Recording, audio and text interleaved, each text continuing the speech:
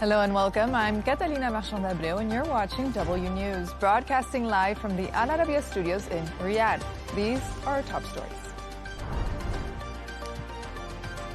The U.S. disputes claims that Iran has stopped an American destroyer from entering the Strait of Hormuz.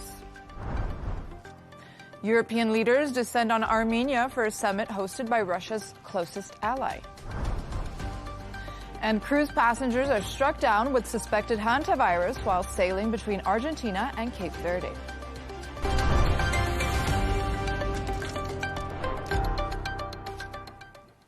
Iran says it stopped a U.S. destroyer from entering the Strait of Hormuz, a claim disputed by U.S. Central Command.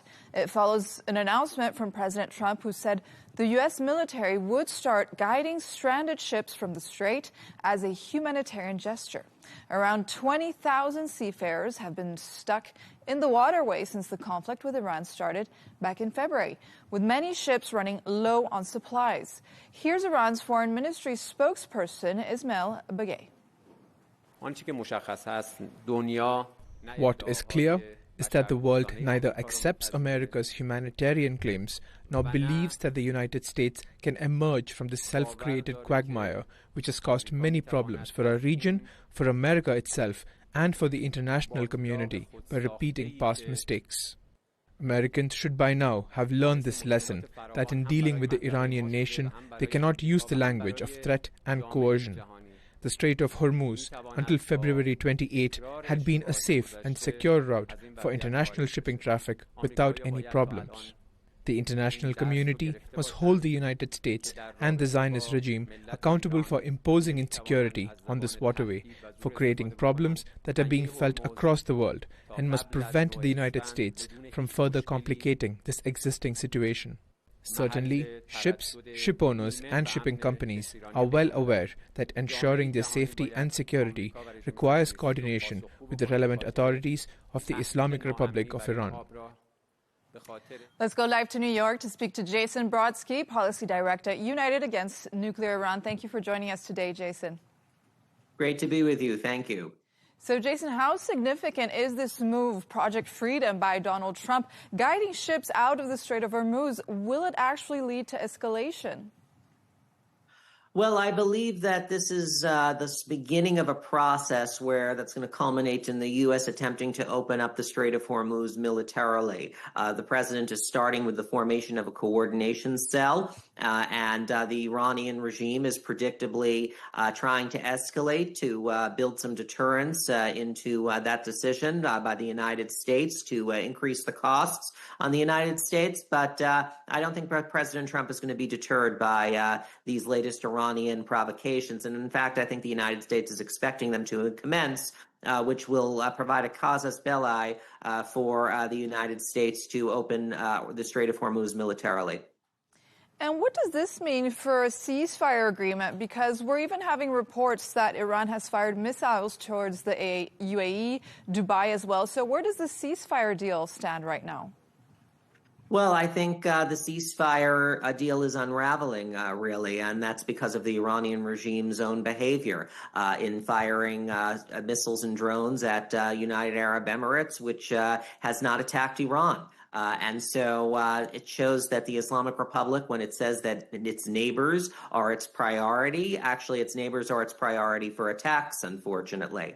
And the Islamic Republic has for many years tried to encircle Israel in a ring of fire, but given its provocations over the last few weeks, it is risking encircling itself in a ring of fire by angering its own neighbors.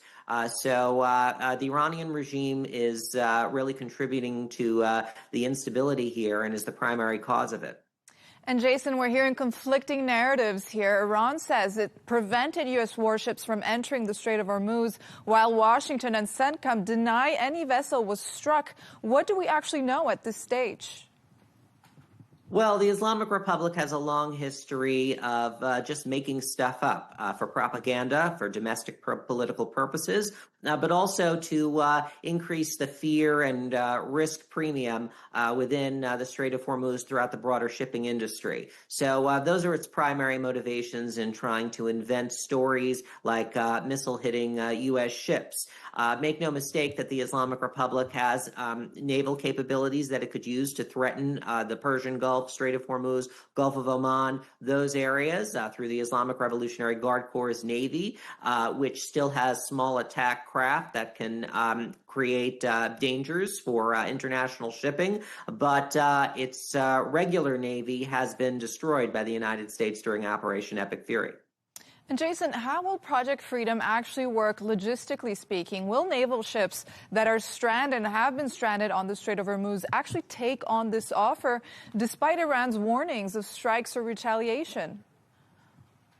Well, I think it's meant as a coordination cell by the U.S. government for information sharing purposes. Also, U.S. forces will be on standby in designated areas to assist ships that are stranded or in danger. But again, as I said before, I think this is the beginning of a larger operation by the United States to open up the Strait of Hormuz militarily, which the United States has planned for many, many years. Iran says it's the guardian of the Strait, let's call it that. Does it have actually the capability to enforce this claim, Jason, militarily or even legally right now? Iran isn't the guardian of the Strait. Iran, it's an international waterway, and Iran does not have ownership over the Strait of Hormuz. So that is absolutely false. The Islamic Republic does have capabilities, as I said before, through the Islamic Revolutionary Guard Corps' Navy, via small attack craft, missiles, and drones to threaten international shipping and freedom of navigation. So that's what the United States is trying to counter and thwart. And I think that we are on a path towards, as I said before, the United States trying to open up the Strait of Hormuz militarily. If the United States is successful in opening up the Strait of Hormuz, militarily speaking, how will U.S. allies actually react to Project Freedom? Do you think they will hesitate to join or support this mission given the risks? Well, right now, I don't think that Project Freedom is going to, in and of itself, open up the Strait of Hormuz. I think it's the beginning of a process that the U.S. is going to use to militarily open up the Strait of Hormuz. And right now, I think shipping companies, and understandably so, are going to be nervous about transiting the Strait of Hormuz because of Iranian threats. So that is going to be built into the shipping industry's risk calculus. And so this is part of the tools that the Islamic Republic has to threaten shipping. But the United States has tools of its own. And I think you're going to be seeing those deployed in the weeks ahead. And what does this mean for oil prices in the coming days, Jason? Well, I think the Iranian regime is going to do all that it can to raise oil prices and to try to rattle energy markets, because that's part of its own asymmetric warfare against the United States in trying to counter the United States' willingness to use force against the Islamic Republic. And so I think you will see the Iranian regime try to raise oil prices in the coming days in order to try to deter any kind of U.S. military action. Finally, this just came in, Jason. Iranian state media also citing a senior military official say that Iran has no plan to target the UAE, while people in the UAE, we know they've been receiving incoming missile alerts. What is the point of this type of tactic?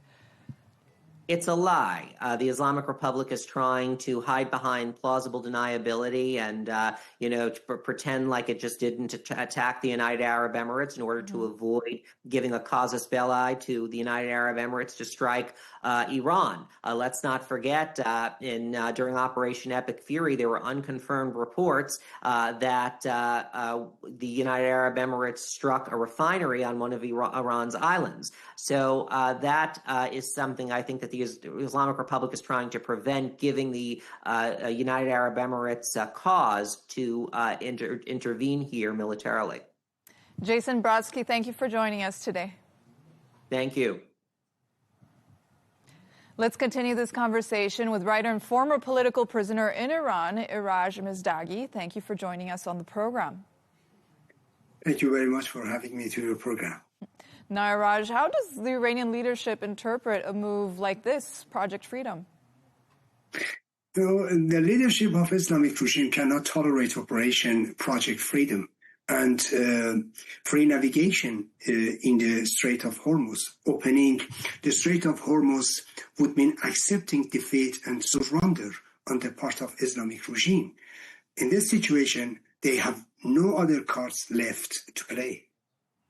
Iran's Navy said it had prevented the entry of U.S. warships into the Strait of Hormuz, while the U.S. denies Iran's claim of striking a U.S. Navy vessel. How should we interpret these conflicting claims? Based on the history we have of both sides and my understanding of the Islamic regime, they are not telling the truth. This is just a propaganda. You know that after the war began, this regime, they repeatedly attacked targets in regional countries and claimed that Israel carried out those attacks. And we know that this is not true. This is a lie.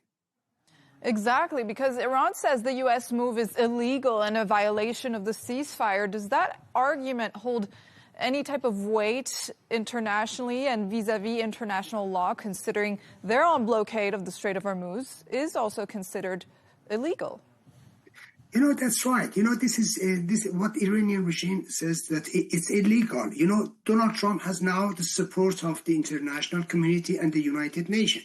United Nations approved a resolution put forward by the International Maritime Organization, IMO. This is the specialist UN agency that regulates the shippings.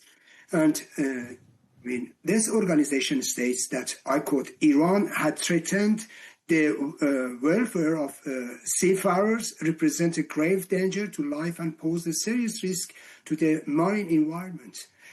This is why I don't believe that the international community accept what Iranian regime says and they claim, and this is just the propaganda. And nobody accepts that. And nowadays, today that they attack Emirates and Dubai, and what they say, they are saying they are fighting with America, with Israel, but they are attacking neighboring countries, Arab countries, even in Ramadan, holy month. Could we see, Iraj, the ceasefire collapsing any moment now? Yes. And, we have witnessed a fragile ceasefire over the past 3 weeks, and I think it cannot be permanent or sustainable. As you see now, they attack Emirates. Last June, at the insistence of Donald Trump, we had an 8-month ceasefire between Iran and Israel. But, this ceasefire was established between those countries. But, after 8 months, what happened? They returned to war, and America, they officially, they also attack Iranian regime. For the same reason, we had 2 attacks, or we had 2 wars during last 11 months. We will have the 3rd one. And on a technicality here, given that the Strait of Hormuz lies within both Iranian and Omani territorial waters, how could Iran actually justify what they're saying on future tolls, tighter control, or even a continuous blockade in the Strait of Hormuz and any legal ground? How are they even going to address this issue? None of the claims made by Islamic regime are logical. They want to generate tens of billions of dollars in annual revenue from an international waterway. It's clear that the international community will not allow such a thing. I don't believe it. And Trump says that they are still having a very hard time figuring out who their leader is, referring to Iran. What do we know about Iran's leadership at the moment? The military, the RGC, or the political leadership? Who is it?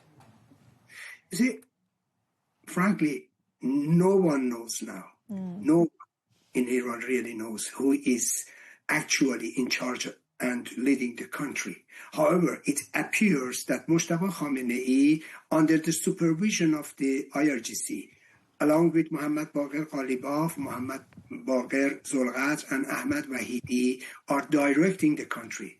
The IRGC plays the most important role. How about the increasing reports of internal infighting between factions within Iran, specifically divisions among hardliners? How credible are these reports? I don't believe, there is such a thing in Iran. Mm-hmm. The world must accept that in Iran, there is no good police and bad police. We are dealing with an Islamic system that is a factor of instability and war in the region. This is what we must know. After Khamenei is killed, and while his body is still not buried, no one dared to sign an agreement with the United States. Anyone who does so would be risking their own life. You can see we had issues such as regimes' attempts to achieve nuclear weapons, long-range missiles, and proxy forces. Look at now. Today, the problem has become bigger. The closure of Strait of Hormuz and the regime, naval blockade, have been added to those problems, to the earlier problems. And as long as the regime remain in power, the problem will increase, not decrease. This is the problem. And I believe that negotiation with this regime is absolutely wrong. And the blockade is hurting Iran economically, that's for sure. How much pressure is the leadership in Iran actually under right now? Of course, the Islamic regime is under immense economic pressure and cannot tolerate these conditions. This is why they are attacking Emirates. This is why they are, trying to, export the problem. This is why they are seeking to create insecurity in the region and use attack in regional countries like Emirates and as a means of extortion. Iraj Mistaghi, thank you for joining us on the program today. Thank you very much.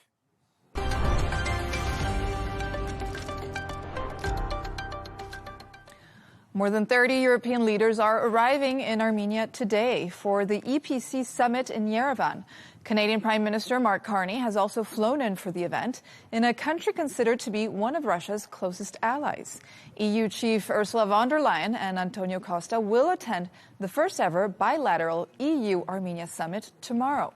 Earlier, French President Emmanuel Macron told journalists why European leaders were there. Take a listen.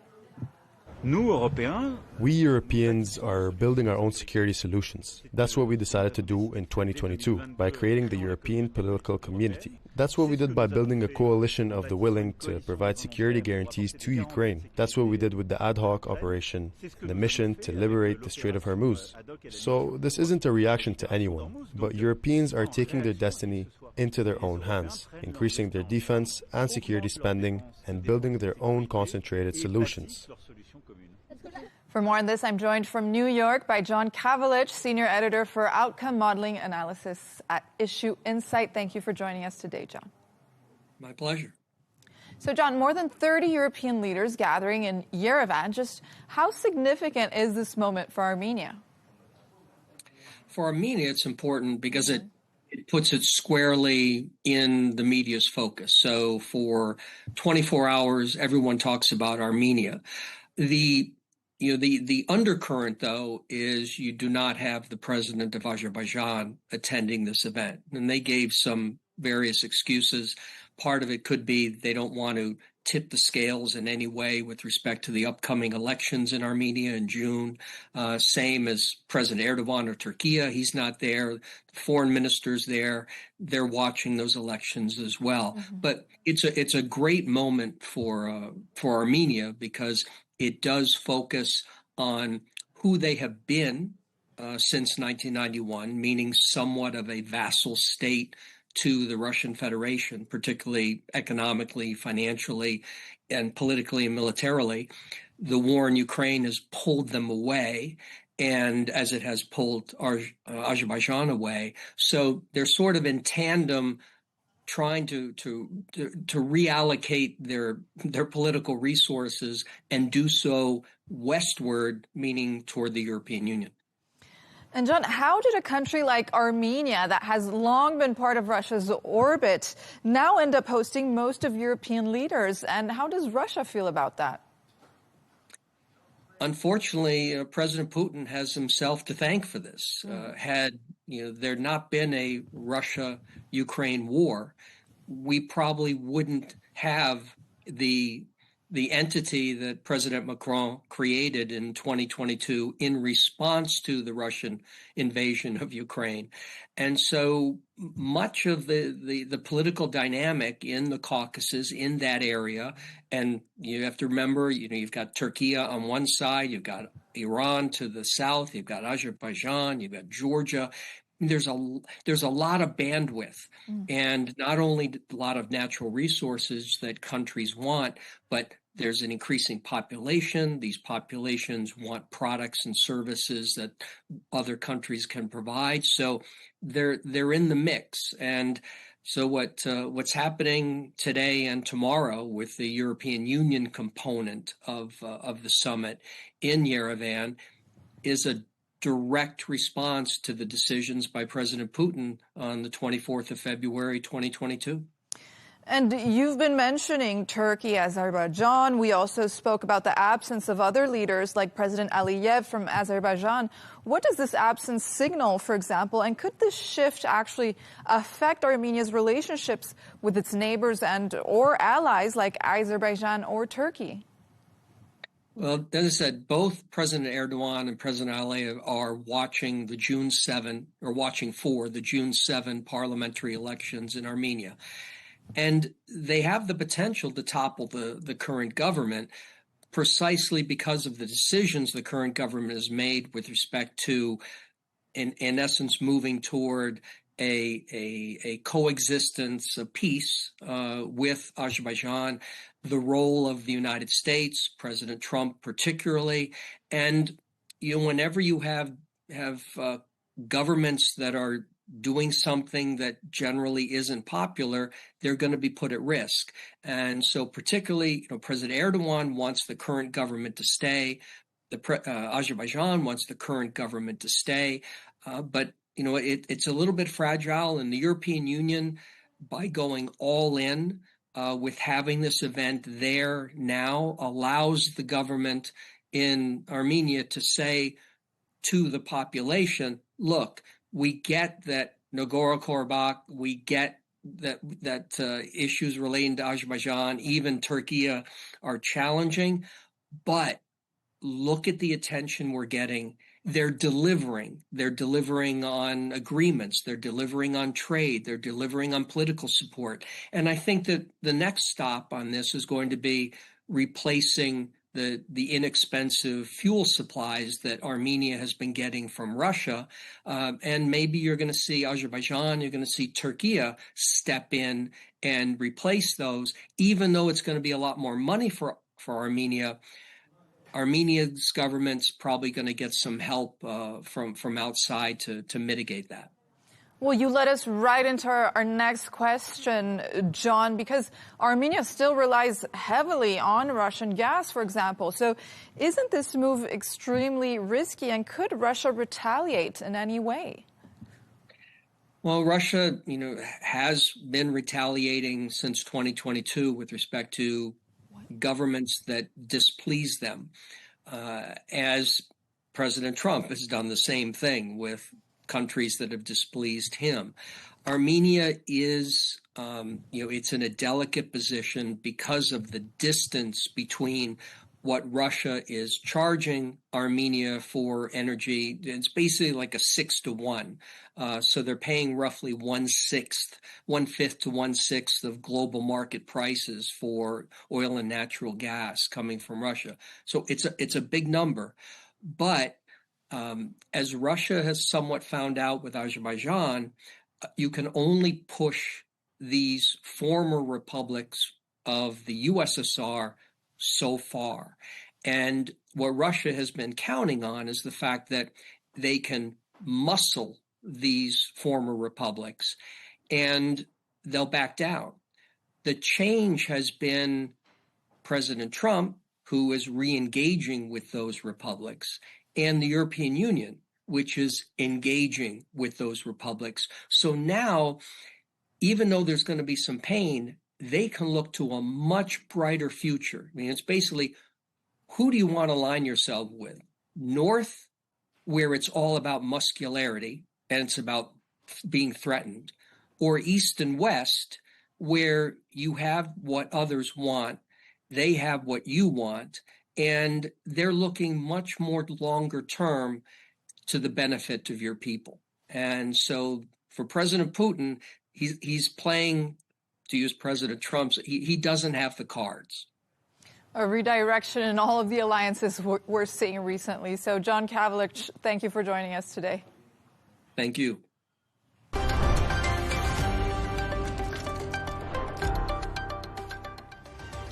Let's take a look at some of the other stories making headlines today. At least 12 people have been wounded in a shooting at a party in Oklahoma. Authorities responded to the incident late on Sunday at a gathering of young people. No arrests have been made so far. Ballots are being counted across 5 of India's state elections. Voting trends show Prime Minister Narendra Modi's BJP party is ahead in Assam and West Bengal and set to return to power. Former New York City mayor and Trump ally Rudy Giuliani has been hospitalized and remains in a critical condition. The 81-year-old is stable, but his illness has not been publicized. And the Met Gala takes place in New York tonight. Around 450 A-list guests will walk the red carpet for fashion's biggest night of the year. Beyoncé, Nicole Kidman, and Venus Williams are the co-chairs for this year's gala, where the dress code is "Fashion is Art."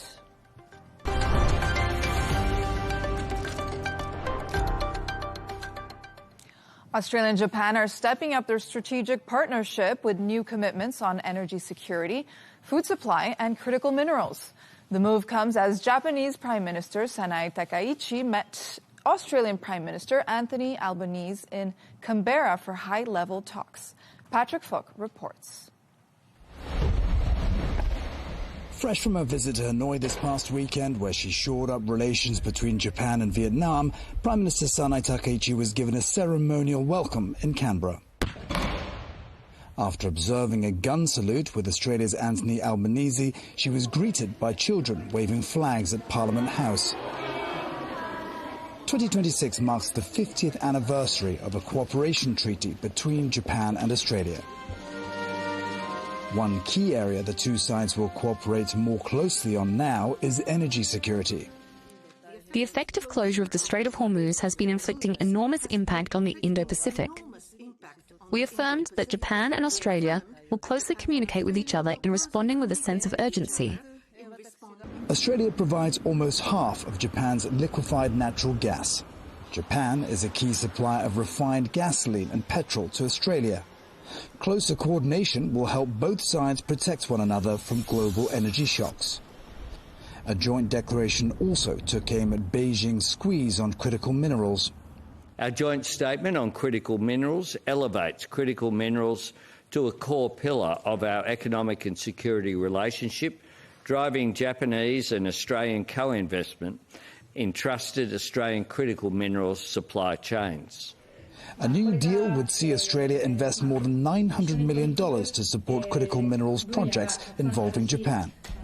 In April, the two sides also signed a defence deal aimed at boosting Australia's long-range firepower to deter an increasingly assertive China. As Washington's focus remains on the Middle East, Japan and Australia are deepening ties to navigate growing uncertainty in the Indo-Pacific. Patrick Fock, Al Arabiya English.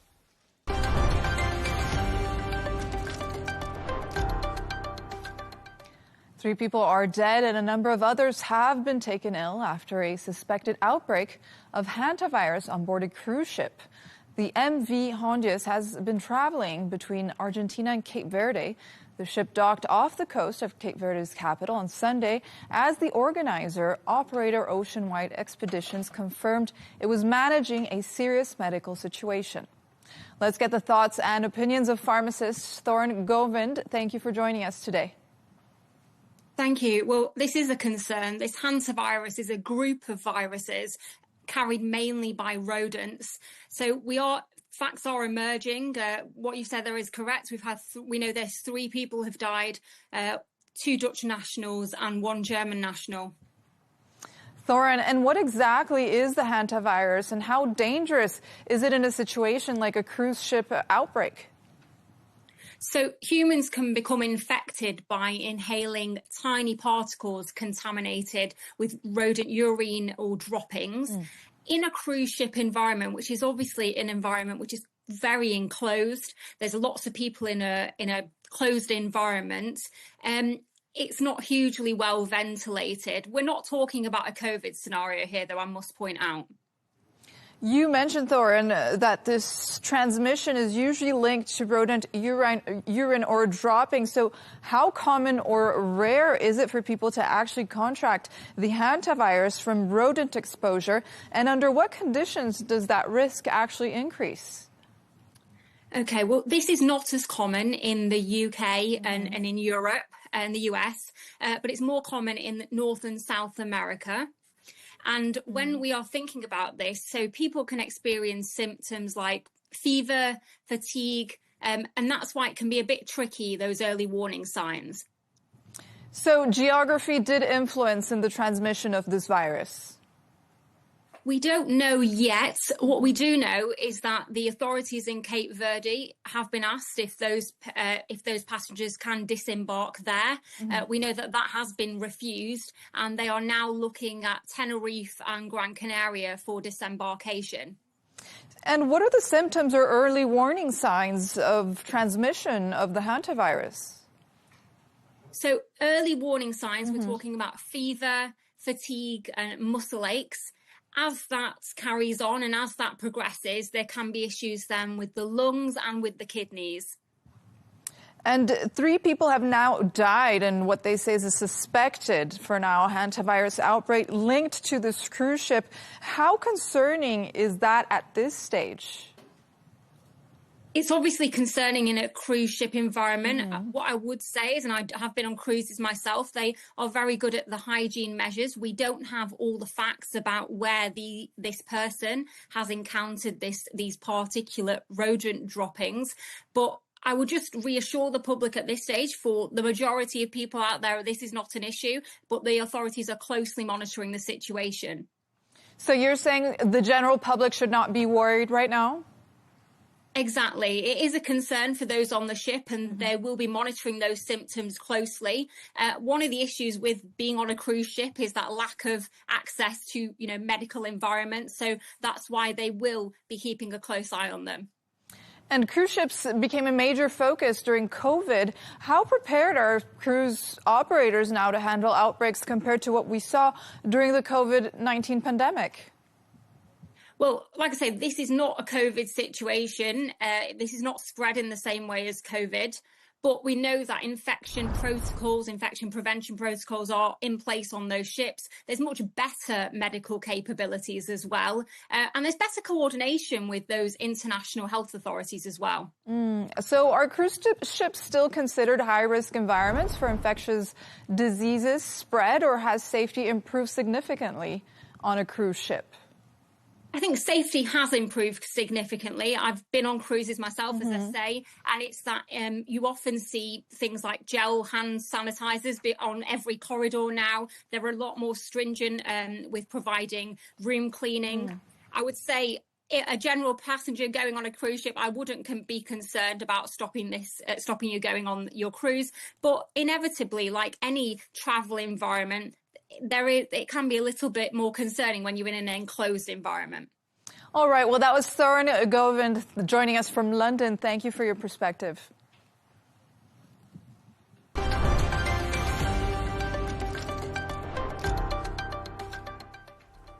Let's take a look at the top business news. Video game chain GameStop has offered to buy eBay for $55.5 billion. GameStop's CEO says he plans to make $2 billion worth of cost savings within the first year of the deal being completed. eBay's user base has shrunk after competition from sites like Amazon.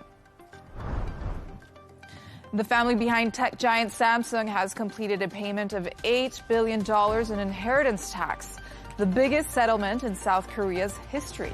The bill was left by the firm's late chairman, who died in 2020. Leigh Ann left a 26 trillion won fortune, which includes shares, property, and art collections. Turning to sport now. Mercedes driver Kimi Antonelli is still celebrating after winning the Miami Grand Prix at the weekend. Antonelli told reporters this is just the beginning and the road is still long. The 19-year-old Italian beat McLaren's Lando Norris, taking him 20 points ahead, despite concerns over the weather. And Tottenham Hotspur have avoided relegation after beating Aston Villa 2-1. Spurs now climb above West Ham, who are now sitting in the bottom three. West Ham's boss has said there are still 3 games to go, and the team must stick together.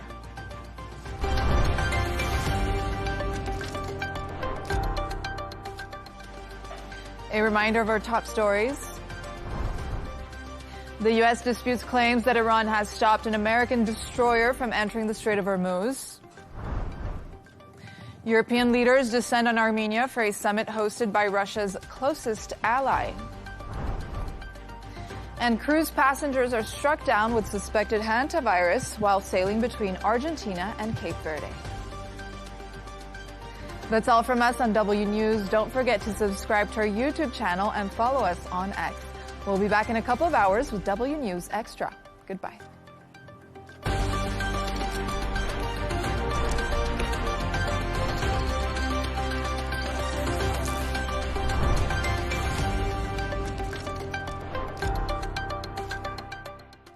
The jewelry is lost forever.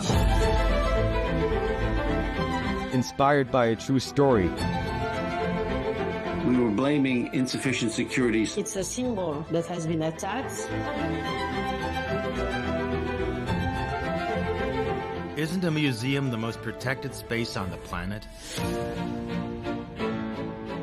Social media was flooded with countless fantastical videos. Before the era of artificial intelligence, people reacted to such shocks by taking to the streets. I didn't leave my chair, and I didn't say a word there. Technology no longer grants time, the luxury of time.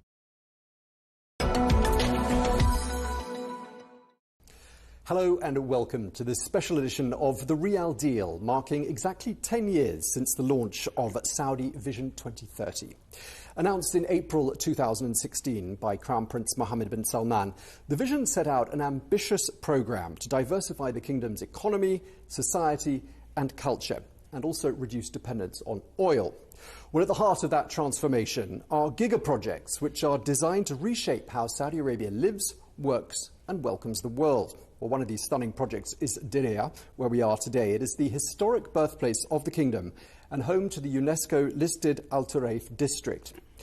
Well, to tell us more, we're joined today by the Group CEO of Diriyah Company, Jerry Inzerillo. So thank you very much indeed for taking the time to speak to us. Yeah, very nice to see you.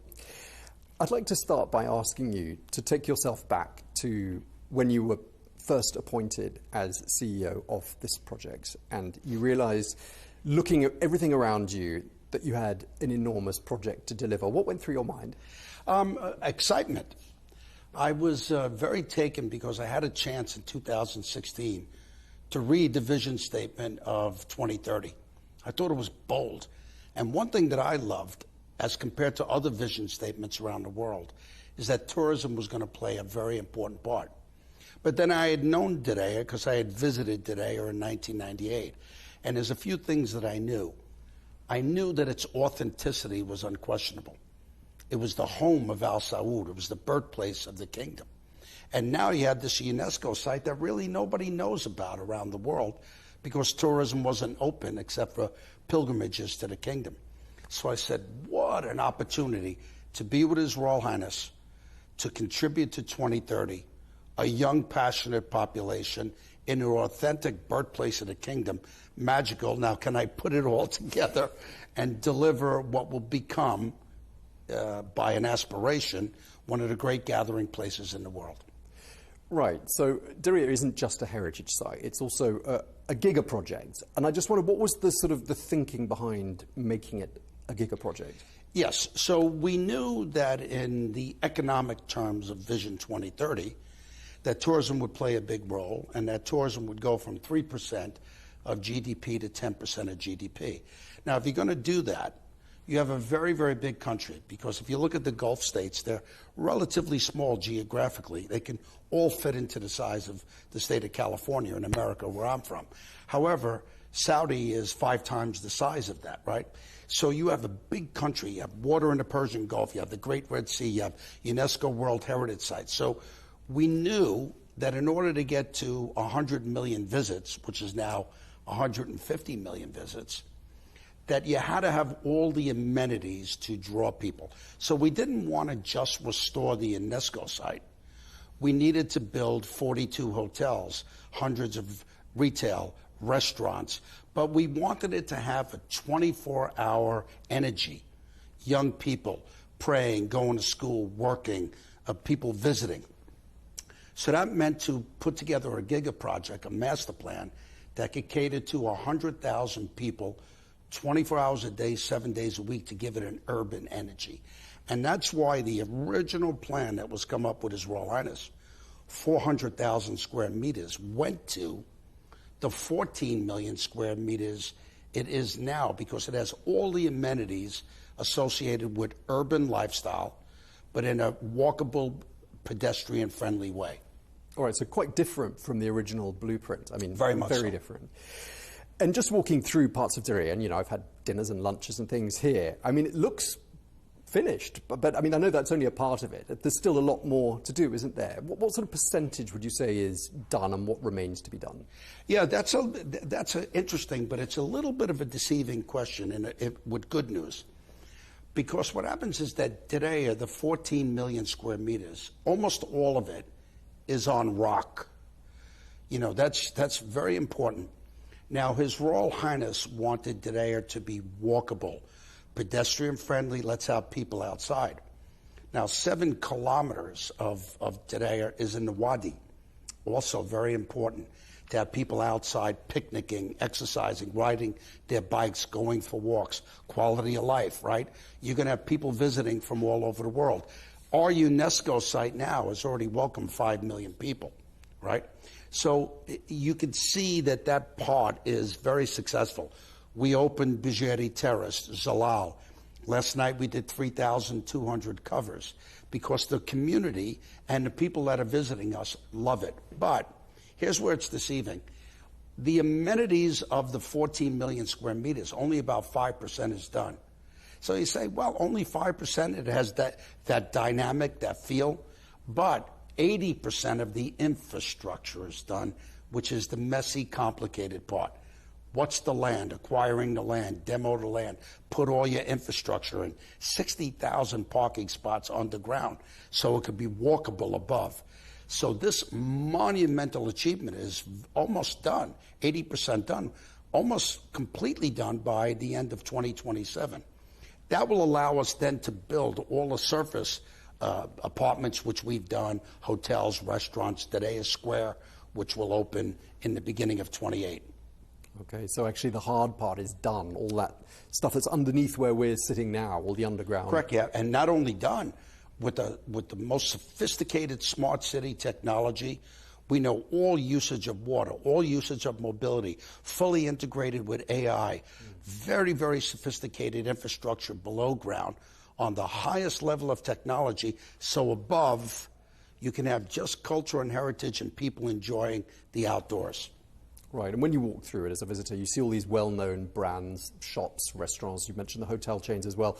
Has the level of international interest been greater than what you'd anticipated? Yes, we knew that Diriyah was going to be a gathering place for everybody all over the world. So Bijeri is very interesting because it was our first asset with 20 restaurants. But we wanted to be careful because we knew that we had to take care of first our community of Diriyah. We didn't want Diriyah to be elitist or aristocratic. We wanted it to be for everybody, all income levels, right? So we had to take care of our community, then Riyadh, Saudi visits, and then international visits. So in that mix of 20 restaurants, you have 5 authentic Saudi different concepts, but then you have Michelin restaurants, you have foreign restaurants, you have all different cuisines. Well, that's taken off great. Then we added Zalal, which is almost all Saudi, and people just love it. So we're very happy with the way things are going. We opened our first great hotel, the Bob Samhan Hotel, prior to the last few weeks, which have been disruptive. We were doing a 91% occupancy. We will open at the end of 2027 an additional 8 hotels that are just beautiful. Amman and Oberoi and a lot of great hotels that are coming. Diriyah Square, where you see the 90 cranes, those will all come down at the end of 2027. That will open shortly thereafter. That has 400 luxury and retail shops, of which over 60% are already signed. So all the big names coming. It's going to be a very exciting 2028 on our way to 2030. I want to ask you a little bit more about the residential side of things, because obviously you're targeting tens of millions of visitors, but there are going to be people living here. There are already people living here. What sort of demand are you seeing, and what's the profile of a buyer? Yeah, it's very interesting because it turned out to be a little bit different than we thought. Now, we wanted to test Diriyah. So we did a different type of marketing strategy because we have Diriyah real estate, residential real estate, 20,000 residences at some point. And then the Wadi Sfar, which we call our Bel Air of Riyadh, right? Now, we wanted to test what the high market was because we didn't know what it was, right? So we put 100 plots on sale for the Wadi Sfar, sold 93 of them already. But then we put Ritz-Carlton residences, which people will move into at the end of this year, almost done. Beautiful. Cityscape, we put mid-level residences on, non-branding, sold very well. We've already sold almost 17 billion SAR in residential real estate. Now, to further answer your question, who's buying? This is very interesting because a lot of the people that are buying are younger. Wadi Sfar, older, a little bit more expensive, more established, looking for the amenities, the privacy, 27-hole Greg Norman golf course, beautiful country club finished. This time next year, the Royal Polo and Equestrian Center already will be done this time next year. But people wanted accommodation where they could walk and not drive. Riyadh, as you know, is a driving city. But today it will be a walkable, urban, pedestrian experience. And people wanted that urban energy where they could walk to work, walk to pray, walk to school. So that's a lot of who we sold to. Okay. And one of the big challenges that you must have felt as the guardian of this project is balancing heritage and modernity. Yeah. Has that been a particular challenge? No, it's actually been a little bit easier than most would think. Now, there is, what in the perception of people, an inherent conflict. Are you compromising cultural preservation for modernity or for technology? Here's where the Crown Prince is quite brilliant. First of all, he's very strict on the preservation of what is Saudi identity. Now, today is very important. Birthplace of the kingdom, home of Al Saud, source of pride for all of us, and the source of national identity. So even with his young age and his young leadership, and God bless the king, who, if it wasn't for him, we wouldn't have Tareif and we wouldn't have Diriyah. He is as strict to preserve what's unique about Saudi culture. Saudi music, the Arda, Saudi food, Saudi costuming and apparel, right? So we've done that. Walkable, all in the mud, made 20 million mud bricks by hand like they did 300 years ago, but underground, all smart city technology. Now with AI, the children can go and walk the site of what it was 300 years ago, but when they go into the museums, they can see how life actually was in its storytelling. This is beautiful because not only are we preserving the culture by community telling us the stories. Now we have AI that could augment it into user-friendly technology. When people visit Diriyah, what sort of feedback are they giving you? What are people telling you struck them the most when they came here? Yes, there's two things, and I'm going to try and say this briefly. One is what the foreigners say, non-Saudi. Let's call it non-Gulf. The number one reaction is so interesting and makes me so happy. What did you think of your experience at Today at the UNESCO site? You know what the number one answer is? Very emotional. We're seeing a nervous habit from people coming to the UNESCO site. They don't even know they're doing it. Many people, when they're walking in a site, they find themselves running their hands along the mud.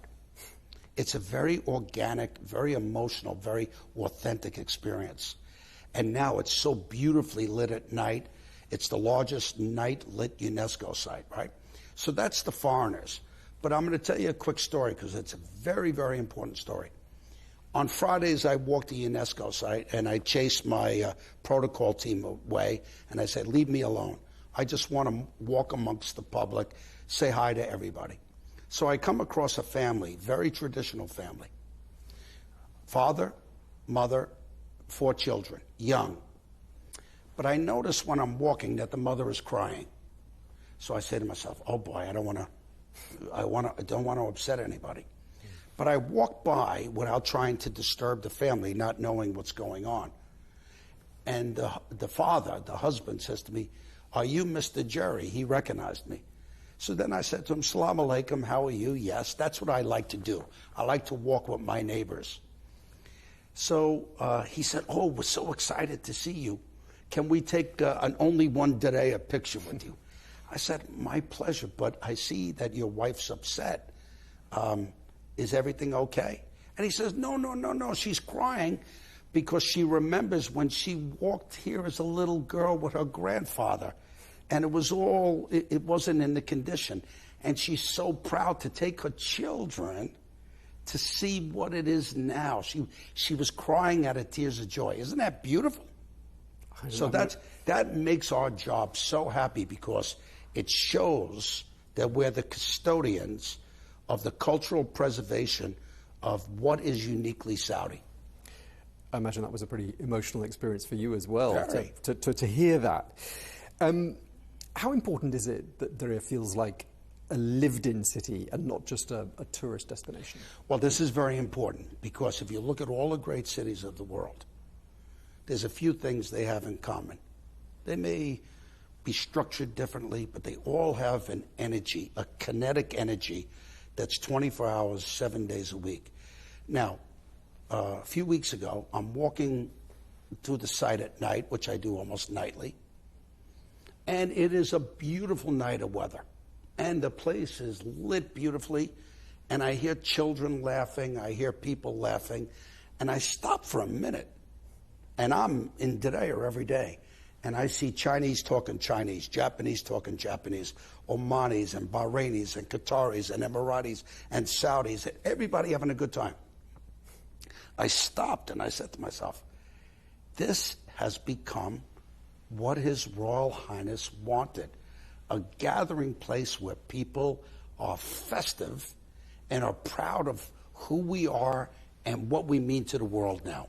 Very, very important. It sounds like that was one of your sort of eureka moments on this journey, because there must have been good and bad moments along the journey, moments where you said, oh my goodness, are we going to be able to deliver all of this on time and on budget and everything else? And there must have also been moments when you thought, wow, we really have gone further than I'd imagined. I mean, was that one of those key moments? Well, you know, when you're CEO of a $64 billion project, this morning we have 63,000 workers on site every day. I go out to I have a terrace over my office that looks at the job site. There's not one day I go out by myself and say, dear, please allow me, give me the strength to see this through, see His Royal Highness's vision through. That's the burden of being a CEO. But what counteracts that is when I walk around my neighbors and see them happy. when I walk around and see the guests coming from all over the world and seeing them happy. This is a manifestation of Vision 2030, and this is a great tribute to the custodian of the two holy mosques, King Salman, and to our great Prime Minister, our Crown Prince Mohammed bin Salman. May Allah always bless them. It's a great tribute to them. You've described Diriyah as being a world-class cultural destination, and I'm wondering what makes Diriyah uniquely positioned compared to, say, other cultural heritage hubs around the world. Is there any way you'd compare Diriyah to? Yes. Well, you see, the beautiful thing is that Diriyah is authentic. So Diriyah is not a modern city of 20, 30, 40, 50 years. It's not in Orlando, Florida, which is great, but it's pop culture. It's not a Las Vegas, right? It's not a Dubai, and our brothers and sisters from the Emirates do a great job. With 300 years of culture, of storytelling, of the demonstration of beautiful music, beautiful dance, beautiful food, beautiful costuming in an authentic setup, right? So when people come, it is uniquely Saudi. It is uniquely Diriyah. That's why we say there's only one Diriyah. Now, look what historical Vienna is now. Wonderful. Look at Florence. Wonderful. Even look at Marrakesh. That's what Diriyah is meant to be. Walkable, organic, very pedestrian friendly, have people outdoors. We planted 6.5 million trees, shrubs, and bushes. On a weekend now, you have thousands of people in the Wadi with their families, on bicycles, on horses, jogging, walking. It is the most beautiful thing to see the society happy. One other thing that nobody knows about, a little tiny detail, and maybe unimportant, but important to me. When I came here 8 years ago, in the Wadi, I never saw a single bird. A bird, right? Why is that important? You go into the Wadi now, there are thousands of birds. So you hear the music of the birds, but they were there. You know why? Because now you have millions of trees and shrubs and bushes. The ecosystem is beautiful. This is all part of His Royal Highness Crown Prince's vision of quality of life. Okay. What impact do you expect Diriyah to have on Saudi Arabia's position in the world? Well, we know that it will become one of the great gathering places. We already have substantial evidence of that. It will become a microcosm for all that's unique about Saudi. People will come next year, very, very big for us. February 22nd, 2027, our 300th birthday. So now, if you want to see where did Arabia originate, where did the House of Al Saud originate, what is uniquely Arabic, what is uniquely Saudi, Diriyah is that place. In the middle of what's going to become one of the great G20 metropolises of Riyadh, Diriyah is the jewel in the middle.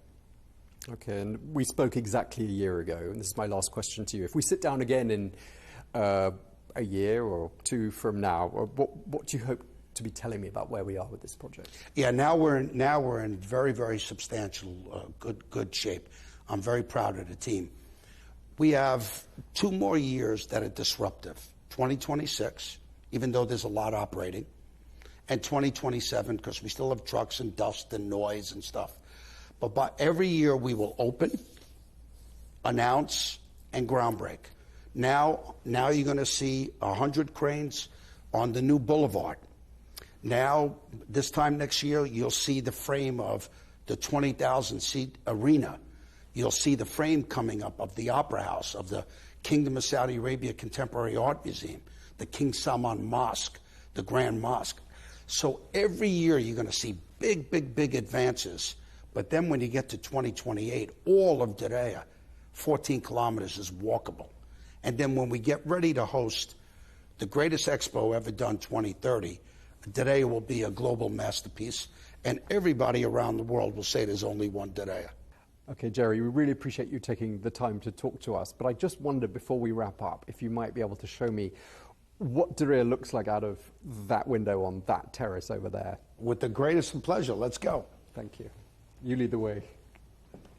Now, Jerry, just to wrap up, when we spoke to Eric Trump a couple of months ago, he told us something that I now understand. He said he was blown away by the number of cranes on the skyline, which presumably means that what we're looking at now over here outside your office is going to be a very different scene in a year from now.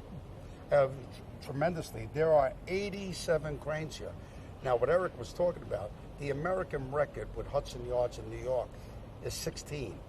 That's 87, but people don't realize that Dedeya Square is almost done. By this time next year, those 87, 90 cranes will be down, and we'll move to Dedeya 2 to the new boulevard, which you can see the cranes already going up. And that will have 100 cranes, and that will be ready for 2029. Well, thank you very much indeed for talking to us. Jerry Inzerillo, thank you. Really appreciate it.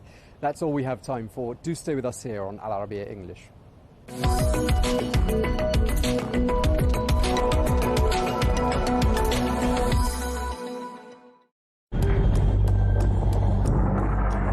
What are the scenarios for an end to this war? Deal, deadlock, or something worse? President Trump has made his stance clear. He's rejected negotiations unless Iran surrenders unconditionally, and he's left open the possibility of U.S. ground troops. His message has been maximum pressure first, any deal comes later. Iran's government has pushed back just as strongly. President Masoud Pezeshkian rejected the idea of unconditional surrender, calling it a dream, and said Iran would not back down. So politically, both sides are talking about very different endgames. So here's what could happen next. First, a negotiated pause. Leaders could agree to stop large-scale fighting without a full surrender on either side. If regional pressure and back-channel diplomacy intensify, a ceasefire deal becomes possible. Not full peace, but a stop to major strikes. Markets have already reacted at times to hopes of diplomacy. Second, a longer drawn-out conflict. Neither side looks ready to step away. Trump has signaled operations could continue for weeks, while Iranian officials say they're prepared for a prolonged confrontation. That points to cycles of strikes and counterstrikes with no decisive ending, a slow grind rather than a quick finish. Third, de-escalation under pressure. Wars sometimes fade when the cost becomes too high, politically, economically, and militarily. If regional stability and global markets take heavier hits, leaders could shift toward limiting the conflict. And last, wider escalation, the riskiest path. More countries or armed groups get pulled in, making the war harder to contain and harder to end. So the short answer is there's no clear finish line right now. The most realistic paths are a negotiated pause, a drawn-out war of attrition, or escalation that complicates any peace effort. And what matters most is simple: what leaders are willing to compromise on and what they consider a win worth stopping for.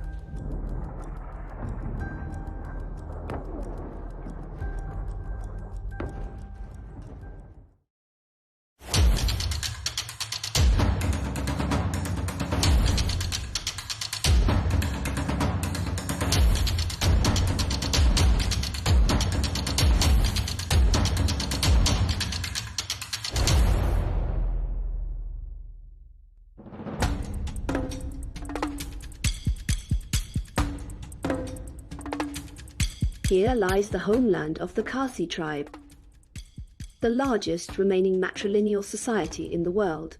Its population is estimated at nearly 1 million people in India.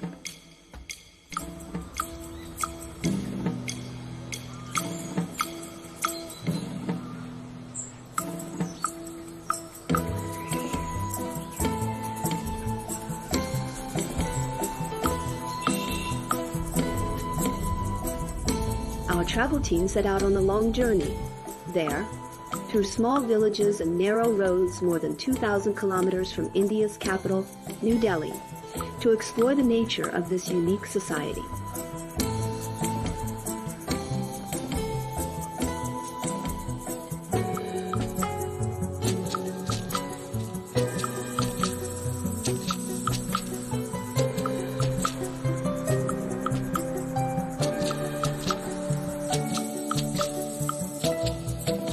We've arrived at Molinong village, or as its people call it, God's own garden.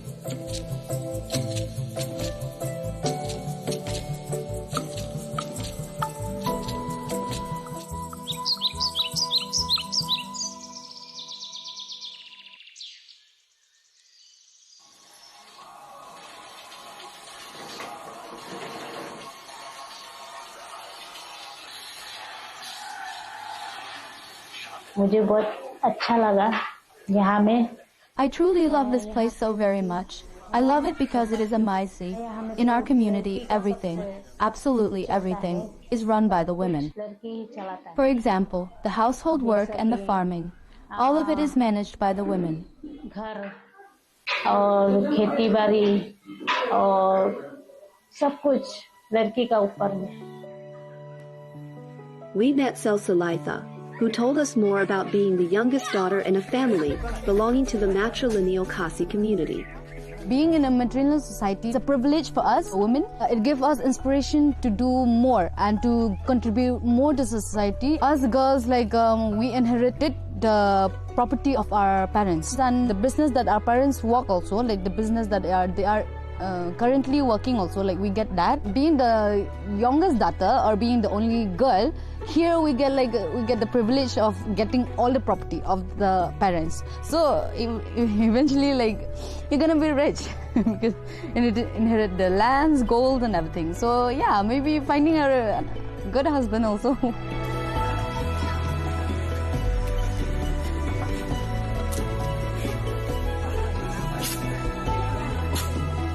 We get the help, get the support from the men also. Even the surname also to our mother, like to the woman, not to I mean, not like other place in India.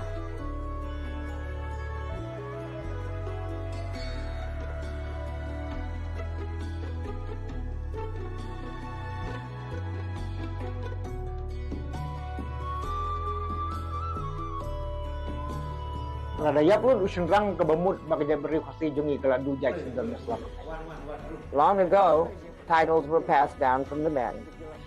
But out of fear that all our men might die in battle, which could cause us to lose our identity as a tribe, the tradition was changed after much thought.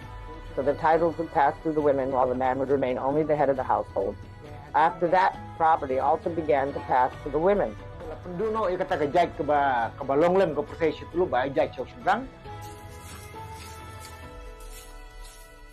title goes to the mother. We don't come up so much. Other people know those who have the title to the father, they become rich. Because he's married, he takes the responsibility to make his family come up. Here, women hold power, property and wealth, raising many questions about the men's role. How do they view the matrilineal system they belong to? And what part do they play in it? The structure of the matrilineal society is still going on very good. Actually, we support it. We have been following this system for a long time, in this, in Khasi, and then in this village also. For me, it's we have been following this tradition, so it's okay for me. The Khasi believe that daughters are the continuation of the family, which deepens the community's desire to have many girls, unlike most other Indian society.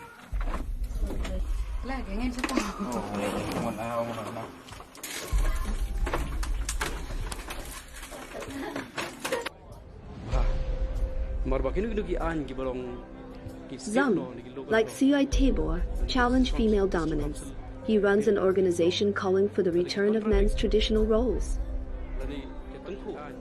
Men are not really made or born to be like that. They're born to lead, they're born to control, they want to have authority on something. But he cannot be under authority of someone. So that itself hurts the ego of man. Till this date, as we have done some research, the lifespan of a general Khasi man is about 35 to 45 years age. Very low. Because most of them die of desperation. Most of them die of irresponsibility, we call. So his roles, his responsibility, his dedication is dispersed. For women here, choosing to remain unmarried carries no social stigma at all.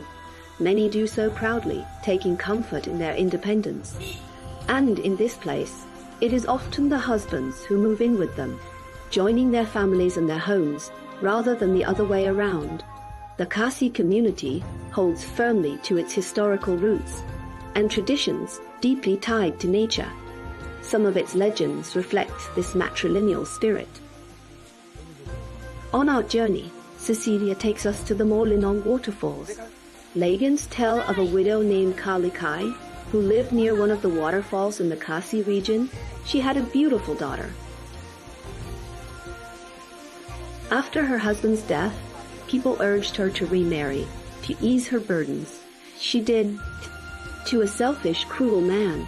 One day, while Kalikai was away from home, the husband killed her daughter and cooked part of her body.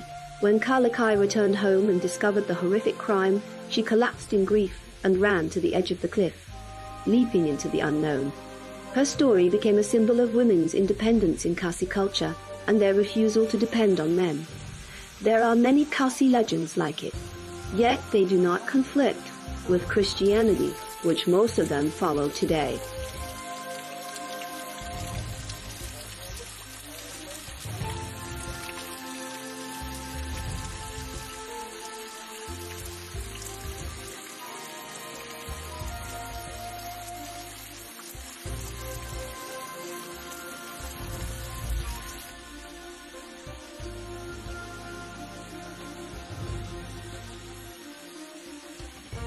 Some Christians being, like obsessed or possessed by, some spirit or demons, okay? Or they've got some kind of, we call tarot, some black magic happening to them. Then they resort to the help of the traditional people. So sometimes it becomes, we call it a little bit sacrilegious.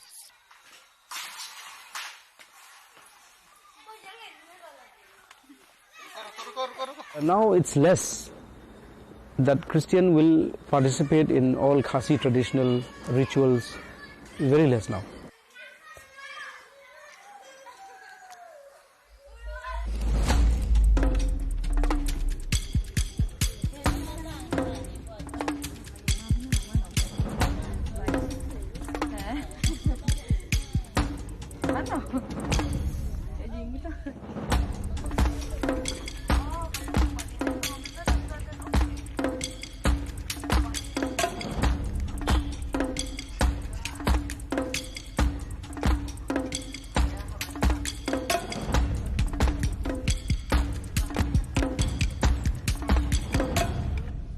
In the village market, we met the merchant Trinity, who sells small decorative souvenirs.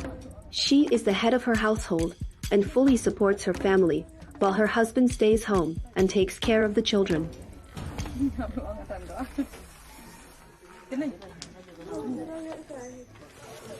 Khasi society, women is the head of the house. Yes, actually I am very proud to be in Khasi matrilineal society. Because in our Khasi society, we have responsible, even we women also, we have responsible to take care of our household. Anything we can arrange or we can manage all things. Because in our society, women also has more power. But the youngest one we get more property. All the inherits from parents' side. All the young, only for the youngest one. Out of the 100%, daughter will get sample 70% and son will be 30%. More actually we give to the woman because actually we men, we can work hard, we can work more also. So for women actually those who are not illiterate, who are not going to school, who are illiterate, so they cannot work. My wife, she's not totally Khasi. Her father is Assamese and her mother is Khasi. Actually, my wife, she take her mother's surname. She don't take her father's surname. Though he's a non-Khasi also, but still she taken the mother's surname.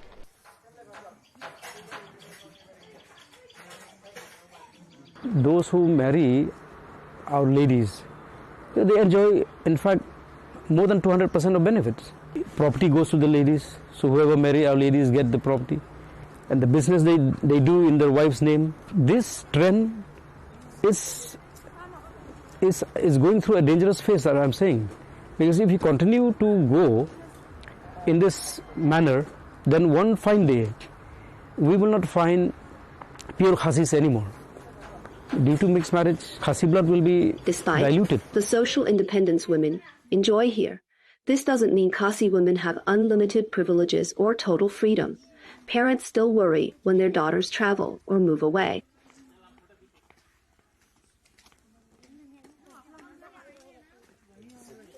They allow us to study only in like the city, but then like for like the sons, like they will allow them to go abroad also. Like they do find it okay with it. But then us, like in the other hand, like us, like for the girls' child, they are more protective and also more, like, you know, more strict with them. So like, you know, most of the family here, like they don't allow their child to study abroad or to pursue the career like outside of Meghalaya or something like outside of India. Maybe because they're like little protective of their child. That's the main reason.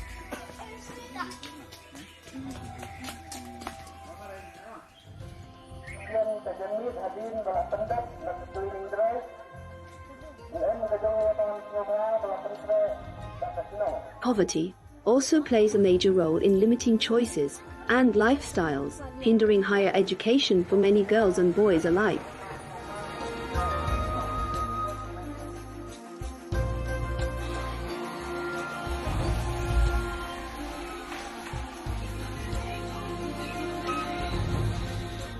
Here, young men and women do the same kinds of work.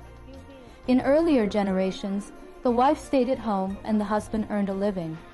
But in our generation, things have changed. Men now do household work, and women take on men's roles. Apna business apna chalate hai.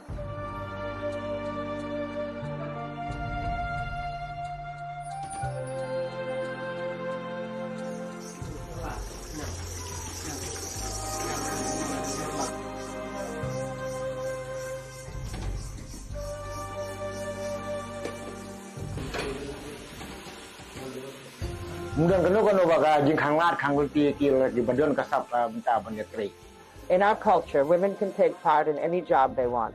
There is no discrimination except for the local Khasi council, the Durbar.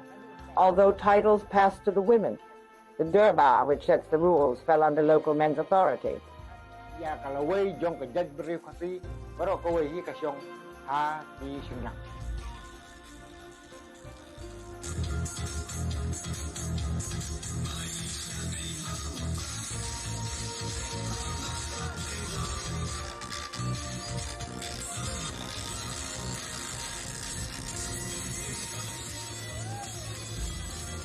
The Khasi community is deeply interconnected.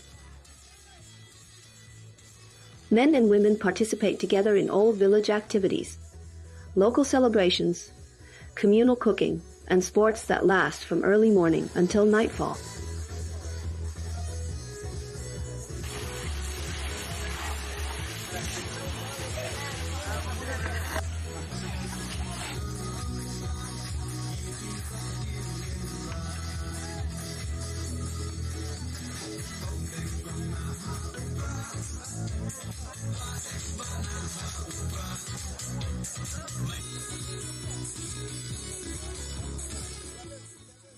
Most of the villagers here are farmers. So in farming we have to contribute both men and women, like they go together to the field also for the field work. Like both men and women can give their idea for the betterment of the family and for the betterment of the society also. Here the young men and women also like participate the same role. Before, like the older generation, the wife always stay at home and then the husband like is the breadwinner. But then in our generation, like things change and then men do the household work and the women also do the men's work.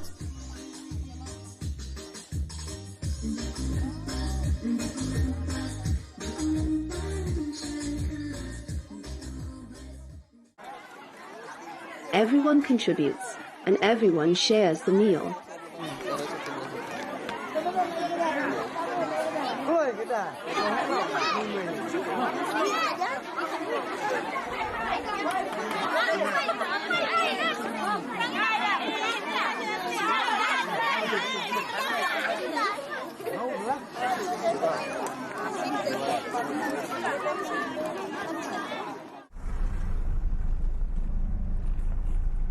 Today we are having this cleaning drive from Bongtung to Maolnong, which is 18 kilometers, and we are having all the way to Maolnong. And we are doing this each and every year. This is the 6th time we are doing this cleaning drive. In 23, several local and international magazines named this village the cleanest in Asia, earning it national fame. This is how we are doing the cleaning drive. And you can see the people are still cleaning and picking up the plastics, mostly the plastics. Right now we don't have any recycle plan in the village. But we are very grateful to the Shillong Municipal Board. We have to go, we have to dump over for the plastics. It has since gained recognition among other towns and villages as a model to follow. Cleanliness here is a sacred ritual, cherished by the Khasi people, from young children to grandmothers, keeping the entire village spotless through collective effort. For now, we just clean the village. We can give some advice for the other people also. So this is our daily responsibilities, because it gives us health also if we clean the village. So other people also from the outside, the people from outside, so they will see us, so they will get some advice from us. They don't see it as routine work, but as a sacred, enduring part of their tribal life. Most of the property right now, it's inherited by the youngest daughter, because they think that the youngest daughter will be the one who will be looking after the parents after they grow old. But then right now it's different. Some of them, youngest daughter, didn't have a good relationship with the parents, so the older daughter will look after the parents, right? So maybe the oldest daughter, the one who's looking after her parent, that daughter should be the one to inherit the property, right? I see, in my areas also, the one who look after the parents after they're old, that one inherit most of the property, like golds and land and houses, because right now things have changed.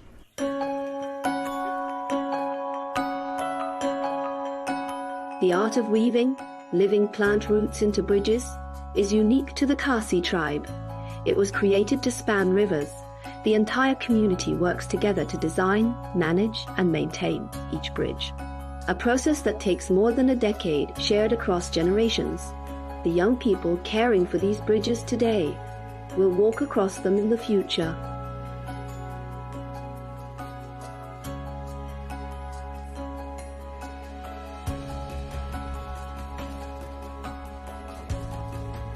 It's believed these bridges can last for hundreds of years.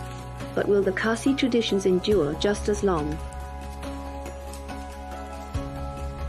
As the organization are trying our level best to fight this head on, so that we say, even if a foreigner, even if a male from another community marries a Khasi girl, they should not give the title of the Khasi. They should give the title of that Khasi male or that male from the other community. Material society, it will be different afterwards, but then material process will still go on. But then I think that some of them will also, as I've seen now also, some of my friends inherited the father's title, their father's titles. But then I think that this will go on and on in our state. I think it will go on for ages, and there will be difference here and there. I mean, there will be difference in sharing property and in sharing the power in the household and in the society.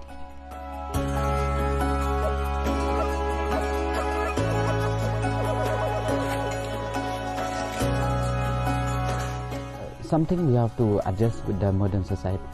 A little bit we have to adjust. I think this system will go on.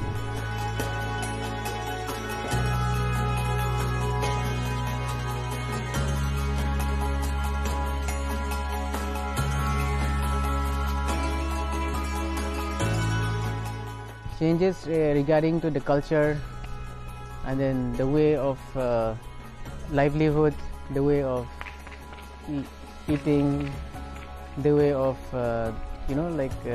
literacy. Actually, it's almost totally changed compared to the old ages, long time ago.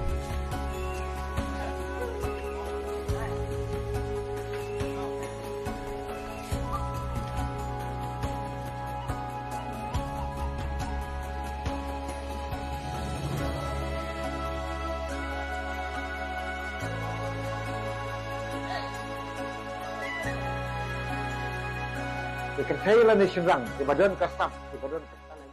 hope women will come forward to join the village Durbar. We will work hard together to bring change to our community. Women and men can work in all fields, and they will do it well.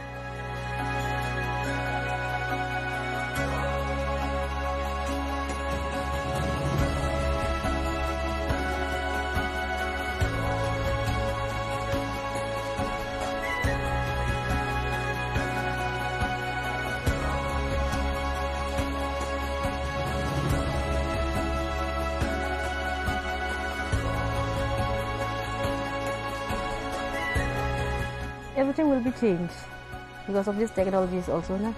Everything will be changed. But in our heritage, it will be the same, remain the same.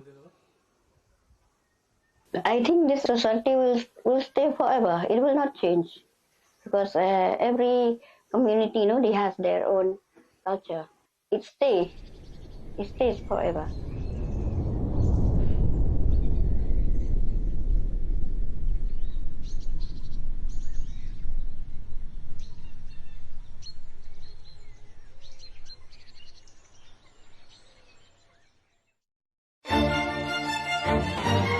Do we celebrate too much? Does it help generations understand history? Does it bring society together? And the idea of turning the first day of summer into a music festival was a brilliant idea because it's a day of joy. We must celebrate summer.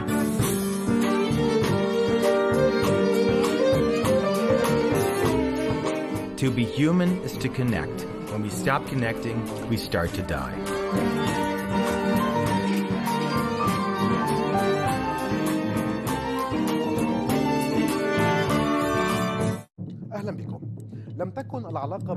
Welcome.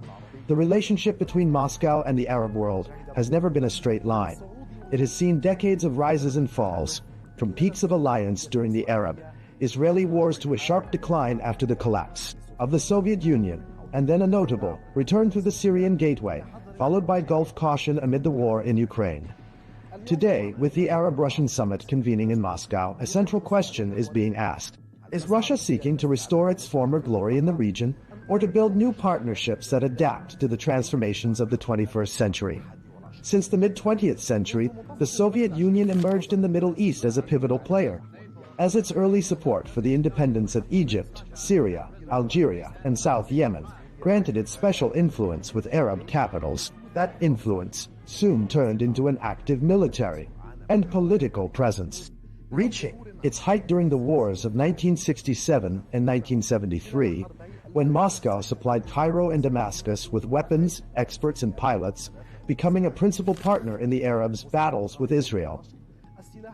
In that period, the depth of the alliance with Cairo was embodied in a historic visit by Soviet leader Nikita Khrushchev to Egypt in 1964, where he joined President Gamal Abdel Nasser to celebrate the diversion of the Nile as part of the Aswan High Dam project.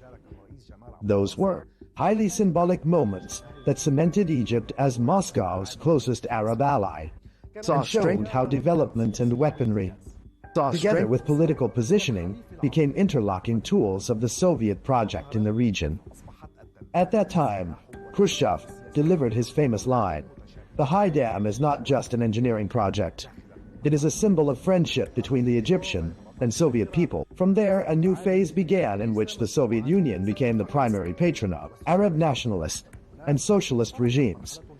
But that alliance gradually began to crack through the 1970s, when President Anwar Sadat rose to power following the death of Nasser. Sadat sought to free his political and military decision-making from Soviet dominance and to pave the way for a rapprochement with the West.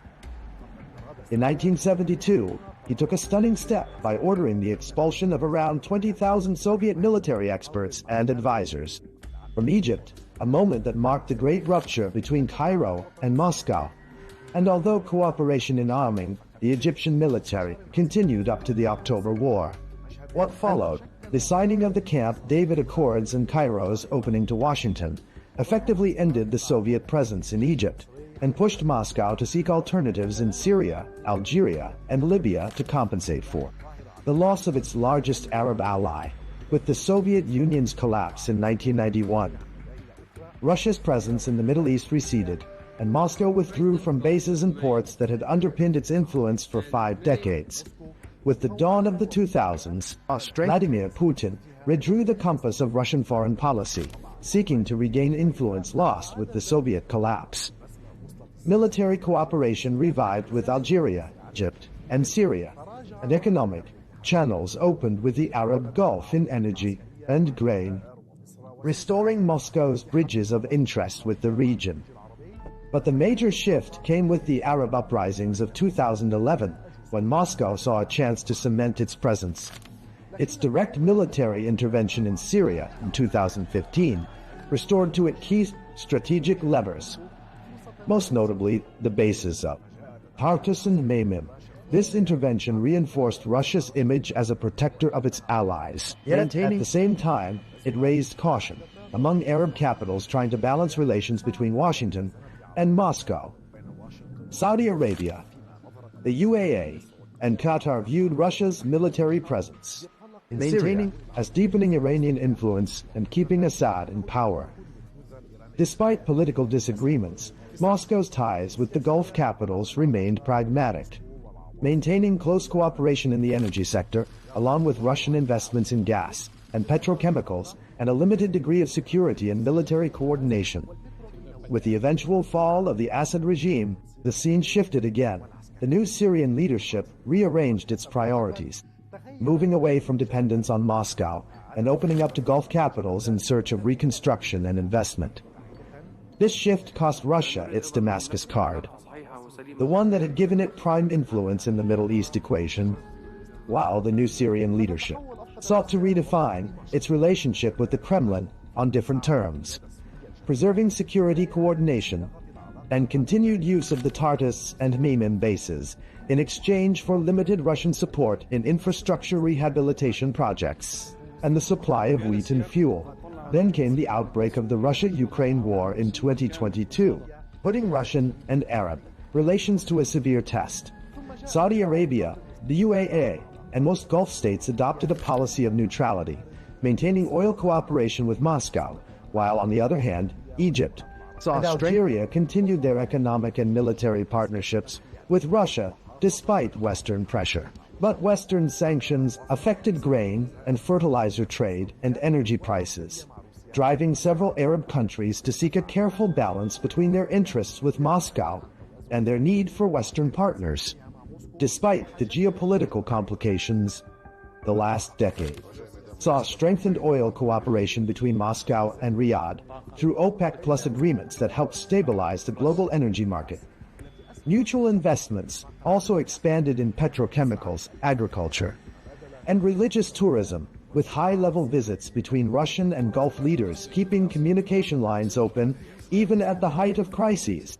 In parallel, Moscow maintained its traditional stance on the Palestinian issue, affirming support for a two-state solution along the 1967 borders and the establishment of an independent Palestinian state beside Israel, while calling, during the recent Gaza events, for an immediate ceasefire and civilian protection to preserve balance in its relations with both Palestinians and Israel.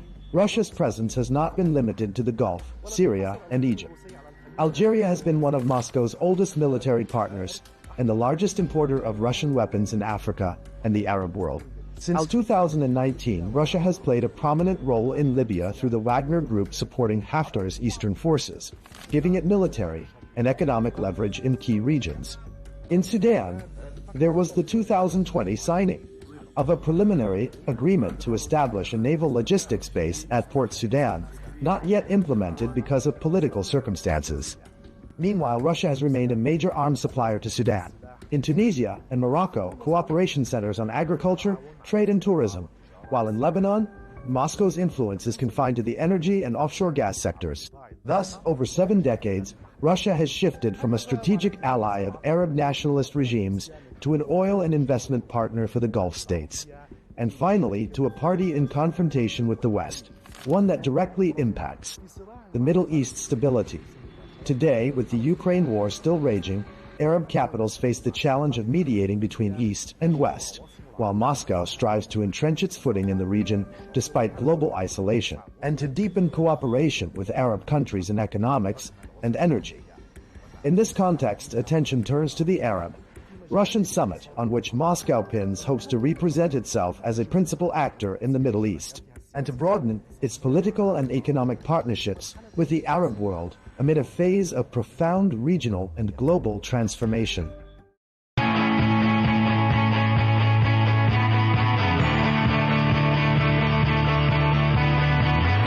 Welcome to the metropolis, the big city. This is where tech, trends, and culture meet. Meet the people. See the sights. Walk the city streets. And experience the lifestyle.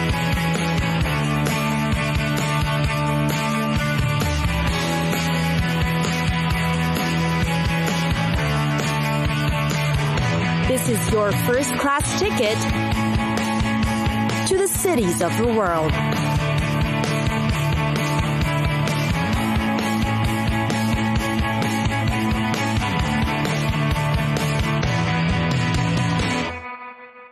Vatican. Vatican City, or the Holy See. It gained independence from Italy on the 11th of February in 1929. The sovereign independent state has a population of less than 1,000, yet it is one of the most popular cities for tourists.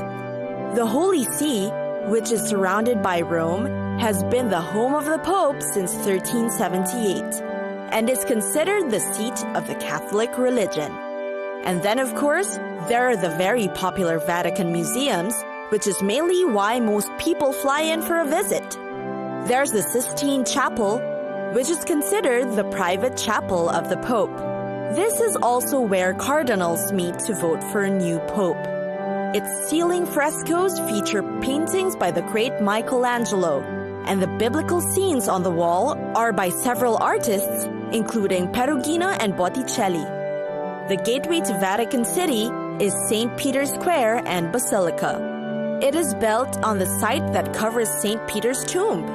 It is considered one of the largest churches in the world.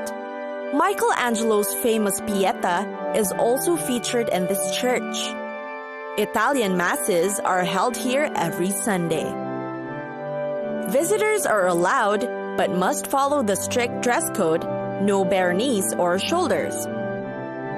Another attraction unique to the Vatican is the Swiss Guard. They have been guarding the Vatican City since 1506, and today would still dress in the traditional costume. These guards are Roman Catholic Swiss nationals, between 19 to 30 years old, and are high school graduates. On the Tiber River, there's a Castel Sant'Angelo. It was built as a tomb for Emperor Hadrian in the 2nd century. It was built over the Roman walls and has an underground passageway to the Vatican. During summer, concerts and other special events may be held there. It's a great place also just for strolling and enjoying the view by the river. For great eats, the popular ones are also within the Vatican museums. There are cafeteria-style restaurants, a bar, and pizzeria. You'll also find a courtyard with an Italian-style bar with alcoholic beverages. Meanwhile, there are more must-try treats outside the walls of the Vatican. You'll find high-end restaurants that serve sushi, fresh fish, and more. Places that serve quick bites, like cheese and cold cuts, can also be found here.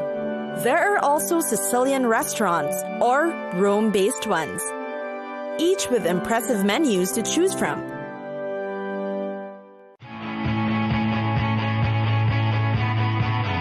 It's time for us to go! Pack your bags and get your tickets ready. And we'll see you on the next destination. Catch us again next time on Cities of the World.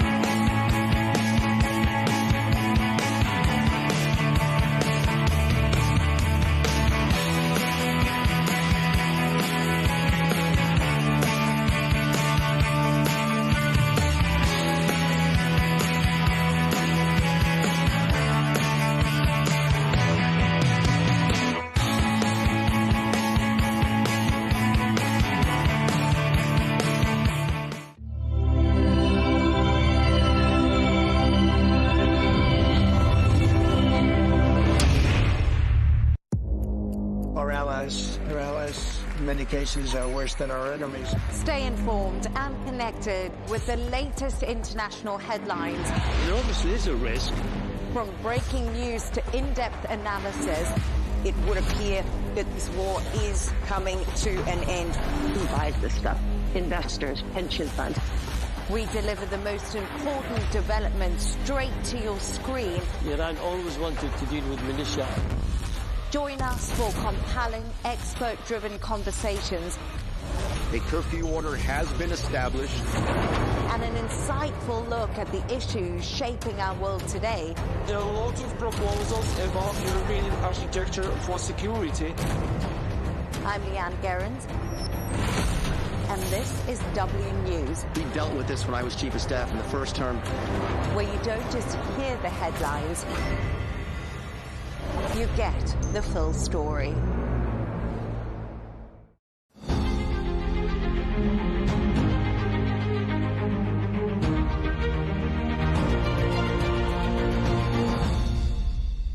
The war in Iran and the effective closure of the Strait of Hormuz have triggered what many are calling the most significant global energy security shock in decades, disrupting a critical artery that carries roughly a fifth of the world's oil and LNG supplies. As prices surge and supply chains strain, the implications extend far beyond short-term volatility. This crisis is beginning to reshape the trajectory of the global energy transition, shifting the narrative from climate-driven policy to one increasingly centered on security, resilience, and diversification. At the same time, the LNG market is entering a period of profound rebalancing, with up to 20% of global supply disrupted and medium-term tightness now a central concern for both Asia and Europe. In this context, new winners and losers are emerging, from the United States positioning itself as a swing supplier to Russia benefiting from higher prices and renewed demand for pipeline gas. Against this backdrop, we speak with our guest. Joining us from Japan, Tatiana Mitrova, the research fellow at Center for Global Energy Policy, to unpack how this conflict is redefining global energy markets, altering investment priorities, and potentially accelerating or delaying the next phase of the energy transition. Tatiana, thank you so much for joining me on the show. It's a pleasure to have you. Thank you. Over the last few weeks, we have had a number of declarations and announcements and statements made to the effect of whether the Strait of Hormuz is closed, partially opened, or fully opened. Who actually decides whether the Strait of Hormuz is open or not? And more importantly, what are the criteria? So I think it's quite clear that no single actor can declare the Strait of Hormuz commercially open in a meaningful sense. In practice, the strait is open only when four conditions are met. When physical passage is possible, not the case today. When ship owners are willing to sail, again, we don't see it. When, most importantly, insurers provide coverage at a workable price, and when cargoes can move in predictable schedules. None of these things is met today. And I think it's quite clear that it's not a military question. It's not even a legal question. It's a commercial question. Market participants should decide whether it's secure or not to use the strait. And at the moment, we do not see it happening at all. Though there were many announcements that it's opened, then again closed. For the shipping industry, right now, it is still closed. Energy security again makes a strong comeback in 2026 in light of the war on Iran and the closure of the Hormuz Strait. How does this impact global efforts to transition to renewables, which arguably has taken a hit in the last couple of years, right? Keeping in mind that the driver this time could be less related to climate and more to security. What are your thoughts here? You're right. For several years, the dominant question was how fast can we decarbonize? Now the question is increasingly how can we remain secure, resilient, and economically competitive? So it's not necessarily the transition we were talking about previously. It's a changing logics. The Iranian war is pushing governments towards energy policy, which is much more focused on resilience, redundancy, on grid development, storage, flexible power, and reduced exposure to vulnerable import routes. In certain cases, it coincides with the energy transition as we knew it before. Higher electrification, domestic low-carbon power, solar, wind, which reduce import dependency, growing electricity storage, which provides higher adaptability of the grid development and interconnectivity, all these sorts of energy efficiency and demand flexibility. This is part which is more or less aligned with the typical energy transition logic. But it's also favoring all the other local resources, including even coal. Yeah, we see right now Japan, Korea, and many other Southeast Asian countries, they are actually increasing utilization of their existing coal-fired power plants because they need energy badly right now and they cannot find replacement for the missing barrels and BCMs of the Gulf hydrocarbons. It is also the current situation, it is increasing momentum for nuclear power. Just recently in Tokyo, I've heard representatives from Philippines, from Vietnam, from several other countries discussing their focus on medium and small-scale reactors in order to provide a base load for their electricity generation once they felt this Gulf shock. It is also favoring the local oil and gas developments because, again, countries which are import dependent, they feel vulnerable and they want to ensure at least some security. So I'm not sure if it is like a normal energy transition as we knew it before. It's rather transition towards more secure and reliable system. Interesting. Now, Tatiana, I want to move to the LNG market, and I know that's a topic close to your heart. With Qatari LNG, which amounts to some 20% of global supplies, is shut out of the market, and damages in Qatari facilities reportedly needing a couple of years to fix and rebuild. How does this materially change the LNG market moving into the next decade? Just before February, the gas discussion was centered around arriving LNG glut. All the market participants were expecting the next biggest LNG wave and already preparing for oversupply and very low gas prices. Now it has turned 180 degrees with the Qatar energy outages and quite unclear repair schedule. So yes, they've announced 3 to 5 years, which is a lot. But the war is also postponing the other developments which were scheduled in the northern field. It has also put on hold all the production, not only in the Gulf, but also in the Israeli offshore. So the global market is missing significant volumes of LNG. I would say if the situation remains where it is, it might amount up to 30 million tons in a quite short period of time. So It is important for the market participants now to change their mentality and perception from abundance to scarcity.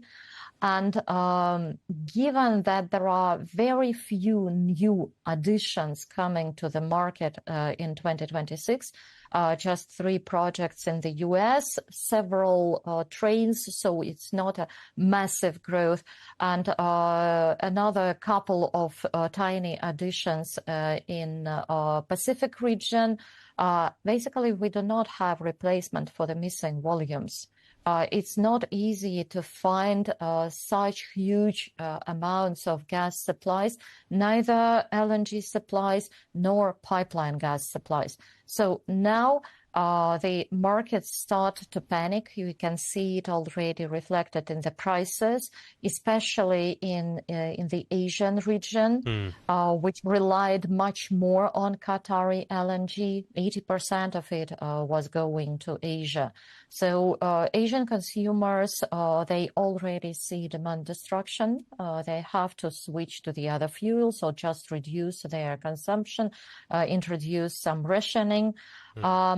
The other consumers, like European, they are still they are competing for the LNG cargoes, hoping to secure sufficient volumes in order to start refilling storage facilities for the next winter. So I'm afraid it's going to be a rather tough competition and deficit market in the months to come. And we're going to expand more on the European gas situation and their gas reserves prior to winter. But I would like to ask you, Tatiana, do you think that the U.S. is one of the biggest winners of this war when it comes to oil and LNG, and it's specifically on the LNG side? I would like to hear your thoughts on that and whether why or why not the U.S. is the biggest winner from this war.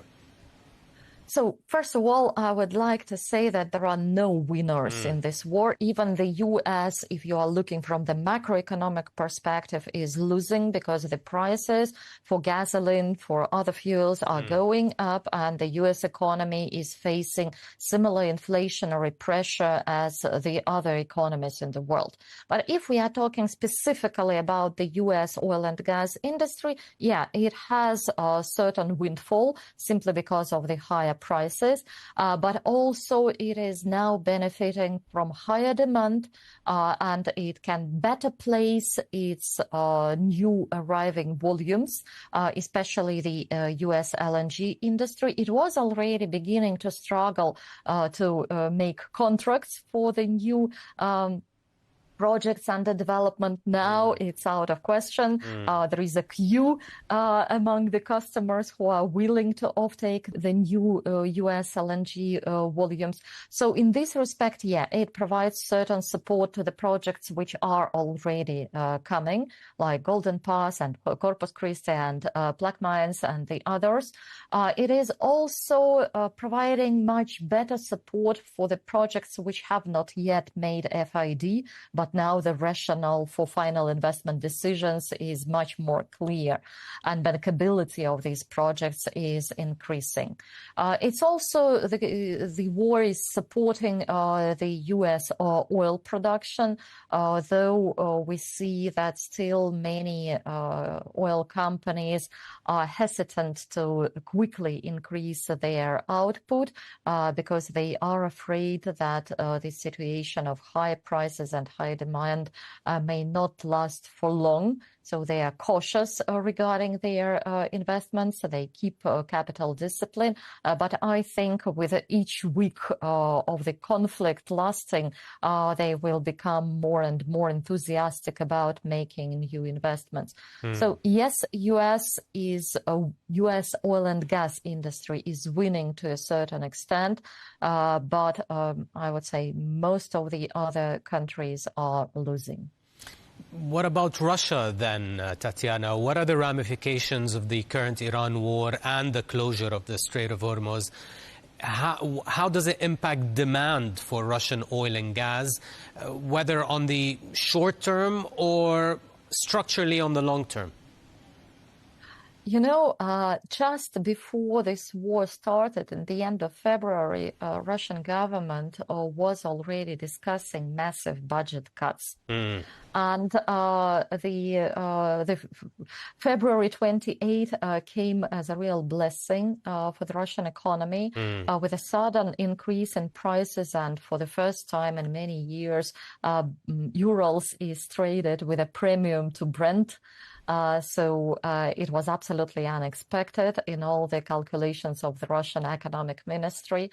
There is indeed a huge spike in the demand for Russian oil, and we saw that many customers, especially in Asia, who didn't want to take Russian barrels during the past few months, are now very happy to get it. There was also a certain geopolitical benefit because the U.S. provided these waivers, consequential waivers for sanctioned Russian barrels, and it also helped to support demand. India and the other countries are very actively purchasing Russian oil, but and there is a very important clarification. It is right now just a windfall. Yeah, so the same volumes, but higher prices. And during the past 2 months, Ukrainian forces were very active attacking Russian export infrastructure, first of all in the Baltic Sea, but also in the Black Sea as well. So actually, Russia has lost quite significant capacity for a period of time temporarily, but it was not able to completely utilize this windfall opportunity. And looking forward, I would say that these days, Russia has quite limited capacity to significantly increase production and export volumes, talking about both oil and petroleum products. 4 years of Russia-Ukrainian war, 4 years of underinvestment, they play their role. It will take quite some time before Russian oil companies would be ready to invest. At the moment, all their investment resources are basically absorbed by the government. So there should be a massive revision in the Russian state energy policy, and significant upstream investments are needed in order to make a visible increase in the Russian oil output and exports. My gut feeling is that at least for 2026, it will be just a windfall, depending on how long the prices will remain elevated. With the gas, the situation is not driven by the upstream. Russia is still producing a lot and could produce much more gas. The key limitation is export infrastructure. So with all the sanctions on LNG and severe shortage of LNG tankers, Russia cannot produce and cannot move more LNG to the markets. And with the pipeline, Power of Siberia 1 is already completely utilized, so Russia cannot push more gas to China at the moment. And with Europe, Russia would be happy to export more, but Europe is phasing out Russian gas supplies step by step. By the end of 2026, there should be basically no more significant flows from Russia. So it's more a question of regulation and infrastructure availability. On the infrastructure, Tatiana, if you remember the last time we had you on the program some 7 months ago, it was to discuss the Power of Siberia 2 gas pipeline that at the time took one further step forward. Would the Strait of Hormuz closure change China's calculus towards the Power of Siberia 2 and hasten its construction? And more generally, would the current events in the Gulf further enhance the energy relationship between Russia and China? Most likely, yes. We don't know yet. We don't see any evidence, but logically thinking, China, which was always very much preoccupied with its energy security, accumulating all these strategic petroleum reserves and diversifying as much as possible its supply mix, now feels much better than many of its Asian neighbors. So looking at the Gulf situation, it's quite reasonable to accept that China will try to further diversify its supply mix, and Russia is candidate number one with its Power of Siberia 2 potential. But at the same time, first of all, it's not only Russia, which can be part of a diversified portfolio. Just a week ago, China has actually signed a new memorandum with Turkmenistan on the fourth stage of Galkanish field development, and very actively discusses line deconstruction, so further expansion of Turkmenistan gas supplies. And second, even if it is Russian gas coming to China, the question for Russia is when, at what price, and what are the conditions regarding financing and take-or-pay volumes. So it might be tricky, and I assume China will still be very hard negotiator for these contracts if it happens. I want to go back to Europe. How's Europe faring so far when it comes to gas specifically, given that its gas storage is around 30% at the moment? Will it be able, you think, to hit the 90% target before next winter, given the shutdown of the Qatari LNG? It is already very stretching. We don't know for how long the situation in the Gulf will be as it is. But if it lasts further in the summer, then I believe it will become nearly impossible to reach this goal of 90%. European Union has actually certain flexibilities, so there might be some easing of this target. But nevertheless, the coming winter for Europe is going to be rather difficult. At the moment, though, I should say, Europe doesn't have any physical gas deficit. In March, cargoes which departed from Qatar were just arriving to Europe. In April, Europe managed to replace the missing volumes with the increased pipeline gas supplies, first of all via Turkstream, Russian gas still coming. For the next month, it will receive LNG cargoes from the US, certain replacement of Qatar energy from Golden Pass. So for the time being, for the European gas balance, it's still okay. But indeed, the next winter problem and the storage refill, that is going to be quite tough. And if we extend the timeline for Europe to the medium term, let's say, how does the war on Iran further complicate the EU's energy security and transition outlook coming off the back of the 2022 Ukraine war and its continued pivot away from Russia, like you rightly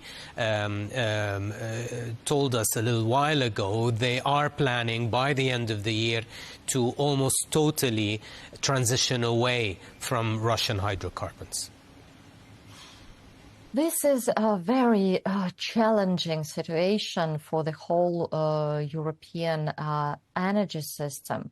So it decided to get rid of Russian hydrocarbons. That was painful, that was difficult, but now it is this moment is approaching, and right at this time the crisis in the Gulf happened. So now Europe has to diversify away from two of its major energy suppliers, Russia and Gulf countries. There is a third major supplier, the US. We've discussed it. But if you keep in mind the very recent events around Greenland, and overall tensions between the US and the EU, obviously European consumers do not feel 100% confident that the US is a reliable supplier in this situation. So definitely they would prefer to have more diversified supply mix rather than relying only on the US. But there are very few additional sources. So Europe is looking at North Africa, Algeria, Morocco, which have very limited upside at the moment. So in 3-5 years, if the upstream investments are made and proper investment climate is created, then probably it would be much more. But at the moment, we are talking about just very tiny potential additions. Similarly to the Caspian gas, Azerbaijan in particular, yeah, the potential is huge, but you need to invest $1 billion in the offshore upstream and in the capacity increase in order to bring these, to produce these volumes and to bring them to Europe. So there are other LNG projects globally, like in Africa, in Latin America, but they all take time. So there is no immediate simple solution, no immediate relief. And it means that Europe will have, first of all, to try to attract each and every molecule available globally. It will also have most likely to go for certain demand limitation, demand destruction, especially among the industrial consumers, I think is inevitable at the current price level. Improving energy efficiency, doubling down on energy transition and renewables.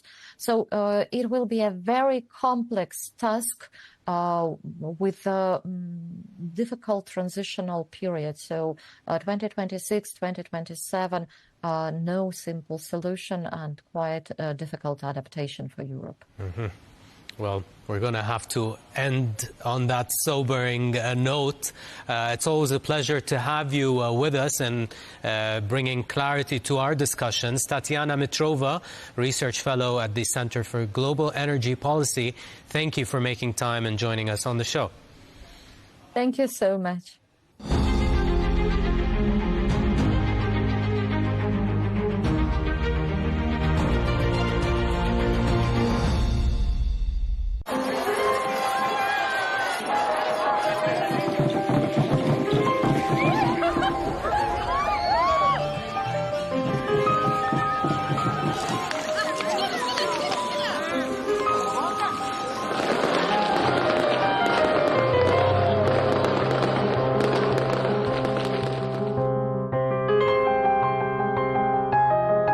Life is meant to be a celebration.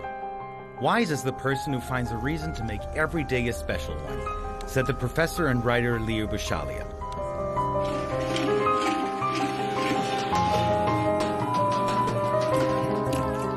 Why do we love to celebrate? To be perfectly dressed, surrounded by people, confetti, cake and fireworks. Thus sharing a moment of happiness or sadness with others. Meet a human need to celebrate or to heal.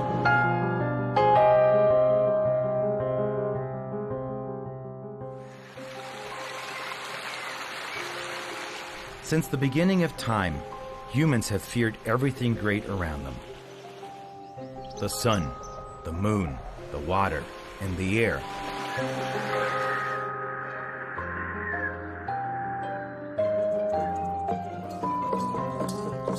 Yet as they grew familiar with these wonders, they began to celebrate them in their own ways, seeking joy wherever it could be found. From these, they discovered reasons for happiness and turned each reason into an occasion. So came a day for flowers, a day for the new year, and another for spring, which Egyptians call Shaminissi. And for summer, the French invented a festival devoted to music.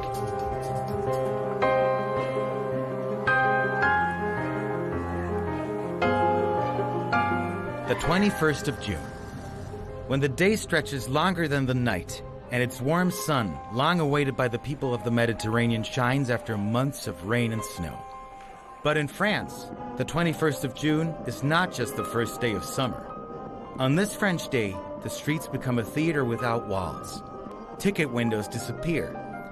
The red velvet curtains rise, and music is set free, flowing into every corner, crossing the borders of France to more than 120 countries that now celebrate this day as their own. La fête de la musique.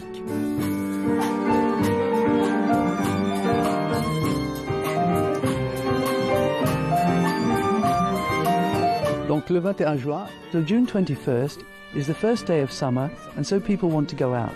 The weather is warm, especially in Europe, and they need to celebrate. To party, they need music, because without music you can't party. And the idea of turning the first day of summer into a music festival was a brilliant idea that was simple but at the same time clever. And so when people go out, they need music, the music that makes you dance. Even if you don't want to dance, you dance anyway and celebrate this festival until the next morning. Time passes very quickly because there are musicians playing for free everywhere. Even the greatest musicians in the world who come out into the streets, sometimes even grand pianos, philharmonic orchestras, and everything. Everyone plays for the population. There is never sad music on June 21st because it's a day of joy. We must celebrate summer. C'est une journée de joie. Il faut célébrer l'été.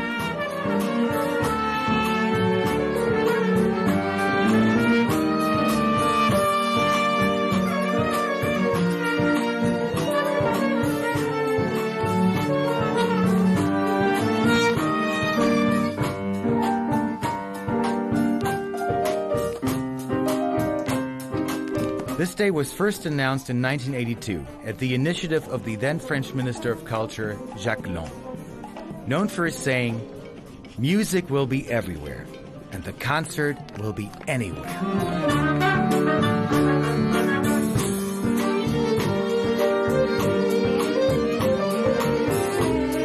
We cannot live without music. To celebrate, we need joyful and danceable music. For a romantic situation, we need romantic music. And so music has existed since eternity. Since cavemen, we have been making music. We love to dance and celebrate. If there is no music in our life, we cannot live. Once someone asked me, if you go to a desert island, who or what do you take with you? I take a musical instrument with me. Toi, vous voyez, je prends un instrument de musique.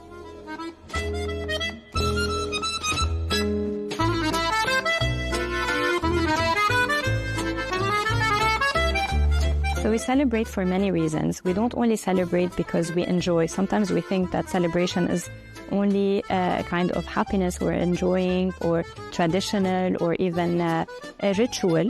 But it's much more than that.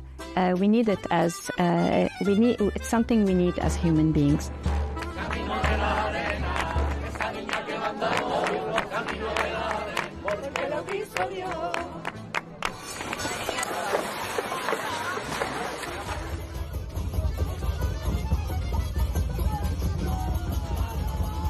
So humans are social beings that have gathered around since a very long time. And from early on, we are part of a group. So it starts from the family, and then socially, and then it widens to a wider community.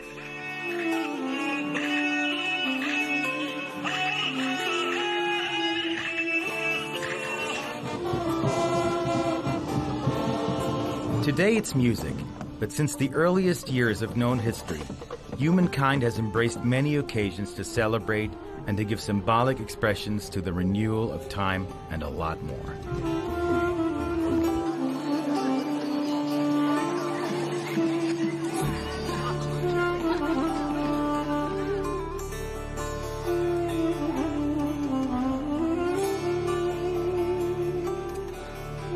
In the ancient rich land of Mesopotamia, the Sumerians and the Babylonians created the new year with the Aikido festival around 4,000 years ago.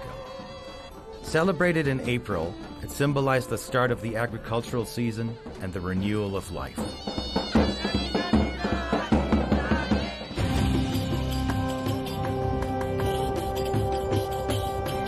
And it was Wepet-Renpet, the opening of the year in ancient Egypt around 5,000 years ago, marking the annual flooding of the Nile River.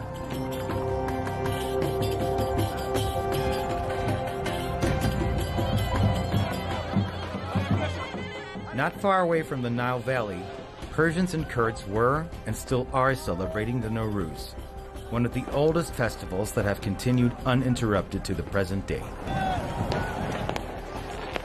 It begins with a spring equinox, symbolizing the renewal of nature.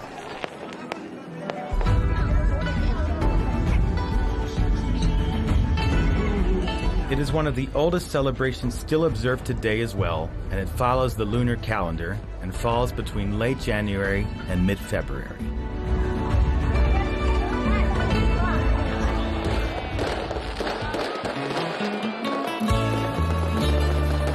The new year did not begin on January 1st until the time of Julius Caesar. In Roman civilization, this represented a historical turning point, as the year had traditionally begun in March. Julius Caesar chose January 1st in honor of Janus, the god of gates and beginnings.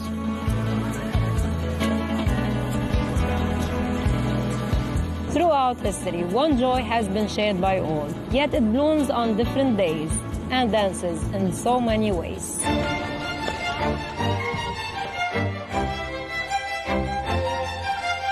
In 1162, the Venetian festival was established to commemorate the Republic's victory and soon evolved into an annual tradition.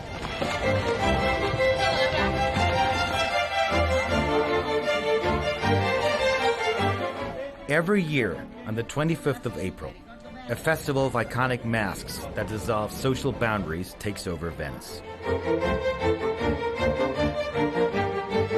It allows people to express themselves freely and transform the streets into a vibrant stage filled with history, culture, and celebration.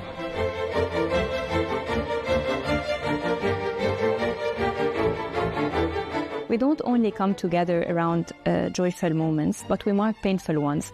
We gather after loss, we create rituals around difficult experiences, not because we enjoy those feelings, but we have a space to feel more accepted.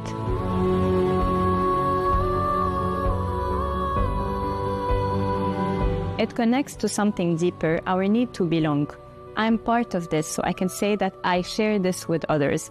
So celebration is not just about tradition or about a ritual, it's also a human way of creating a connection, of reinforcing our sense of belonging, and of turning what we go through into something meaningful together.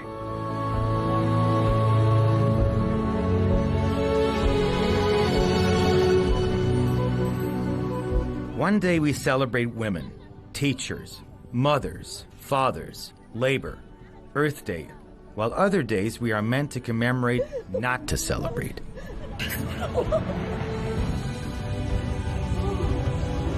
A day for refugees, for food and for peace?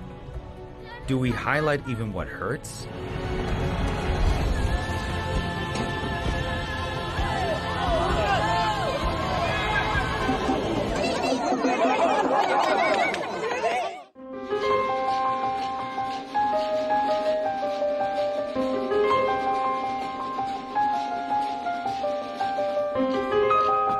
But do we celebrate too much? Does it help generations understand history? Does it bring society together? It was once said that to be human is to connect. When we stop connecting, we start to die. Is it true that happiness is doubled when shared, and sadness is halved when shared as well?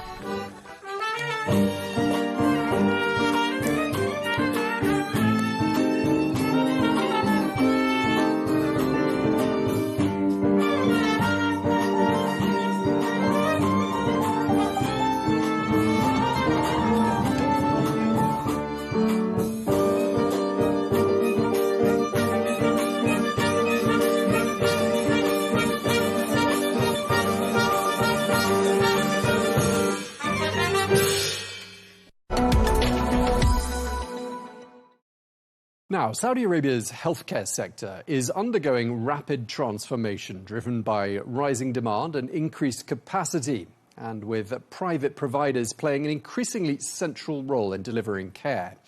Well, as the kingdom builds a more integrated healthcare system, investment in hospitals, talent and digital innovation is accelerating. Well, one healthcare provider with a strong presence in the kingdom and further afield in the MENA region is Saudi German Health, which has just been named by Time and Statista as one of the region's fastest growing publicly listed companies. Well, I am joined now by the CEO of Saudi German, Dr. Nizar Bahabri. Thank you very much indeed for coming to see us, Dr. Bahabri. Thank you. Your appointment as CEO was formalised at the start of this year. Just to introduce you a little bit, you're Saudi-born and raised. You're a consultant in internal medicine and infectious diseases, and you've got extensive experience in healthcare management. I just wondered if you could tell us, just to start off, a little bit about your journey. I started my journey. I am Canadian and American board certified. So after I finished, I went back to King Faisal Specialist Hospital and Research Center. I went to the government as any other Saudi. And then all of a sudden, 2013, I just had a chance to go into the private sector. I was like the first one who can go, like, just do the unusual and go full-time private hospital, full-time, and leave King Faisal. This was a big jump, and this is when I started going into management of private healthcare. And it has started since 2013 until now, so now it's more than like around 13 years. Okay. Obviously, we were talking earlier on in the programme about the PIF's 5-year strategy. Yes. And that was unveiled sometime earlier in the week. And I just wondered if you could tell us about your vision for Saudi German and where you see Saudi German Health in 1 year, 5 years, 10 years from now. So we are going with the Vision 2030. We are more getting into the subspecialty, not the general, the subspecialty. We have been doing this aggressively since 2025, so a year ago when I was the medical.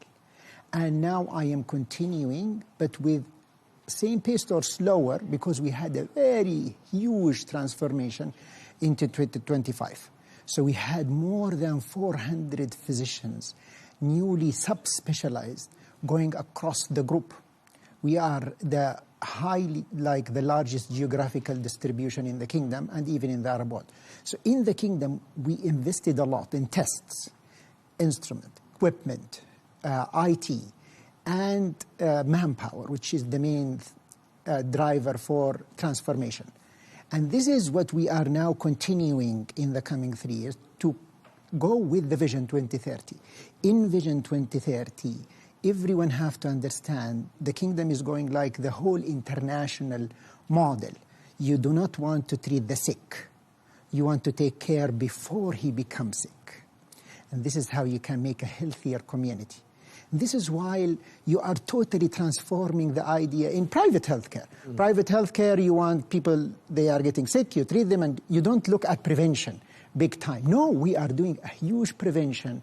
We are having a very strong population health program with a highly certified people to look at the people before they get complication, before they get sick. So you can give the best care, you can decrease the complication and take care of your family. If you always, we say, we take care of our patients like our family before they get sick. Okay, so Dr. Bahabri, you've explained there that it's all about putting out the fire before it starts. Absolutely. Tell us about your expansion plans. What are you aiming to do with Saudi German Health? So you have to understand, we have a very big distribution around the kingdom. We have 9 hospitals. We are now transforming the medical care rather than expansion. We have a small expansion in Riyadh. We started just a month ago, small clinics to be an easy accessibility. We are going to have one big tower to our original hospital in Al-Zahra in Jeddah. This will be like a couple of floors, very highly specialized, expansion of the same hospital. We have a couple of other small expansions, but nothing major, because we just opened Al-Subh, which we are just having a share on it, and we are managing it fully. And this is all if we want to take care of it, if we want to have the best care, we want to derive the medical care. Take it highly upskilled, highly complicated, highly specialized, rather than going into further building new buildings. This is what we are. Can you tell me, do we have another vision? I am looking, hopefully, by having more of distributing our services and knowledge to others, and to have something called Saudi-German Health Network, that I can provide healthcare to the doctors in distant areas about a difficult case. I can give them a second opinion. I can take care of a specialized test. I can do a lot of things to have a strong network around the kingdom, rather than doing acquisition or doing new buildings or doing this and that. Okay, and one of the things we've been talking about is how the healthcare system here in Saudi Arabia has shifted from being specifically sort of government-led to one that is more insurance-supported. Yeah. And I'm wondering what opportunities that represents. There is a huge opportunity. I'll tell you. In private, whenever you want to go with Vision 2030, you have your high demand toward your population. If you are in the government and you are taking care of, like if you are a cluster, you have a certain population to take care of it. Prevention is not easy. Remember, treating the sick is something that you know. Prevention, you should, like, I will give you a small example. Very small example. You need to make sure that people do not have weak bones. They do not have osteoporosis. So you have to screen. If you screen and you do not have the manpower and the capability of doing the whole screen in 1 year, you need the help of the private, right? Because working hours is different, the manpower, so you need the help. And this is, we believe, it's a huge opportunity for us to work together for the health of the community. Okay, lots of opportunities, lots of challenges as well. And one of the challenges that I'm thinking of, especially with private healthcare, is you've got this delicate balance, haven't you, between providing top quality healthcare, yes, and managing your bottom line. How do you strike the balance? I believe it's always being visual to take your decision on database. There is always a daily basis data that I take care of. I look at the cost, we look at the consumables, we look at our generation of money, we look at our staff, we look carefully for every single thing. Rather, I shifted the whole dimension in the organization from looking at only revenue in a daily basis to look at everything, including cost and manpower, in a daily basis. And we are getting a weekly report rather than a monthly report. We are reactive into a weekly basis rather than a quarter basis. So we are going into a faster pace rather than waiting for things to happen. Although we have a strategy, but we have to monitor it very closely, revenue and cost. Okay. One of the things that I noticed looking online when I was doing my research, you've received a lot of praise because you decided to offer Saudi specialists positions at Saudi German, prioritizing local talent over imported talent. I wanted to ask you, what was the rationale behind that? You go database, right? You are in the Kingdom of Saudi Arabia. We've done good kind of research. And we looked at what do people trust. The trust is in Saudis. It's the Kingdom of Saudi Arabia. If this is the trust, you know them, they should be your main asset. It's not to say that we are only going to do this thing about, but Saudis are being trusted by the community. And they are here. They are your manpower. We are not shifting only getting the people in consultant base. No, we even took trainees. We took people who want to become a consultant. This will be our own. We are generating Saudis who did not have any knowledge about healthcare. So they will become in 2 years our main managers of a floor, our main managers for coding. We will develop our own thing to have our own employees developed in our own organization. And I want to ask you about the profile of your patients. Obviously, you're catering primarily, I'd assume, yes, to a Saudi audience, Saudi patients. Are you getting much medical tourism? Is that something that you would like to perhaps see grow? Yes, I believe it's a great chance. We are dealing with tourism, still in baby steps, but we have good plans for it because we are already used to it. You know, we are the only group that have 2 big hospitals in the 2 holy mosques, Mecca and Medina. We are the only one. And we are long-standing in both cities. So now we are already used to tourism. We are already used to this. Last year, we took care of some of the largest hospital in Mina as operational for MOH. And we took care of more than, like a lot of groups who came to Hajj, more than 400,000 of the Hajj. We were taking care of them in their areas of living. So this has gave us a huge experience in it. And now we are looking into expanding our tourism because we can still get people who can do their knee replacement in Hail and see Hail, how does it look like. And inshallah, we are working on that. South, we have Abha. And this is a great opportunity for us to have people who want to have medical tourism and to enjoy a different kind of weather.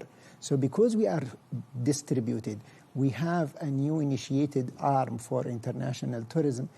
Yes, baby steps, but we are looking forward for it. It used to be the case, didn't it, that a lot of Saudi patients went abroad for treatment. Absolutely. And you saw large numbers of people who went to London or to Switzerland to get their medical care. And now it seems like perhaps people from the UK and Switzerland will be coming to Saudi Arabia. For sure. I can tell you, I can assure you, you can have a knee replacement much, much faster in Saudi to be done rather than to be done in so many European countries. So many. I will tell you, we are much faster. We have the capability to be done. People can wait in different countries for a couple of months. In us, maybe they can get it in 2 weeks. Okay, just lastly, I know you've got a presence outside of Saudi Arabia. You've got facilities right across the region. I'd just like to ask you where you're seeing the most opportunities as far as untapped markets are concerned. We are now working hard in Morocco. And we are going to be present in Morocco and hopefully in less than 2 years. We are also in Pakistan, a huge market, huge demand. People admire the name of Saudi in there. So we are going to have also presence in Pakistan. And I believe it's the vision of the founder, Engineer Subhi Batarji, to be around the world. And also Dr. Makarim Batarji, he is also following the steps of his father. He wants to be present, giving help in health in anywhere in the Islamic world. Okay, well, unfortunately, that is all we have time for, but it's been a real pleasure talking to you. Dr. Nizar Bahabri, the CEO of Saudi German Health. I hope you'll come back and see us again soon. Sure. Thank you very much. Thank you very much indeed.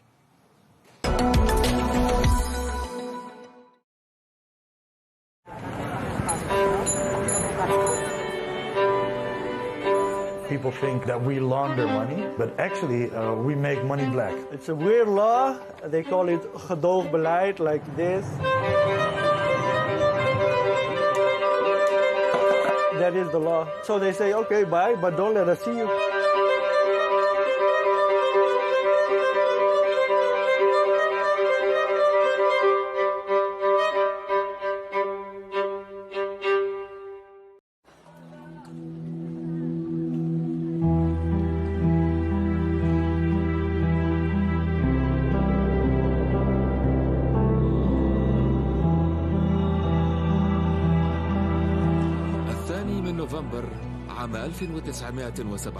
On November 2nd, 1917, Britain's Foreign Secretary, Arthur Balfour, wrote a brief letter promising his government's support for creating a national home for the Jewish people in Palestine.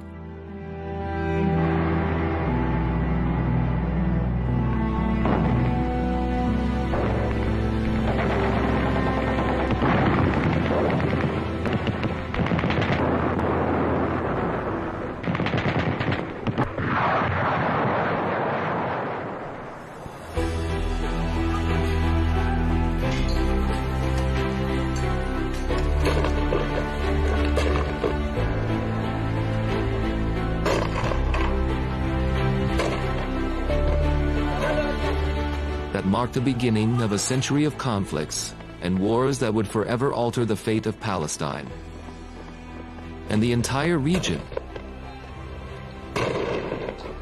108 years later, Britain's Prime Minister Keir Starmer stood before the world. On September 20th, 2025, before the cameras, announcing his country's recognition of the state of Palestine. I state clearly, as Prime Minister of this great country, that the United Kingdom formally recognizes the state of Palestine. As your chairman has reminded you, The British recognition carried special symbolism. No other nation has played a more decisive role in the modern history of Palestine than Britain itself. It is nearly 16 years since she recruited me to the Zionist movement.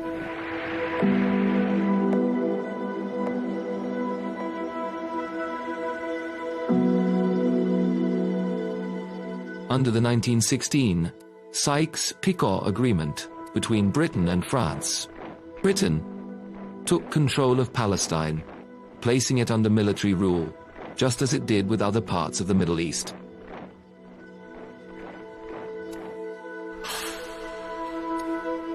A year later, Balfour confirmed in his letter to Lord Rothschild, the wealthy British Jew, that his government viewed with favor the establishment of a national home for the Jewish people in Palestine.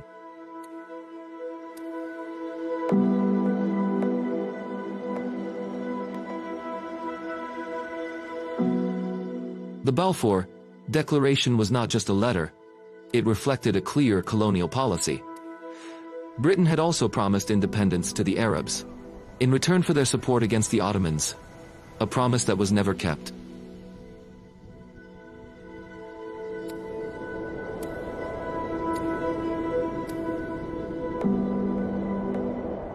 In 1920, Britain formally declared its mandate over Palestine.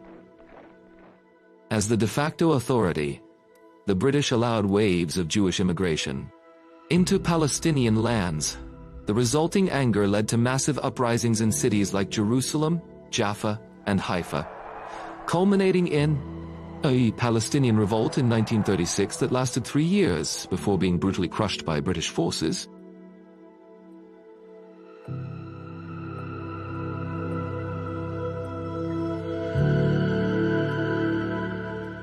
Following that, the British Peel Commission, after investigating the situation, recommended dividing Palestine into 2 states, one Jewish and one Arab, concluding that the mandate system was no longer sustainable due to the rising conflict.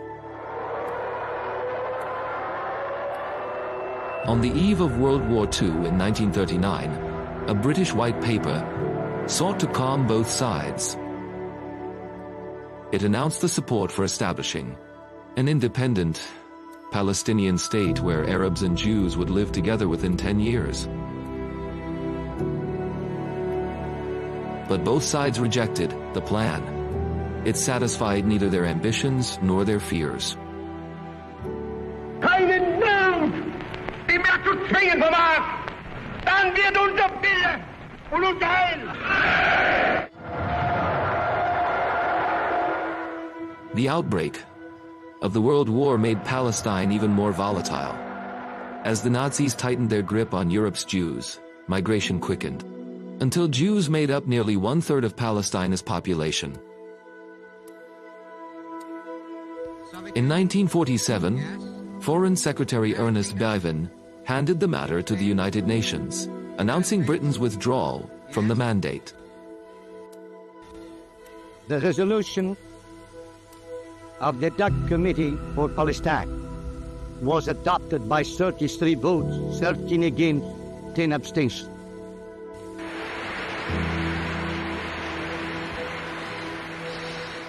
Under Resolution 181, the UN voted in favor of partition.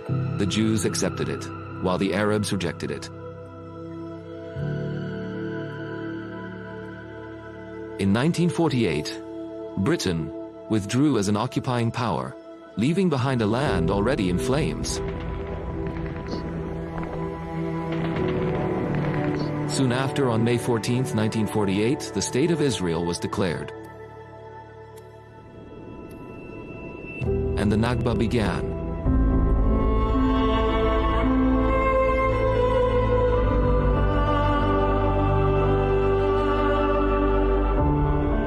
Over 750,000 Palestinians were forced from their homes in the war that followed.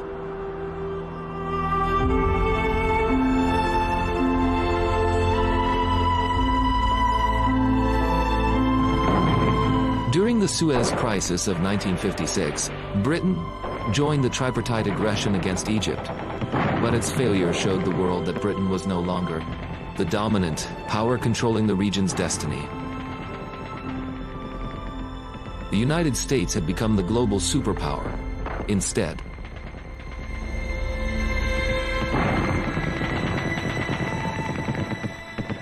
In June 1980, European nations, including Britain, met in Venice, Italy, and issued what became known as the Venice Declaration. The declaration was a pivotal moment.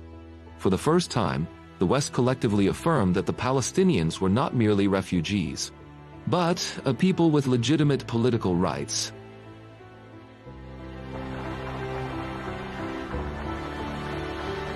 The Oslo Accords of 1993 revived hopes for peace in the region.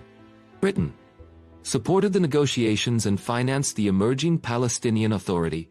It seemed the Palestinian state was finally near.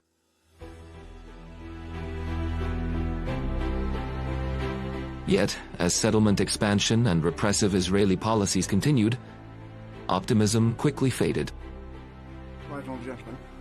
In 2014, the British Parliament voted by majority to recognize the state of Palestine, but the vote was purely symbolic.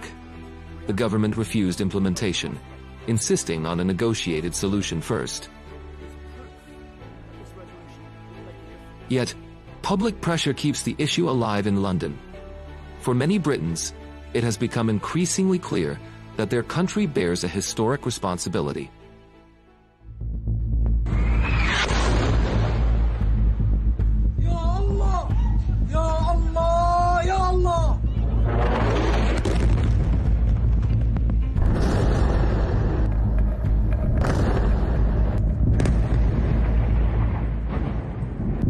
In 2023, Palestine faced another pivotal moment as Israel launched its ongoing assault on Gaza following the events of October 7th.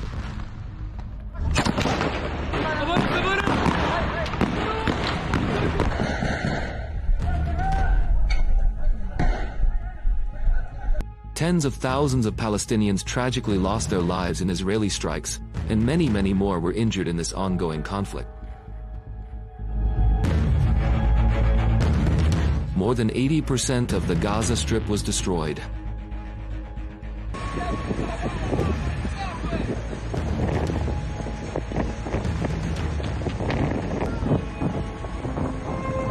The new catastrophe in Gaza and Israel's repeated refusal to heed ceasefire calls placed immense pressure on Western governments, some of which finally decided to recognize the state of Palestine.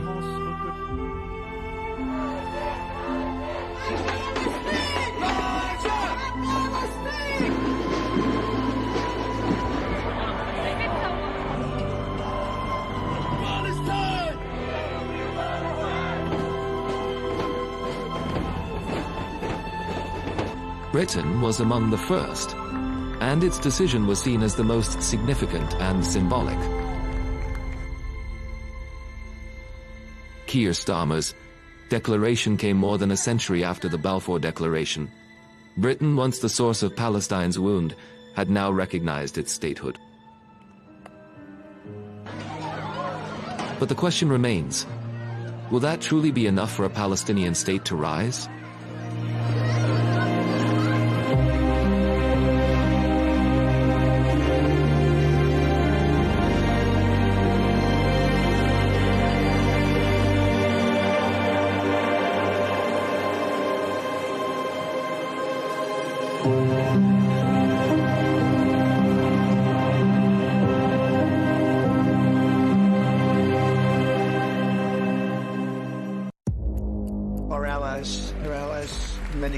Are worse than our enemies. Stay informed and connected with the latest international headlines.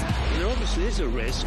From breaking news to in-depth analysis, it would appear that this war is coming to an end. Who buys this stuff? Investors, pension funds.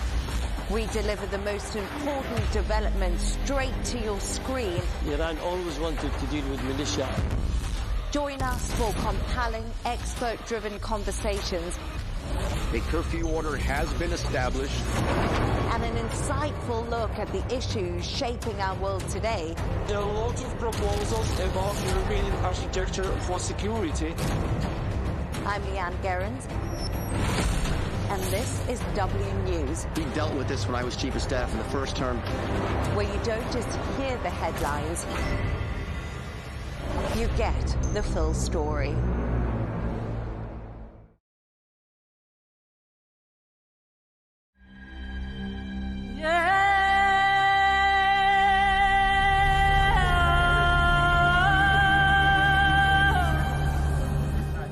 Gori is a small island in the Atlantic Ocean from the Senegalese capital Dakar.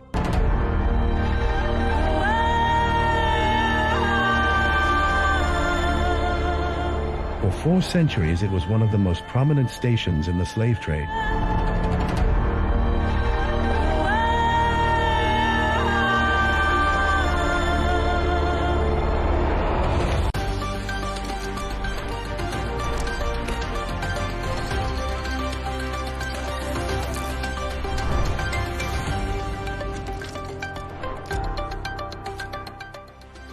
Hello and welcome. I'm Catalina Marchand-Abreu and you're watching W News, broadcasting live from the Al Arabiya studios in Riyadh. These are our top stories. The U.S. disputes claims that Iran has stopped an American destroyer from entering the Strait of Hormuz.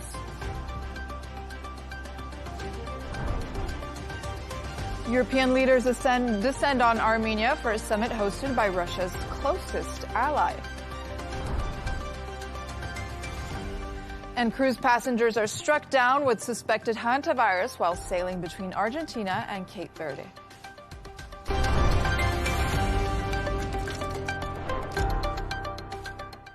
Iran says it stopped a U.S. destroyer from entering the Strait of Hormuz, a claim disputed by U.S. Central Command. It follows an announcement from President Trump, who said the U.S. military would start guiding stranded ships from the Strait as a humanitarian gesture. Around 20,000 seafarers have been stuck in the waterway since the conflict with Iran started back in February, with many ships running low on supplies. Here's Iran's foreign ministry spokesperson, Ismail Baghei. What is clear is that the world neither accepts America's humanitarian claims nor believes that the United States can emerge from this self-created quagmire, which has caused many problems for our region, for America itself, and for the international community by repeating past mistakes. Americans should by now have learned this lesson, that in dealing with the Iranian nation, they cannot use the language of threat and coercion. The Strait of Hormuz, until February 28, had been a safe and secure route for international shipping traffic without any problems. The international community must hold the United States and the Zionist regime accountable for imposing insecurity on this waterway, for creating problems that are being felt across the world, and must prevent the United States from further complicating this existing situation. Certainly, ships, ship owners and shipping companies are well aware that ensuring their safety and security requires coordination with the relevant authorities of the Islamic Republic of Iran. To discuss this and all of today's stories, I'm joined by Washington correspondent Sarah Firth and broadcaster and presenter John O'Hayes. Thank you both for joining us today. So we'll start with you. Jono, what's your take on the events that unfolded today? Was this so-called strike inevitable? And what are the both sides saying? Well, look, I think Catalina has been building for weeks, arguably months as well. So, I mean, a confrontation here kind of felt like it was inevitable. So now what we're in is a very dangerous overlap. There's a mix of two things going on here, a humanitarian crisis and also this military power play that we're seeing from now both sides as of the last couple of hours. So on one side, the US framing this operation as a rescue mission. They've called it, Project Freedom. That's the aim of the game here. They want to get through these 2,000 ships, roughly, I think it's 20,000 seafarers who are stuck there. And they're in what is effectively a paralyzed global artery right now. So Iran sees something slightly different from that. They're saying this is actually a violation of sovereignty. This is a violation of the ceasefire terms. So without ever opening fire, they're saying the US has officially violated the ceasefire terms. So they're saying clearly any US naval presence in the Strait of Hormuz without the coordination of Iran is treated as a hostility. So both sides are kind of talking past each other on this. Washington saying, well, actually, we're protecting global trade. We're trying to help. We're trying to remove this blockade that's there. Tehran is saying, well, that's our waters. We control that. You don't have the authority or the right to go in there. So I think what we've seen, certainly in the last 24 hours, has been a bit of a miscalculation. Heavily armed naval forces that are operating in very, very tight proximity. That is a tinderbox that is just waiting to kick off. So it is, as we said before, one of the most crucial chokeholds in the world, with so much of the world's oil going through the Strait of Hormuz. It only takes one misread radar signal, one small mistake on either one's part to be interpreted the wrong way, and suddenly you've got an escalation, which seems that that's the way that we're going this evening. Trump may potentially be at this point trying to move things towards some level of a confrontation. That is a possibility. I've seen analysts say that in the last couple of hours as well. But this move, what they've done today, has put the US directly back into the Strait in a very, very, very visible way, much to the annoyance of Iran as well. And equally, there's pressure. There's this global pressure that we're hearing about to act, to do something. You can't leave that volume of trade frozen indefinitely, which is what we've seen for nigh on 7 weeks now. So right now, it's a really, really uncomfortable grey zone. It's not quite war. It's not quite peace. Both sides are now saying that the ceasefire has effectively been breached, and it's very, very volatile in the region. And as you mentioned, the region, John, an escalation. There seems to be renewed incoming missile threat messages or texts coming through to Dubai residents and UAE. Tell us a bit more about that. These are claims, actually, that Iran denies right now.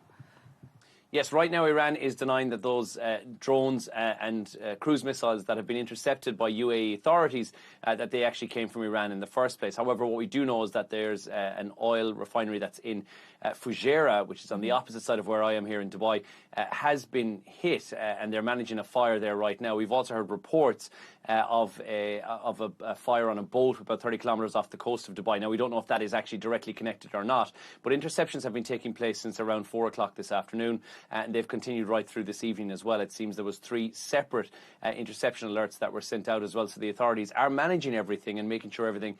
They're saying of the missiles that were intercepted, I believe it was 3 of them were intercepted at sea, and 1 of them fell into the waters of the UAE. So it is a very volatile situation. That's the first time we've had any alerts here in the UAE since that ceasefire was announced officially. So it's a precarious situation that we're in tonight, because if Iran are continuing to deny these reports, you then have to wonder, well, what is going on the ground in Iran? If these missiles have been sent in from Iran, what's gone on in the last couple of hours that have put this into such a tender moment where you think anything could happen overnight? And I think everyone's waiting with bated breath to see what happens in the next couple of hours, and hoping for the best that this is a temporary glitch in some sort of a retaliation or some sort of warning shots that had been fired that may have gone askew. A very volatile situation indeed. And Sarah, tell us, how have today's events been unfolding in Washington? Well, look, Project Freedom, just to recap, Catalina, for viewers, is designed to be helping out the seafarers and those ships and tankers that have been stranded in the Strait and around the Strait of Hormuz since the war began. So in terms of sort of measuring success in this operation, well, the measure of success of Project Freedom would be seeing some of those seafarers brought safely home, seeing those ships and tankers being escorted safely through the Strait of Hormuz. But I think it's important to note that Project Freedom, as it's been announced by the administration here, it's been announced as a humanitarian situation, but this isn't just a humanitarian operation. You've had President Trump himself on social media and talking about this, speaking about the use of force if necessary.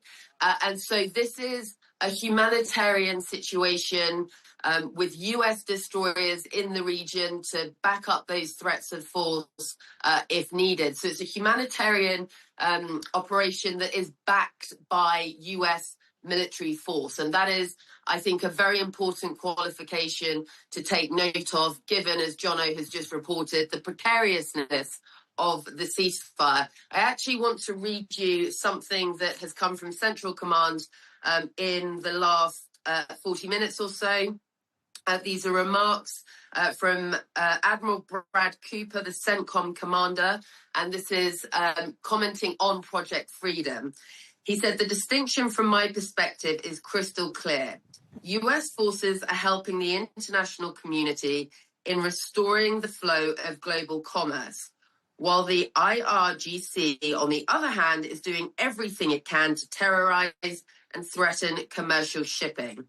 My operational assessment overall," he says, "is that the US military has the clear advantage. We have an enormous amount of capability and firepower concentrated in and around the Strait of Hormuz." So that is from the CENTCOM commander on Project Freedom, as we said, with this aim of protecting seafarers and the ships and tankers that have been stranded, but a humanitarian operation, which by the administration and Central Command's own admission is one that is being backed by US military force. And Sarah, there's another collateral effect of this war that hasn't been discussed much, and it's those seafarers that have been stranded at sea since the war began. Tell us a bit more, because you spoke to one of these helplines that helps the seafarers. Tell us about this conversation that you said got emotional. Yeah, so Catalina, it's really important because before we came on for this report and speaking to Al Arabiya, I was on the phone with an organisation called ISWAN. Now, they're a UK-based organisation with the aim of helping seafarers and their families when they get into difficulties. They point them in the direction of where they can reach the right resources. Now, this was a conversation in generally speaking about the situation at the moment. So these weren't the verified figures, but what I was told in that conversation, which the person I was speaking to who works at ISWAN was comfortable with me reporting to you on air, was that there is an unusually high number of calls that have come in since the start of this conflict and the blockade of the Strait of Hormuz. And that is perhaps expected. But he told me somewhere in the region of 20 to 30 calls a day.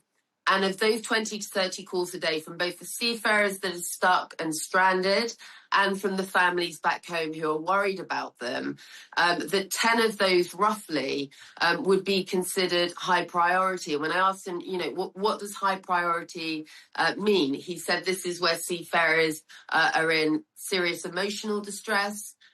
Perhaps there is a suicide risk. The captains flagged their emotional states, you know, really desperate situations that people who are calling in to these hotlines are finding themselves in. It was a very emotional call. This employee of ISWAN has been working for 15 years on these hotlines, and he said it's just so highly unusual, but also the images they're seeing, the conversations with the families and the conversations with the seafarers themselves were really, really emotional. And I asked him at one point, you know, can you tell me a little bit about what the emotional impact of this since the start of the conflict has been like? And he said, his voice sort of cracking almost, for the seafarers and their families, or for us. And I said, yeah, well, for both. And he highlighted the fact that for seafarers, you know, the anxiety, the fear, the concern for their families back home is just so high. They're in the eye of the storm in this situation. The calls from families, obviously incredibly emotionally distressed, sometimes very young seafarers that are caught up in this, families not getting the information that they need. So ISWAN have been directing them to those resources. But speaking personally, he told me, it is really distressing hearing the situation that these people are in, seeing some of the images that they are sending us from the area. So it was just, you know, a very, very emotionally deep, distressing situation for the people, for everyone who's involved in this. But he was really highlighting, I think, the emotional impact. And Catalina, Unheard, the media publication, actually published an unverified but really eloquent first-person account from an anonymous seafarer who said in one point in the article, from his perspective, being stranded and caught up in this blockade of the Strait of Hormuz, that, you know, we're not figures, we're not numbers. People expect us to sort of be at the center of this global commerce, trade and providing oil, but we're humans. We have families who care about us, that we care about. And so just on all sides, from that conversation, from the reporting that we're seeing, from the words of the seafarers themselves, and from the words of the people who are on the other end of the phone sometimes helping these families and seafarers in such emotional distress, this situation, highly unusual, having a huge distressing impact emotionally, mentally, physically on the seafarers that are caught up in this, on their families. And Kathleen, I want to end on one of the main points that actually gave me chills when he said it, is that so many of the families and seafarers that they're speaking to, they are so afraid because there is so much uncertainty about exactly what comes next. They've already been caught up in this and stranded for such a long time already, but the situation does remain very precarious as we're reporting right now, and that is something that both families and seafarers are clearly very, very concerned about. That's right. That's another perspective of this story, right, of this war in Iran, and these seafarers who have been a victim of the war, stranded in this Strait of Hormuz, this tiny strait, for over 60 days now. So let's move to another story now. More than 30 European leaders are arriving in Armenia today for the EPC summit in Yerevan. Canadian Prime Minister Mark Carney has also flown in for the event in a country considered to be one of Russia's closest allies. EU chiefs Ursula von der Leyen and Antonio Costa will attend the first ever bilateral EU-Armenia summit tomorrow. Earlier, French President Emmanuel Macron told journalists why European leaders were there. Take a listen. We Europeans are building our own security solutions. That's what we decided to do in 2022 by creating the European Political Community. That's what we did by building a coalition of the willing to provide security guarantees to Ukraine. That's what we did with the ad hoc operation, the mission to liberate the Strait of Hormuz. So this isn't a reaction to anyone, but Europeans are taking their destiny into their own hands, increasing their defense and security spending and building their own concentrated solutions. Sarah, we'll begin with you. Let's talk through the symbolism of this summit taking place. It's pretty significant, isn't it? Unprecedented, absolutely. Look, you have Armenia that's been a very close ally, both geographically and in terms of concrete contracts between the sides and the relationship for a very long time. But to give viewers some context, that relationship has lessened, is a, I think, suitable way of putting it, over the years. And you have to go back and look at what happened during the last conflict you had over the disputed territory of Nagorno-Karabakh between Armenia and Azerbaijan. Now, in that, and I want to take you back to some comments that the Armenian Prime Minister made back at the time. He had said, so Azeri, I was actually on the ground reporting on that Nagorno-Karabakh conflict. It was a very, very heavy fighting. Azeri troops eventually secured and fully controlled that disputed territory. And as a result, Armenia and Pashinyan came out and said that he didn't feel that Armenia could any longer rely on Russia to ensure its defense needs. He's also gone on to say, in the context of Russia's conflict with Ukraine, we are not Russia's ally in the war against Ukraine. So this is not the language, right, of close allyship. There is clearly a deterioration of the relationship between Yerevan and Moscow. But what is very interesting is that you had a meeting at the 1st of April that took place between the Armenian Prime Minister and Vladimir Putin, President Putin, in Russia. And there were comments reported by TASS, which is the Russian news agency. And President Putin made this comment. He said, currently, as you know, prices of energy resources, gas, say, are somewhat above $600 per 1,000 cubic meters from Europe when they sell to Armenia. Russia, he said, is currently selling gas to Armenia for $177.5 per 1,000 cubic meters. He said the difference is huge. Now, on the surface, it seems like a comment about the energy prices and the relationship between Russia with its provision to Armenia. But look, in the context of this EPC meeting and seeing the likes of the NATO Secretary General on the ground in Armenia with such a close historic Russia ally, this is not going to be viewed by Putin, by the Kremlin, as a diplomatic, harmless meeting. It's the 8th time this meeting has been held, but it's the very first time it's been held in Armenia.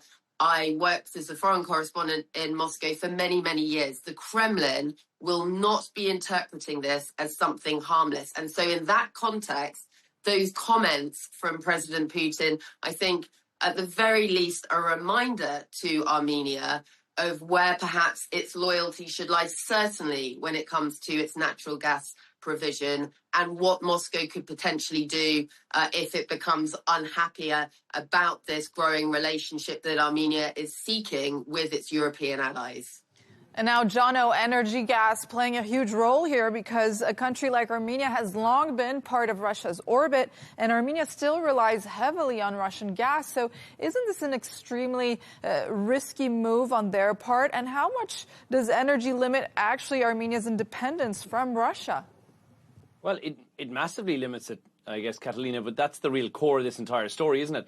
I mean, Armenia might be hosting all these European leaders and saying, yeah, we would like a westward tilt, but the reality is still very, very structurally tied to Moscow, and it's through energy more than anything else. But like Sarah said on those figures, $177 for 1,000 cubic meters of gas, and compare that to Europe paying their $600, that's not a discount. That's dependency right there. So and when you look at energy, you have to say it's not just heating homes. It's more about economic survival. It's about stability politically. It's about leverage that you can use as well. And Russia knows that. Russia knows that it's one of the key tools that they can use to maintain this influence that they've had and that they've maintained across those former Soviet states. So when you see a summit like this in Yerevan, it's symbolically huge, as Sarah rightly pointed out. And it absolutely says, right, we as Armenia are looking to explore an alternative. That's a big deal. But I think there's a hard ceiling, I think, on how far and how fast they're willing to pivot on this as well. Because Europe can offer something that Armenia really wants, and that's that political alignment. They can offer investment as well, to a degree. But unless it can replace that energy security, Armenia can't fully break away. And I think that even when you look at where Europe are right now, and we take a look at the price of a barrel of oil, which just today, again, up at $114 a barrel, I mean, still touching close to that 126 during the peak of the tensions, you have to look and say, well, how much will they rely on it again at that stage for oil and for gas as well? So Moscow's probably, realistically, I don't think Putin is shaking in his boots just yet. It's a soft influence loss more than anything else in the region. And I think as long as it controls that tap on the energy, it still is in power with that gas, it's going to hold the power card more than anything else. So Armenia is going to look to the West politically. That was kind of inevitable. They want to align themselves with more European values. That's something they've wanted to do for quite a long time. Unfortunately for Armenia, it's still plugged into Russia economically. And I think that's going to be a little while before they can break away from that. And like Sarah said, you then have to say, what can Europe offer them? Mm-hmm. Is it that stability? Is it that security assurances that they can give them? And I don't know if Europe are willing to stretch there. So I think right now what we're seeing is more of a show of support in Yerevan at these talks, but I don't know how much further it's going to progress in the short-term future, at least. And, Jono, what does the absence of certain leaders signal? For example, the President Aliyev from Azerbaijan. Could this actually, for example, affect Armenia's relationships with neighbors like Azerbaijan or Turkey? Well, this is a look at the alignment of the other former Soviet countries in the region as well, and where they are putting their cards. And a lot of them will say, although they won't directly align themselves with Russia, you will get the idea that that's where their alignment, that's where their allegiance lies. And what they're doing is just playing their cards close to their chest. And we've heard, like Armenia said, that they're not comrades, so to speak, with Russia when it comes to the war in Ukraine. A lot of countries are they would like to distance themselves away from the troubles that are taking place right now. And the easiest way to do that is to take neither side and to just not attend Yerevan and not to go along to this summit in the first place, because then you don't show your support towards either party and you don't risk annoying Moscow, which is something that I think a lot of the former Soviet countries could really do without right now. They've seen what's happened in the past. They really don't need that energy in their lives. So I think what they're trying to do is make sure that they're not having a seat at the table. Therefore, it can't fall back on them afterwards. And I think you'll have to look and see, because each of those countries individually will make their own decisions based upon their dependence on Russia right now. But they certainly don't want to be seen having dinner, cozying up with Armenia if Armenia is about to rock the boat. I think that's probably why you're seeing some of these leaders abstaining, because absence speaks louder than any words possibly could, but attendance would certainly be the message they don't want to put out there either. That's right, Jono. Thanks to both of you for your thoughts there. We're going to move on to another story now. That is, 3 people are dead and a number of others have been taken ill after a suspected outbreak of hantavirus on board a cruise ship. The MV Hondias had been traveling between Argentina and Cape Verde. The ship docked off the coast of Cape Verde's capital on Sunday as the organizer, operator Oceanwide Expeditions, confirmed it was managing a serious medical situation. Now, Jono, let's start with you. Were warning signs of this virus missed? And how did something like this happen again? Look, I would say it looks like there may have been warning signs, and we're hearing very limited reports right now. Okay. But there would definitely have been some gaps in the containment, because hantavirus is not something that suddenly explodes. It doesn't just break out without a source as well. So it's rodent-borne, this actual disease. And the key is, how did the exposure happen on a controlled environment like a cruise ship? So there's obviously a very complex ecosystem that's at play here. You're on board a ship in the first place, very much like a plane, food storage, waste systems, cargo transfers. And so there's been a lapse somewhere there, you would imagine, in sanitation or in pest control. If it is rodent-borne, you have to wonder, where does it come from? Is it a rat? Is it a mouse? Is it something else? There's a risk that's creeped in here as well. So once one of those are on board, if you early detect, it's absolutely critical for anything that is effectively a stowaway. But then the next part, your next line of defence down, is the symptoms. Something breaks out on board a ship, which we know are notorious. When norovirus breaks out on board a boat, it is notorious. Everyone will get it instantly because everyone's in such close confines. The AC system is shared. And so people will initially have come down with something that's similar to a flu, so fever, fatigue. I guess that is something that definitely in the early stages probably difficult to miss from a point of view from a healthcare perspective, but easy to overlook and say it's just a flu. We're at sea for an extended period of time. This is a very, very long cruise that had just come from South America on the way to Cape Verde. So I think the problem here at sea is isolation. There's no full medical facilities. There's a sick bay of sorts that's there as well. So the escalation likely happened quite quickly from there as well. And then it will affect the lungs. The hantavirus like this it's a bit difficult to try and curtail that. Could the deaths have been prevented? I mean, that is probably what the investigation will be looking at when the timing is right for this, because symptoms need to be reported, isolation measures need to kick in, and this is something that exists, by the way, pre-COVID. This is not something that was just brought on board when COVID happened, but it's been kind of tightened and heightened since then. It does shine a spotlight on cruise health protocols, which, as we said, in COVID, we already saw ships that were stuck at sea for a very, very long period of time. So what we'll see now is quarantine, but in the traditional sense, originally taken from the word quarantine, meaning 40. So likely that ship is there for 40 days. Nobody's getting off that boat in the very, very near future. Everyone that's on board is going to have to be screened. And the disease itself, the hantavirus pulmonary symptom, is originally from some parts of the southwest US. Canada, sometimes they have outbreaks, but South America is where it is a little bit prevalent, Argentina, Chile and Brazil. And there are some limited outbreaks in Europe that don't cause major drama. But they'll have to look and see which specific type, because there is one, an Andes version of this virus, which can be spread from human to human contact. But this doesn't look like that right now. So it is bad luck. But it does raise a question on board about early detection, about hygiene on board, about the response to something like this, and how fast they actually responded when they found out that this was something that was on board. And Sarah, how dangerous is, or rare even, is the hantavirus? Well, Jono, giving, incredible context there to the hantavirus. Look, here in the US, the CDC say that the hantaviruses can cause serious disease after exposure. So you're exposed to the hantavirus, that can then lead to disease, and in particular, a pulmonary version of the disease that is particularly dangerous. So for the US type hantavirus, the reports are that the fatality rate is often at around 40% if it reaches that pulmonary stage. So serious, it's very serious, but it is very rare. And as Jono so clearly put, it's not usually spread from person to person.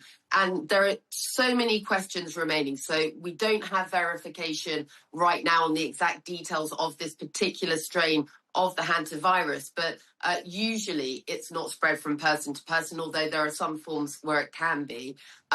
So many questions for investigators to be looking at how this occurred and where responsibility lies here. Indeed, so many questions. Oh, go on, John, of course. No, it just was saying it's concerning that it's breathing in contaminated dust from the infected rodent. So it's like it's urine or it's droppings. So you have to then consider, you're like, how have all these people been exposed at once? Were they all, was it cookware that had potentially this bacteria on board? Was it the AC system, in which case you've got to look and say, was the HVAC doing its job? And what, was the HEPA filters that were on board doing their job? And there's all these questions that are going to have to be asked, but it's going to be a long play out of a story, because for the foreseeable future, you're not going to want to put anyone into that predicament where they're going to get in there and try and figure out what's gone on. So I think the initial thing will be for all those people who are on board right now, of which I don't have the actual figure for how many are on there, but your average cruise ship is over 1,000 passengers, plus your crew as well. You're probably looking at 1,500 to 1,600 people at the very least.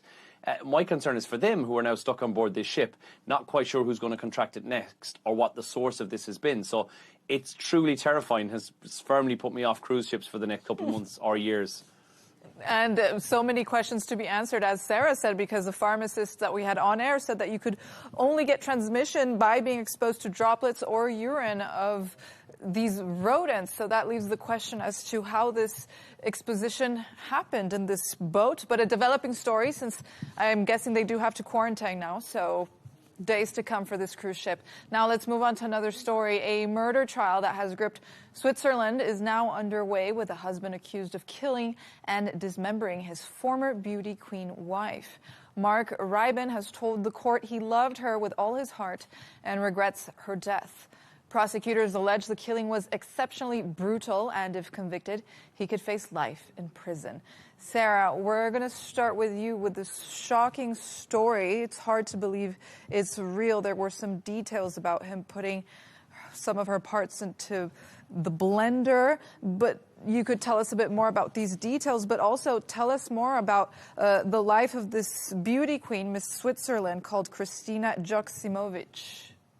Yes, Catalina, thank you for centering Kristina, because, she is at the heart of this. Mm-hmm. Kristina Joksimovic, she was 38 years old when her husband has been accused of killing her. When the details first emerged, you're right, they horrifying details about him removing body parts, putting them in a blender. As you correctly said, he has appeared in court on Monday, and he is accused of killing his wife. But Kristina Joksimovic herself, 38 years old, she's a mum of two. She has two daughters that now don't have their mother. She was a Miss Switzerland finalist, but she was so much more than that. And obviously, as a mum of two, those girls are now going to be growing up without their mother. And I think so often in these cases, what's centered is the gory details and the man accused of the crime, who is her husband. I want to just give viewers an overview of the situation, because, of course, with this particular case with Kristina, her husband is appearing in court right now. So this is an ongoing court case. There's only so much we can report with regards to what he's accused of. He's accused of killing his wife. Some details have emerged. The court will be deciding that and will, of course, be across that story. But I want to talk to you about the impact in a wider sense of domestic and partner violence.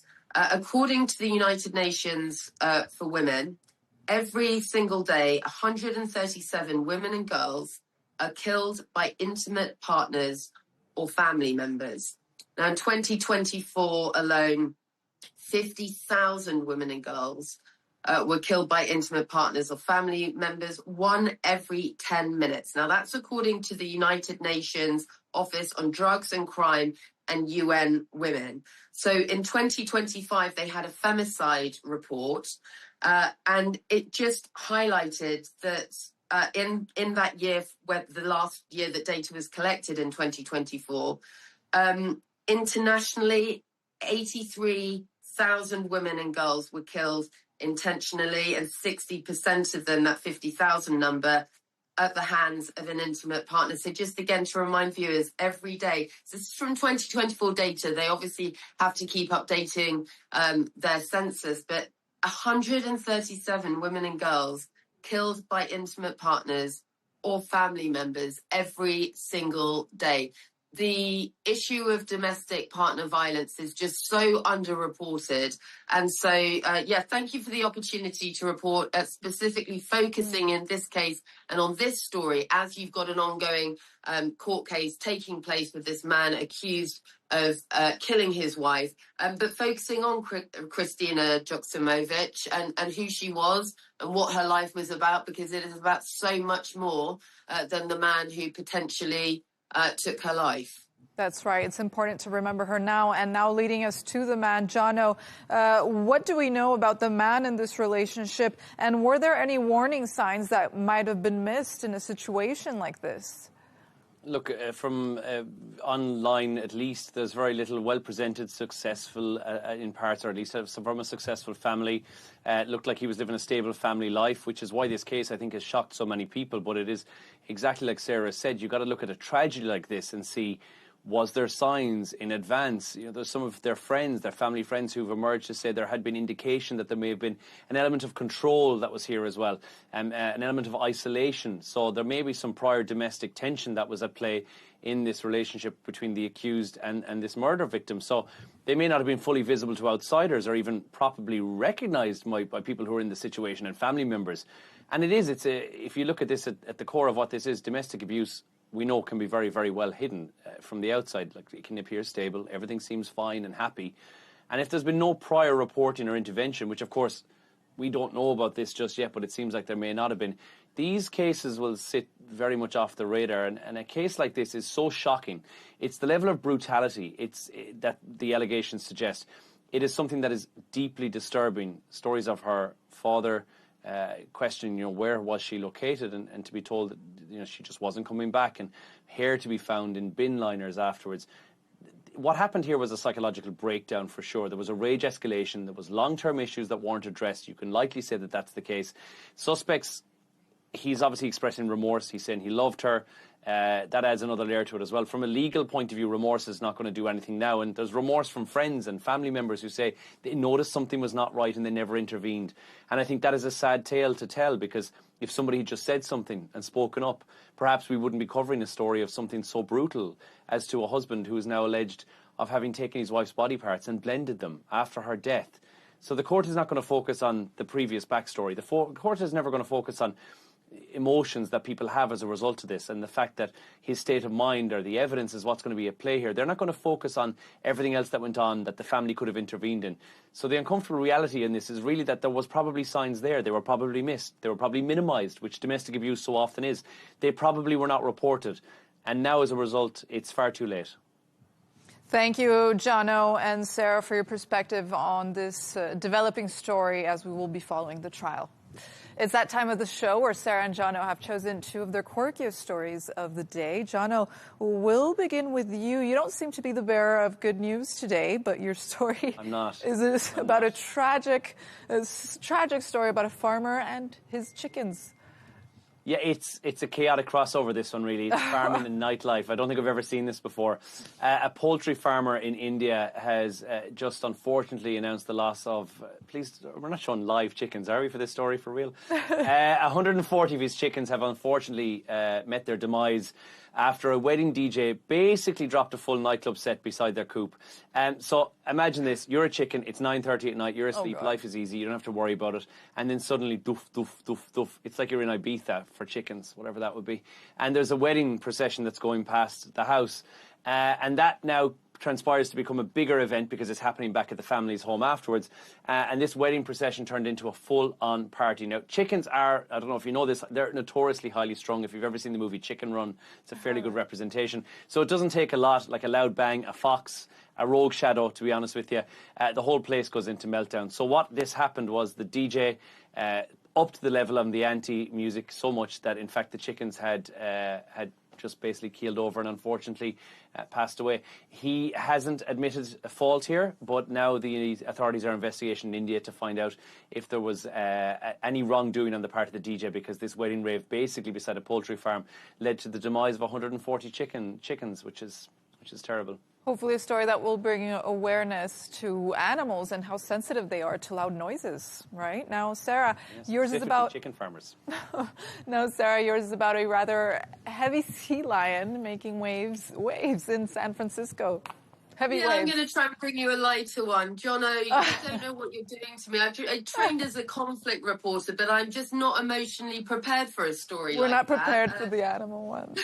Yeah, so this story, though, guys, look, let's end on a happy note. Given everything that's happened, I kind of sometimes feel like one of those 138 chickens just giving up. But look, this sea lion called Chonkers has appeared on a San Francisco bay.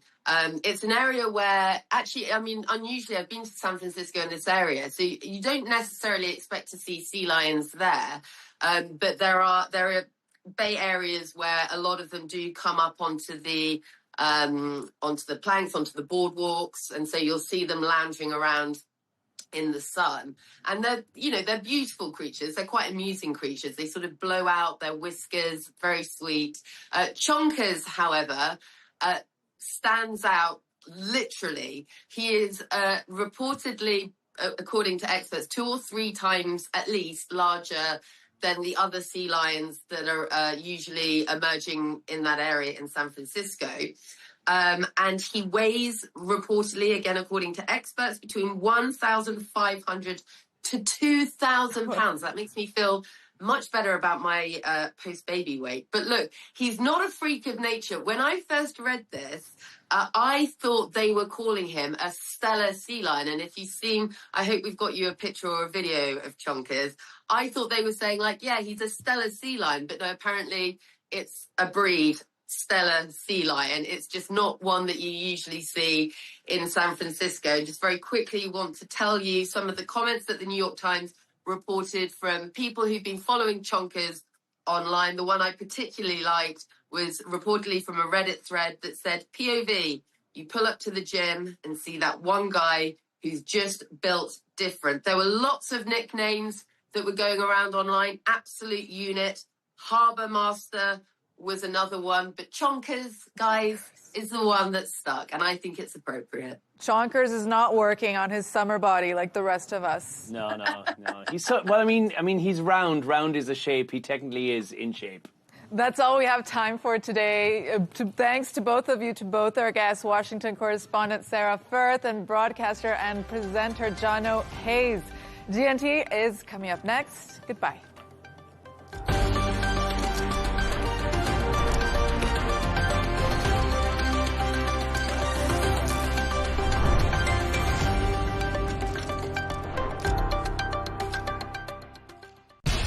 We have to take care of our people, and we're going to take care of our people first. For in-depth analysis and all the latest developments across the globe, make sure you join us every weekday. President Trump is trying to negotiate a ceasefire. With so much happening, so much information, and so much noise, international law will have no part in his administration. It can be hard to keep track. Tariffs will just fuel inflation. We're going to fight these tariffs. But you can count on us to tell you what you need to know. We stand by your side. Join me, Tom Burges Watson, for Global News Today, right here on Al Arabiya News.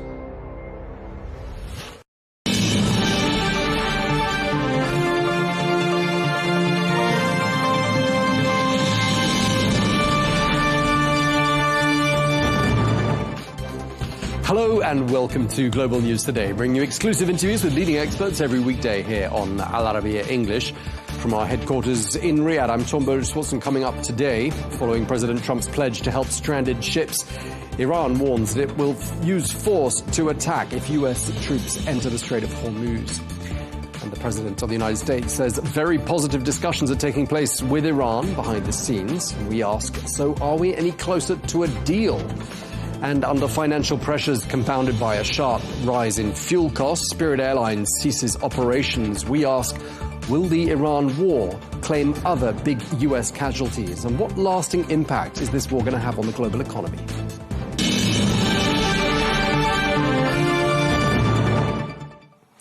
Hello and welcome to the programme. We begin with the latest developments in the Iran war. Well, Tehran says that it has struck a US frigate in the Strait of Hormuz with 2 missiles. This, they said, after it ignored warnings from the Iranian Navy to halt. But the US military is denying this. Instead, the US military command has clarified that no US Navy ships were hit and that American forces are still enforcing a naval blockade on Iranian ports.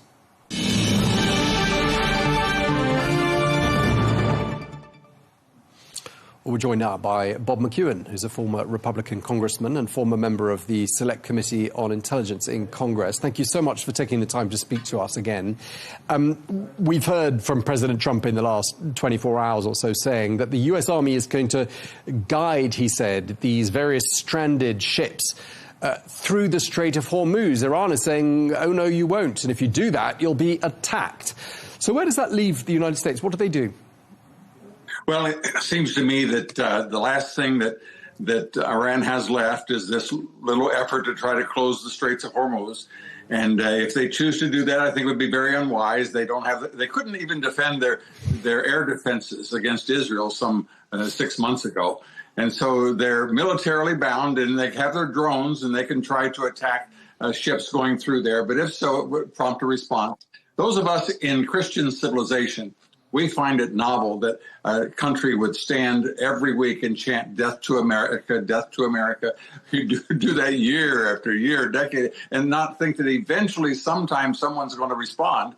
And finally, they got to the place where they threatened us, and the United States has responded as little as it can and try to get the point across. As you know, they're now reaching the point to where they're going to have to shut down their oil wells, or they're reaching a crisis at this point. America is holding its hands away, just letting them deal with it.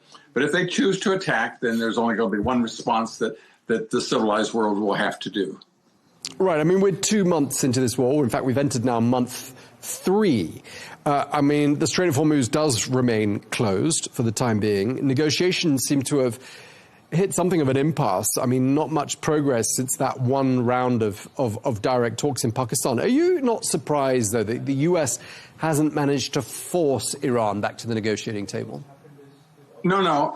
These are radicals. So these are people who don't care about, if it were a normal nation, like a European nation, that when their people were suffering and things. But these are people who will literally beat a woman to death because some hair shows through her hijab. So we're dealing with people that the conditions which they have to suffer, that the regime doesn't really care about that. So all they care about is one thing, and that's survival. And of course, the destruction of their enemies, which now includes most of the Gulf states. So no, we're not dealing with normal folks. And so what we're trying to do, and of course, the essential part of that is now, remember that the people in Iran have no guns. And if they had a way to defend themselves, this would be a whole different prospect.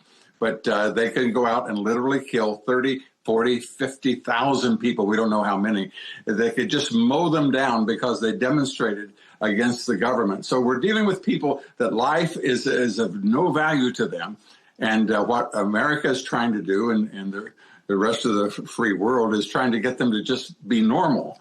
And if they don't choose to do that, if they choose to react, then it will have to go to another level. But right now, the Strait of Hormuz is open to people who are not dealing with Iran. It's closed to the Iranian ships and ports, but the rest of the folks are able to function.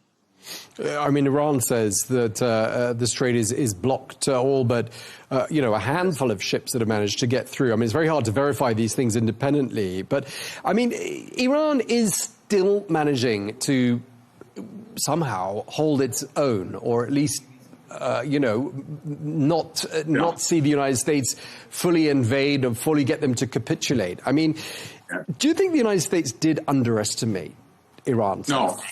No, they understood. The only thing was the hope as to the degree to which the people the Iranian people are able to bring pressure. And it's and I think you're going to see strains between the army, which is a more legitimate organization, and the Republican Guard, who just cares about nothing except creating chaos in the world and blowing up the world, and then the 12th Imam will come out of a well or something. That's their concern. They don't. And so in the competition between the two, we're hopeful that more normal heads will survive, but there's been nothing in the last 47 years to give us an inclination that would be the case. We knew exactly what we were getting into, but it was no longer an option. As the people in Europe seem to not address, they now have the missiles in which they can attack. And when they had a sufficient number of missiles that they could threaten all of their neighbors, that now that we are getting a nuclear weapon, if you come at us, we will destroy London, Paris, Rome, et cetera, et cetera. That's where the threshold where they were. And those that said it wasn't true, they showed off that they do have missiles that reach that far. So they wanted conventional weapons that would protect them from the final step of going to a nuclear bomb. And never in history has a nation refined uranium to a 30% level and not created a bomb. No nation has ever done it. Iran is now at a 60% level. They could finish up to a nuclear bomb. They have the missiles in which they could defend. And so what's happened in the last 3 months is that the missile conventional protection has been removed. That's a wonderful thing. And now we recognize that they no longer have the capacity to, or the goal is to make sure that they do not have the capacity to have a nuclear weapon. Once they do, then Saudi Arabia, UAE, Oman, every one of those countries are just going to have to, it will totally rearrange the world. Let me just put it another way. What is happening is a really wonderful thing. We're seeing the Gulf states working cooperatively with Israel for the first time in 78 years. We're seeing peace and prosperity break out. The capacity to produce energy again, coming once again now from Venezuela and elsewhere. Is that we're handling this cancer, which was long overdue. And as we get through this next few days, next couple of weeks, it's going to be much, much better for all of humanity. But given, as you said at the beginning, that we're dealing here with radicals and people that aren't necessarily able to be reasoned with, I mean, is there any point in pursuing diplomacy? Is there any point in continuing with negotiations? No. So you would say that diplomacy and negotiations are a waste of time?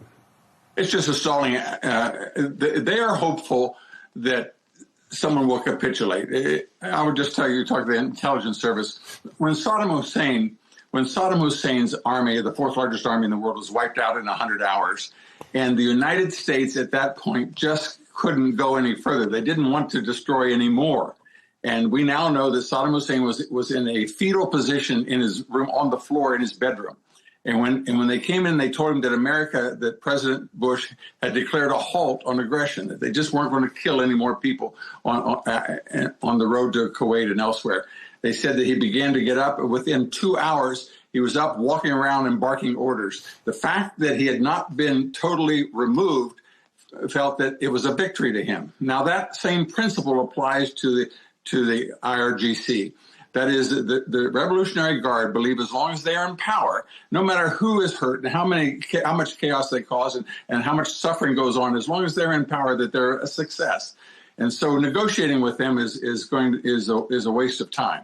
So what we're trying to do is to hope that the Europeans would be helpful and encouraging rather than just sit on the sidelines and kibitz. But what is happening is the leadership of the Gulf states are strongly united in making sure that this is brought to a halt.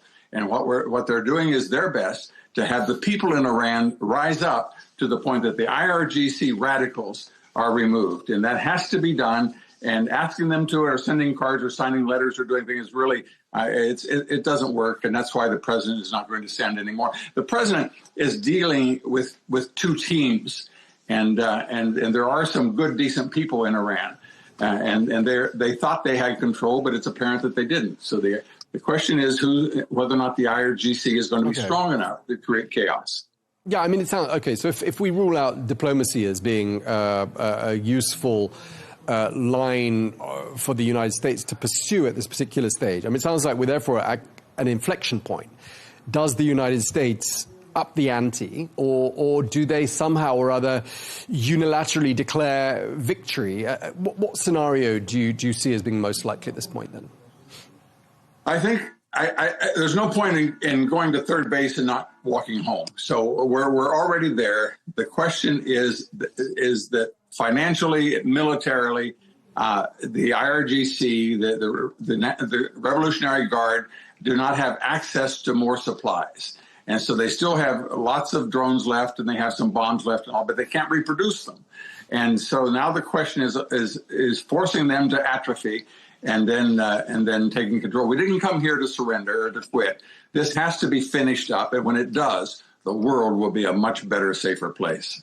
So do you think more U.S. resources, militarily speaking, will need to be deployed? Do you think boots will have to be put on the ground? What do you think? What needs to be done then? No, they have to shut in their wells. They haven't been able to sell it anyway, and so they can't transport it. They don't have money coming in. The Russians and the Chinese were trying to support them, and Trump has been very forceful about that. So they no longer have support. They never had even rhetorical support from those two. So Iran is now completely isolated. Now as it's financially frozen, they'll have to use up the resources that they have left in their last little dead-ender fights. But I don't think it's going to. It doesn't. Troops on boots on the ground are the last thing that's going to solve this problem, in my mind. So it sounds as though you don't see any end in sight, at least not in the immediate few weeks and months. I do. No, I don't think it's going to last more than a few more weeks. They've reached the capacity of storage of their oil this week, and they're going to have to start shutting in their wells. And when they do, that does a severe damage, which to a normal, and this is what Trump tried to negotiate before we came to this, because it does permanent harm to the wells. And if you care about Iran and the people, then you don't want that to happen. And the army doesn't want that to happen, and the people don't want it to happen. IRGC doesn't give a hang, and so they're not going to cooperate. It would have been greater. It would have been better if there would have been a force to overthrow them, but they're still hanging on. But they can't hang on for much longer. This is the first week they haven't been able to pay their troops, so we'll see what happens. I mean, there is this argument, and it sounds like you subscribe to it, that not finishing the job, so to speak, would mean that a better prepared, more vengeful, more aggressive Iran would emerge from this chapter. Is that what you think? Well, the idea of the nuclear weapon, we felt under Obama that it would take them about 10 years to get to that state. And so that's why the agreement that he signed, they promised not to produce a weapon for 10 years, and then they'd be free after that. Well, they couldn't anyway. So that when Trump came in, Trump said, forget that. You're not going to experiment and develop your enrichment facilities and all those sort of things. We're not going to allow that at all. And so that's why he threw away the agreement. As you recall, lots of unwise things on our part. As you remember, Barack Obama gave billions of cash to the Iranian government. Now, why do you need cash? No country needs cash unless you pay terrorists in cash. You can't send a check to someone to go cash it at the Bank of Scotland, because the banking services, as well as facial recognition, would capture the terrorist. And so he had allies in America that allowed him to get, the Iranian IRGC had allies that allowed them to get to this point. They think that Donald Trump is just another one of those, that they can push him and eventually he'll collapse. That's a big mistake on their part. And I think that we're finishing it up here. It doesn't require any more physical aggression from us much, unless they shoot. If they shoot, wherever the source it comes from, I think America is going to respond. But all of the forces of aggression are on the side against Iran. Everything is closing in on them. And over these next few weeks, I think that they'll have to capitulate.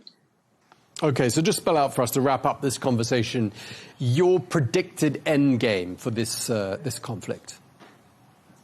Well, possibly the United States would have to possibly occupy Karg Island or one of the islands if they use that as a launching pad to harass the people, the transportation in the Straits of Hormuz.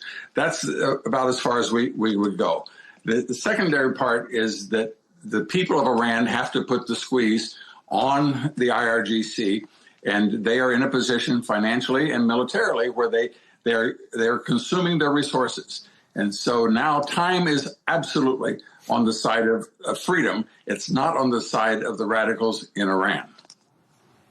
Okay, well, we're going to have to leave it there. We really appreciate you taking the time to speak to us. Bob McEwen, thank you very much indeed for your time, sir. My honor. Thank you.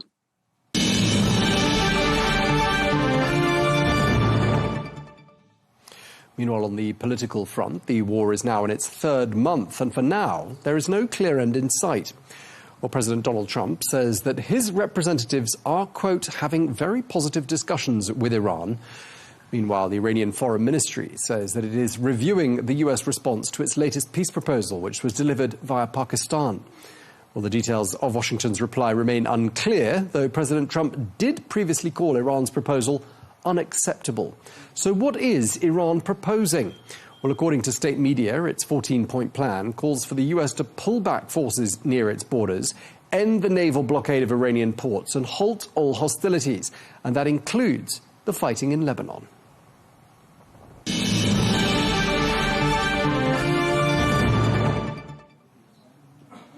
Well, we're joined now by Michael Dubke, who's the former White House communications director who served under President Trump during his first time. Mike, great to have you back with us on the program, because my records show we last spoke a month ago, and here we are. The war hasn't ended. It was a war that wasn't supposed to last more than 6 weeks. It's now entered its third month. And I'd like to ask you, first of all, how this is all playing out in the court of U.S. public opinion. Has anything changed since we spoke at the start of April?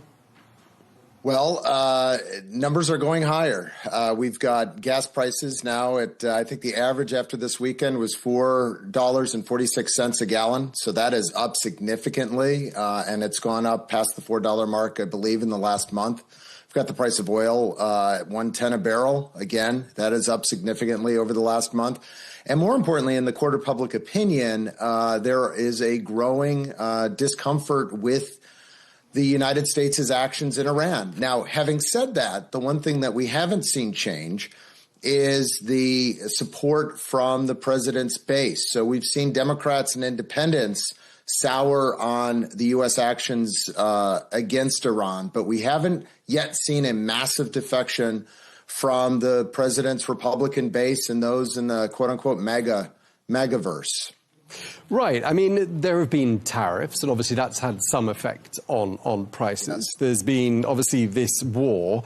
The latest number I had was that the average price per gallon of fuel is now at about $4.45, so up 50% or so since the war started. I mean, don't President Trump supporters feel somewhat let down by this very factor?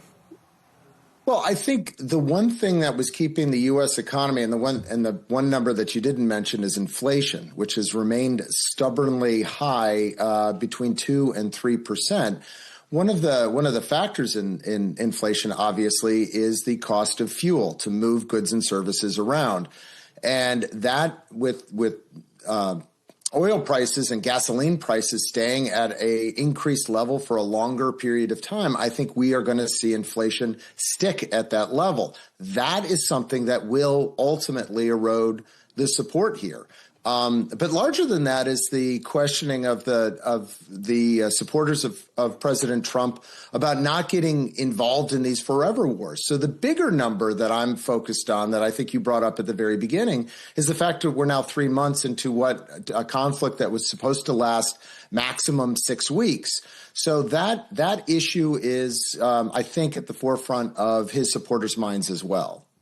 Yeah, and one of the other questions people will be asking there, and I'm wondering to what extent this question is being asked, is about the legality of this war, because there is, of course, the 1973 War Powers Resolution, and that states that a US president can wage military action for 60 days. And we're talking here about a war that started on the 28th of February. So obviously that 60-day rule has expired. How's the president getting around that?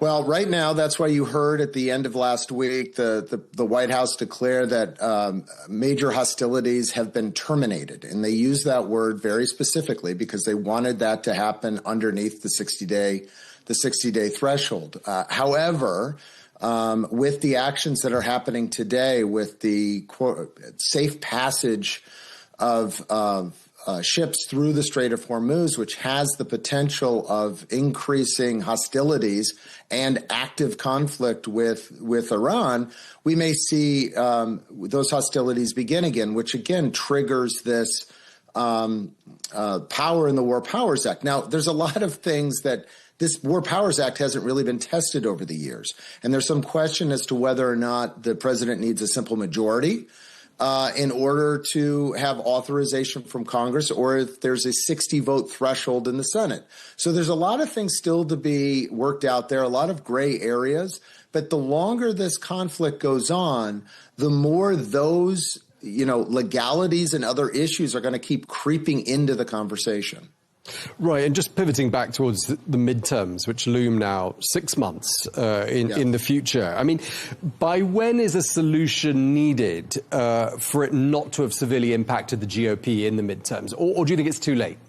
I don't think it's too late, but we're getting fairly close to it. My guess is you've probably had a half dozen, if not a dozen, people come on your program and talk about how oil prices go up like a rocket and come down like a feather. If that is true, and history says that it is, we need that feather to start falling soon because that 6-month window is closing. And I think what's going to affect the United States electorate more than anything else is the high cost of goods and services, the fact that it's costing almost double to put, to fill up your tank, and all of that, rather than this ongoing conflict. The American people are going to look at their kitchen table, they're going to look at their bills, their energy costs, and they're going to make decisions on that. And we need to get those prices down sooner rather than later.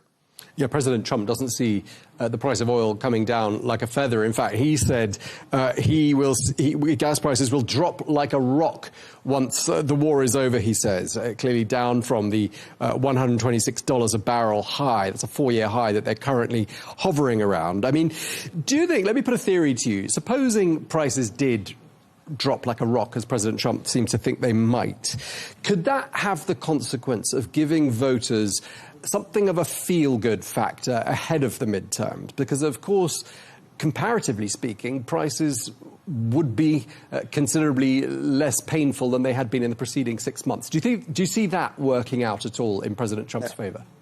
Well, I will say this. The White House certainly hopes so. And I think when we've seen this in the past, at the end of the 2024 election, Democrats and the Biden administration would have argued that prices are down. We don't understand why the American people aren't feeling it in their home.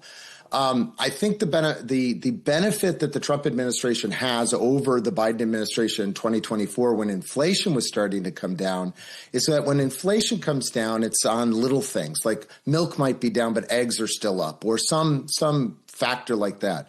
Where the president's going to benefit is when oil prices come down. That is such a major factor for most people's pocketbook that I think you will see a little bit of that momentum. And elections are almost always about momentum at the end of the day. So again, the runway's fine right now with 6 months left to go with the midterms, but that runway keeps getting shorter. I think the president will benefit slightly.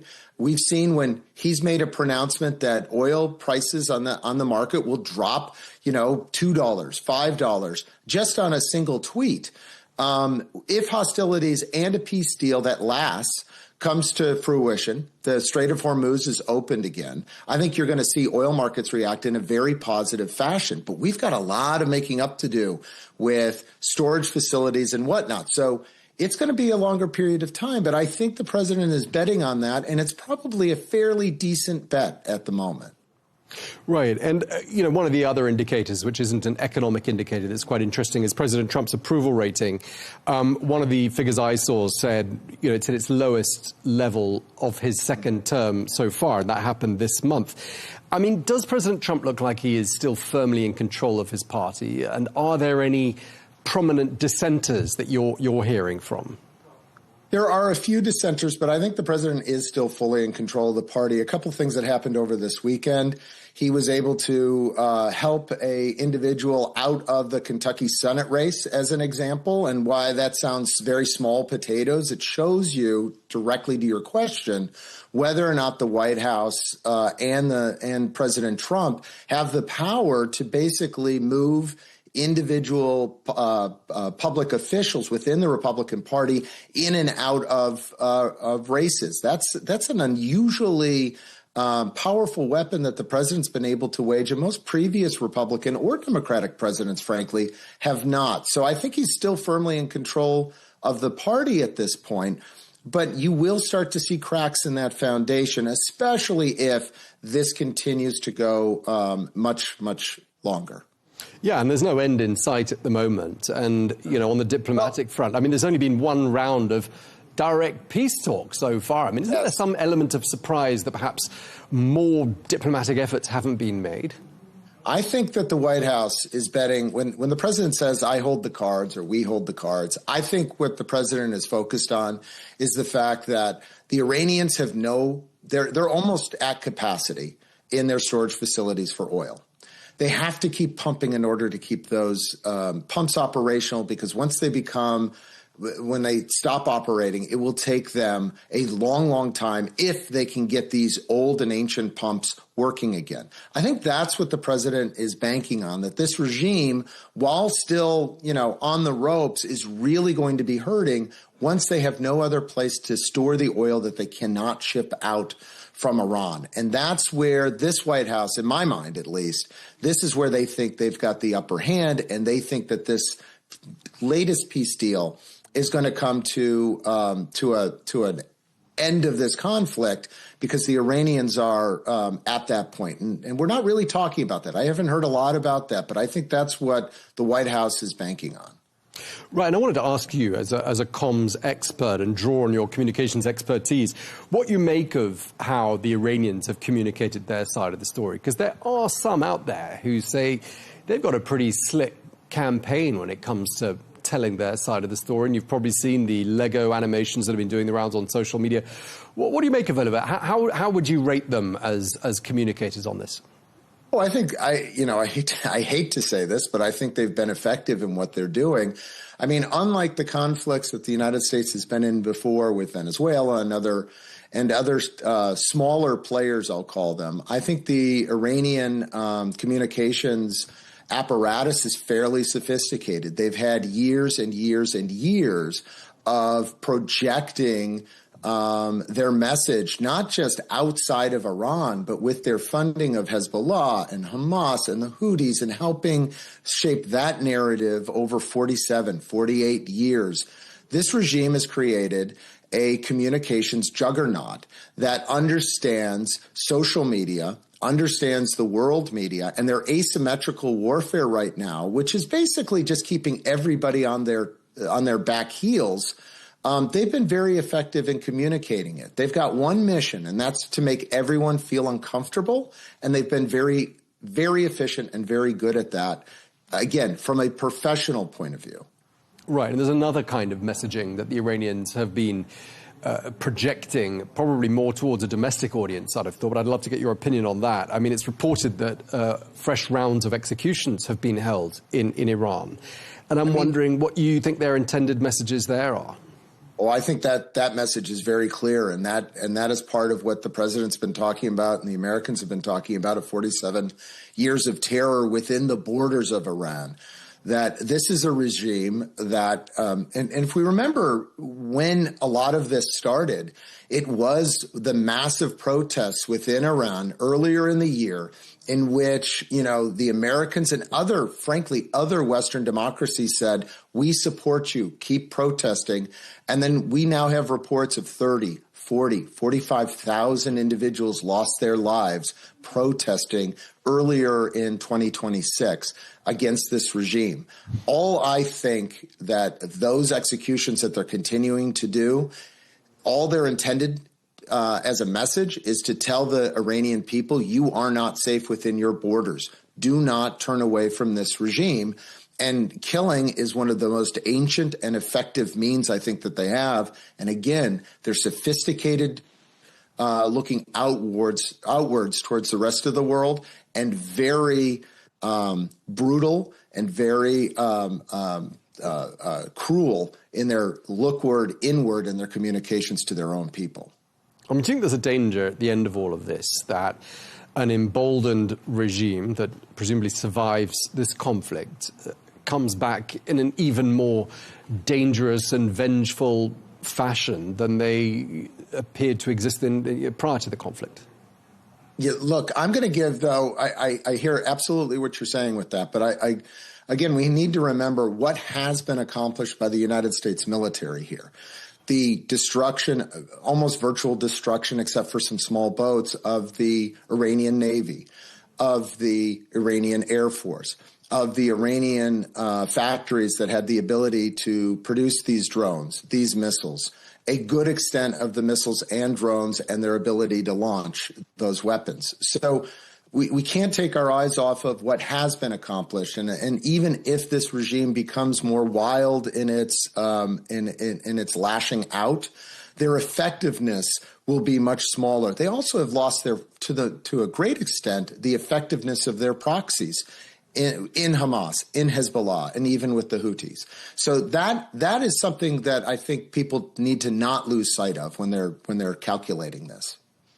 Just one other thing I wanted to run by you, Mike, if you don't mind. President Trump is heading to Beijing in about 10 days from now, and that's a highly anticipated, if slightly delayed, visit on his part. And some analysts seem to be saying that the war in Iran will have strengthened China's negotiating position heading into those talks on the 14th, 15th of May. Do you agree with that? And what do you think the argument is? Well, as I understand it, the Chinese have been very effective in stockpiling oil so that they're hit from the turning off of Iranian oil, which 90% of some very large number went to China prior to this conflict. They've been able to mitigate that issue. But when the president goes there, there's going to be a number of other issues that we're not talking about that are beyond Iran. They go to rare earth metals, in which the United States has been very effective in signing trade deals with a number of nations around the world to lower dependency on those materials coming out from China.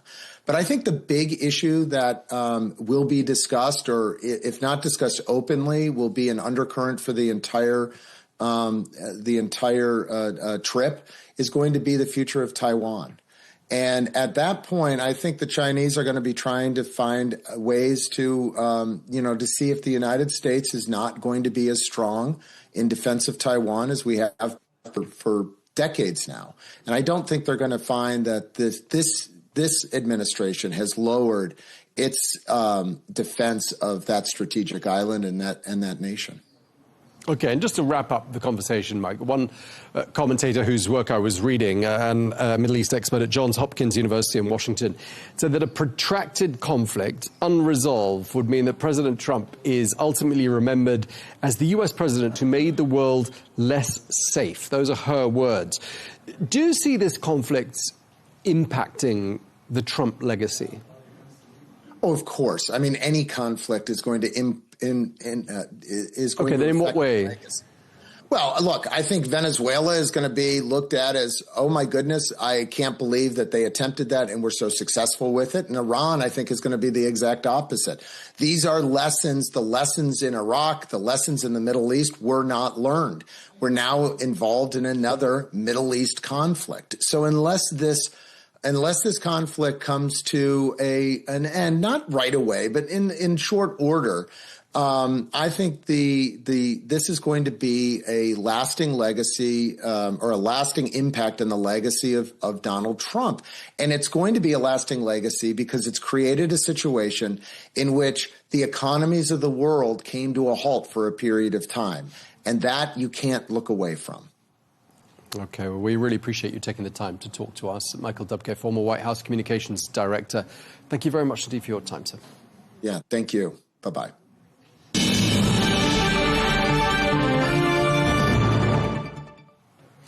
Now let's take a look at the economic fallout from this conflict. And with the US launching Project Freedom to escort stranded vessels through the Strait of Hormuz, tensions with Iran have continued to rise, with Tehran warning of retaliation. Well, that instability in the Strait of Hormuz is feeding directly into global markets, which remain volatile. Well, oil prices have swung higher after earlier declines. That was on hopes of a de-escalation.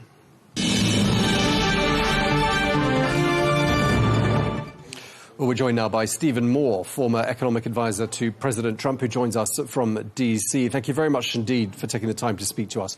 I'd like to start by asking you how much this war and its associated inflationary impact are shaping voter sentiment as we head towards the midterms.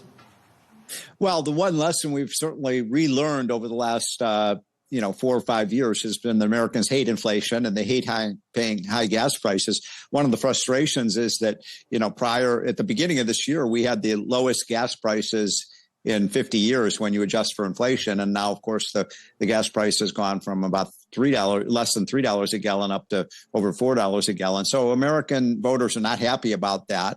The economy otherwise looks really good. We got some really good news late last week with the NASDAQ and the S&P 500 in the stock market, all-time highs. We got a good report in terms of the amount of money that American businesses, especially the technology industry, is investing.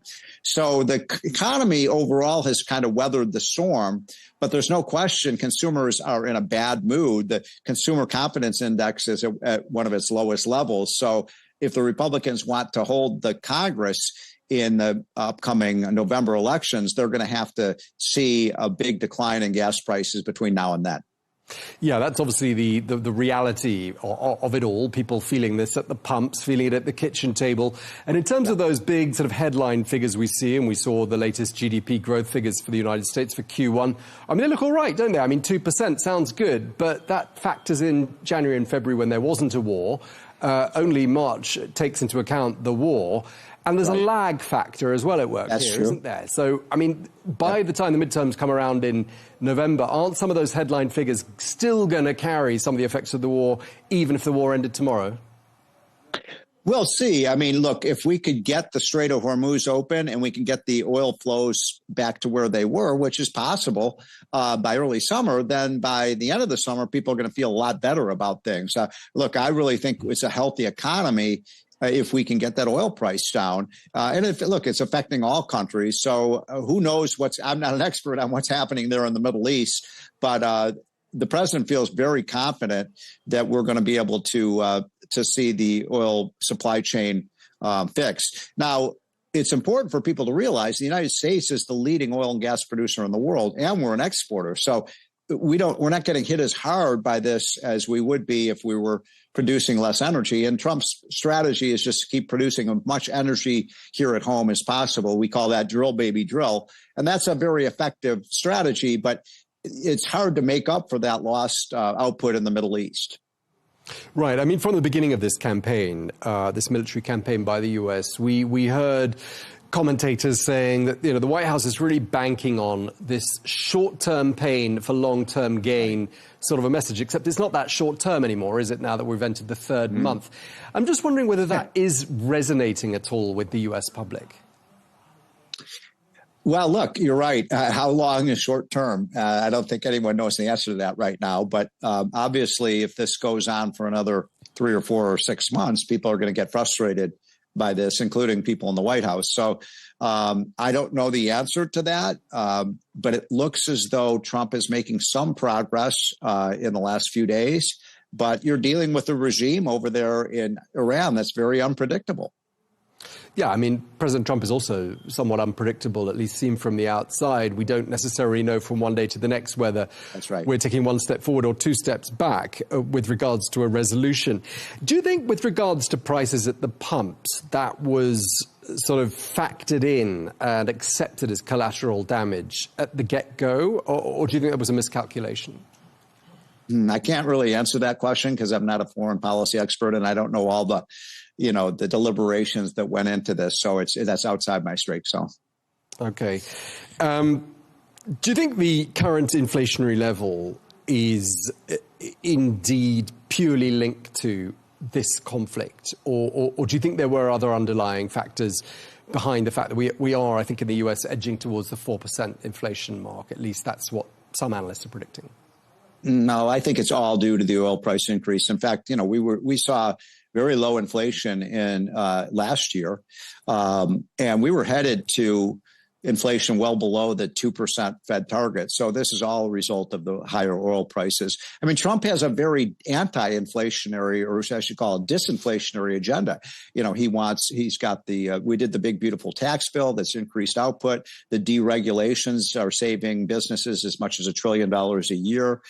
We have other policies that have been really positive for the economy that have really offset for example, the tariffs, which have raised prices, but all the other policies have reduced them. Do you think we're still in the early stages of economic fallout from this conflict, or would your hunch be that perhaps we've already hit the peak? Again, it depends on how quickly the oil starts flowing out of the Middle East. So it's very difficult to predict at this time.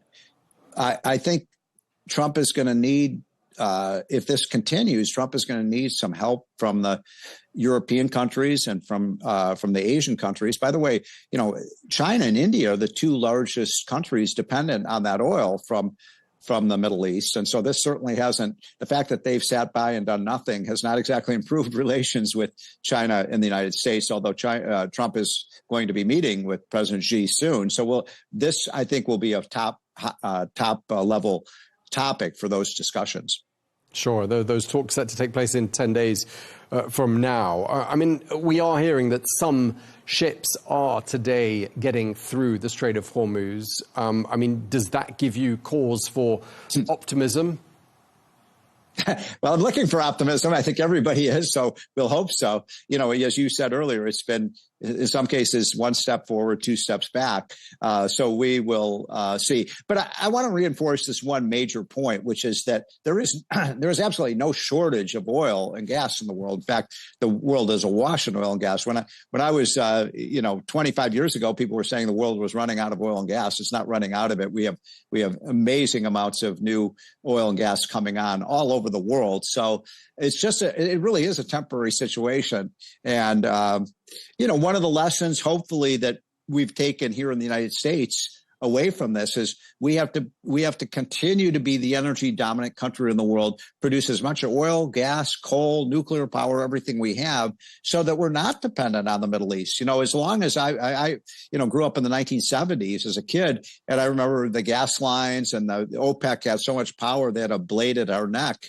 One of the lessons here is we need to make sure that we're no longer dependent on the Middle East for energy because they are not a reliable source. One of the headlines of the weekend, one of the economic headlines in the United States, and you'll be well aware of this one, Spirit Airlines ceased operations, clearly affected by surging jet fuel costs. I mean, do you think we're going to see more airlines perhaps joining the list of airlines that simply cannot continue to operate? Well, the real story behind the Spirit bankruptcy is that the Biden administration made a catastrophic decision in not allowing an ailing airline to merge with JetBlue. That would have created a fifth major airline. Shame, shame, shame on the Biden people. For 17,000 workers have been laid off, and that was completely avoidable if they had simply allowed JetBlue to merge with Spirit. So that's the real story behind it. Now, of course, the higher gas prices and energy prices certainly accelerated the demise of Spirit. But it's a sad situation, and this was politics, not economics. Right. I mean, there are other sectors as well that are clearly feeling the pain. Yeah, that's true. And let me just say this: that anytime you see a rise in the price of oil or energy in general, that affects every industry, manufacturing, technology, transportation, airlines. And the reason is that energy is the master input of everything that we produce. So your point is correct. You know, when oil prices rise, that's a tax on the global economy. When oil prices fall, it's a windfall. Right, and it's not just energy, it's also fertilizer, which is another byproduct of that industry. I mean, how vulnerable is the global food supply looking, do you think? Well, you know, it is vulnerable. It's a great point. And it's not so much because of higher energy prices, although that, does contribute to the price of food, but also because so much of the as you know, so much of the fertilizer in the world flows through the Strait of Hormuz. I was looking at the statistics. About a third of all the fertilizer goes through there. There's a fertilizer shortage right now. This is planting season in the United States in the springtime. So we could see food prices really affected in the months to come. Right. So you're saying that basically we may feel some of the worst pain, at least as far as the agri-business is concerned, much later on down the line, possibly even long after the war is finished. Oh, absolutely. When it comes to food, right, and groceries, because, you know, if they can't plant as much food now, that means the harvest isn't as big in the summer months. Right. I mean, which are the other sectors? We talked about airlines. We've talked about agriculture. I mean, which other sectors stand out to you as looking particularly fragile in this context? Well, other transportation industries would be affected. Our manufacturers, you know, they use a lot of energy. And then, you know, a big issue we have here in the United States is the fact that as we move towards more AI generation and more robotics, they use enormous amounts of energy, especially electric power. And there's a big question here of how are we going to supply enough energy? Now, you know, we've got natural gas and nuclear power, but that this is happening at a time when, by some estimates, over the next 10 years, we will double our energy needs. Right. And just revisiting aviation for a moment, because we've been seeing this headline figure for actually a couple of weeks. It's not a new headline, but we keep seeing this number, 6 weeks of supplies of jet fuel. That's all the Europeans have left. I mean, if we get to the point that Europe has no more jet fuel, I mean, that's not going to just have consequences for Europe. It's going to have consequences, isn't it, for the US and indeed the rest of the world? Well, that raises the question of why Europe has not raised a finger to try to help get the Strait of Hormuz open. I mean, it certainly hurt the relationship between the United States and the NATO countries. But you're right. Look, jet fuel. If the jet fuel continues to rise in price, then people are going to pay. You know, I have to take an airline flight later to New York. That means those airline tickets are going to go up in price. No question about it. Yeah, I mean, just sort of bringing this conversation to a close. I mean, if the war ended tomorrow, I mean, how quickly would it take for energy and commodity markets to stabilize, do you think? By the way, that's exactly. I mean, look, you were asking me when is the oil price going to fall? I mean, the best predictor of that is the futures market. That's, you know, the best market prediction of what's going to happen. And the prediction markets do have the oil price migrating back down, you know, by the fall to where it was before this all happened. So that's the best answer I can give you is look at the futures markets every day. I do. They think that this is a short-term disruption, a bump in the road. But boy, it's been a bigger bump than any of us thought. Okay. Any argument that perhaps this war leaves the U.S. economy perhaps more resilient for the longer term? I think you just used the right word, resiliency. And that's exactly the word I've used, because this has been a punch in the nose to the U.S. economy when you have these higher oil prices. But so far, at least, despite the fact that inflation has ticked up, the economy seems to be weathering this storm. But the question is, how long will it last? And how long can these industries continue to keep their prices low at a time when they're facing higher and higher energy prices? OK, we're going to leave it there. We really appreciate you taking the time to speak to us. Stephen Moore, former economic advisor to President Trump. Thank you for your time, sir. Anytime.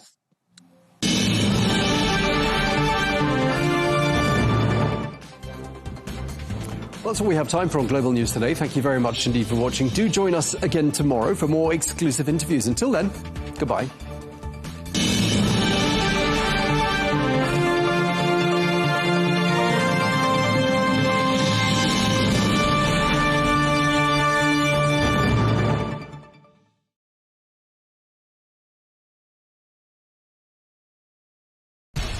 We have to take care of our people, and we're going to take care of our people first.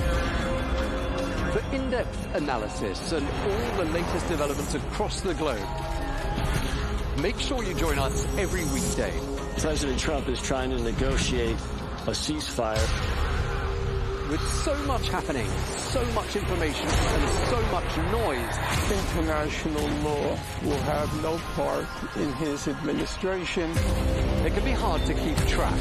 Tariffs will just fuel inflation. We're going to fight these tariffs. But you can count on us to tell you what you need to know. We stand by your side.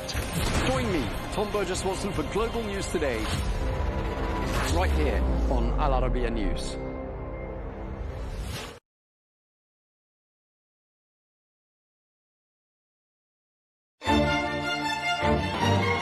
Do we celebrate too much? Does it help generations understand history? Does it bring society together? And the idea of turning the first day of summer into a music festival was a brilliant idea because it's a day of joy. We must celebrate summer.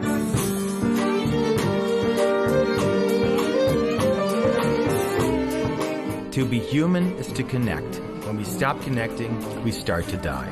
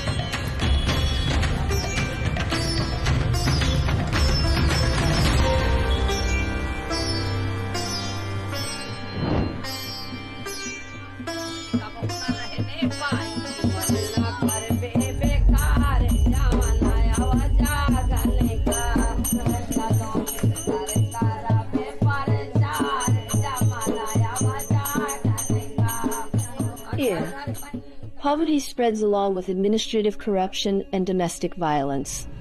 Our team arrived in the state of Uttar Pradesh in northern India, home to around 250 million people. Society in this large Asian country is divided into 4 main classes. But today our journey is to learn about a group that lies outside this social structure.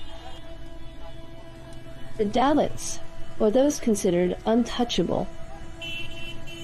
A Hindu group considered to be at the very bottom of society by Indian standards.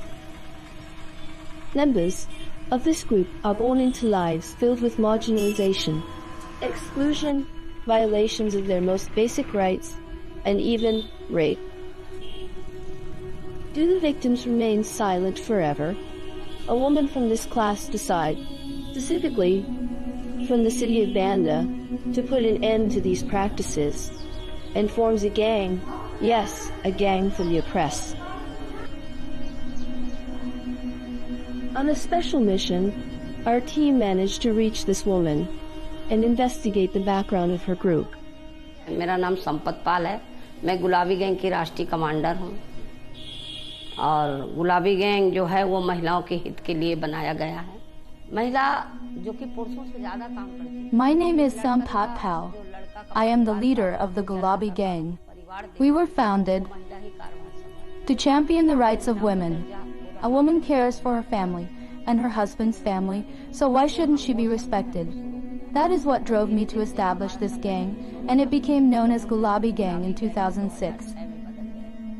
One day, Sampat Pal saw a man mercilessly abusing his wife and witnessed it. She asked him to stop, but he assaulted her as well, so she returned the next day, accompanied by 5 other women carrying bamboo sticks, and punished the perpetrator. Harshly, the news spread like wildfire, and soon women began approaching Sampat Pal in large numbers, requesting similar interventions. Many women stepped forward to join her group, so she decided that this newly formed association needed a uniform and a name.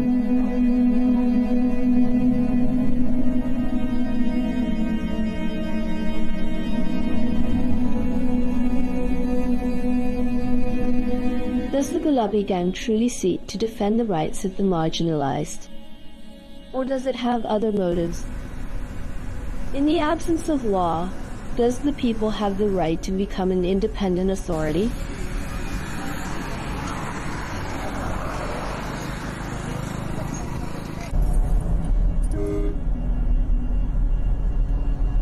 Sampat Pal regularly meets with members of her gang, all of them women, to discuss the city's conditions and inform her about those in need of help.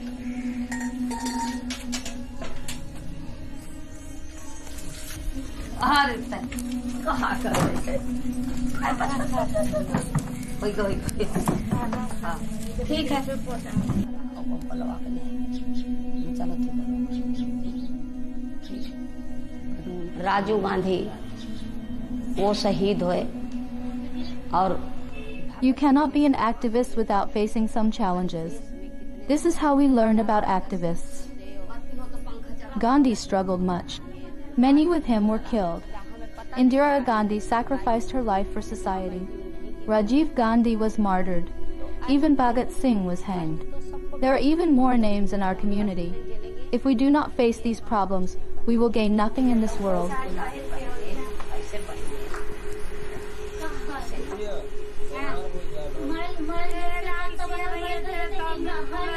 Everyone here knows this gang, from their organized military-style marches to their distinctive matching pink outfits.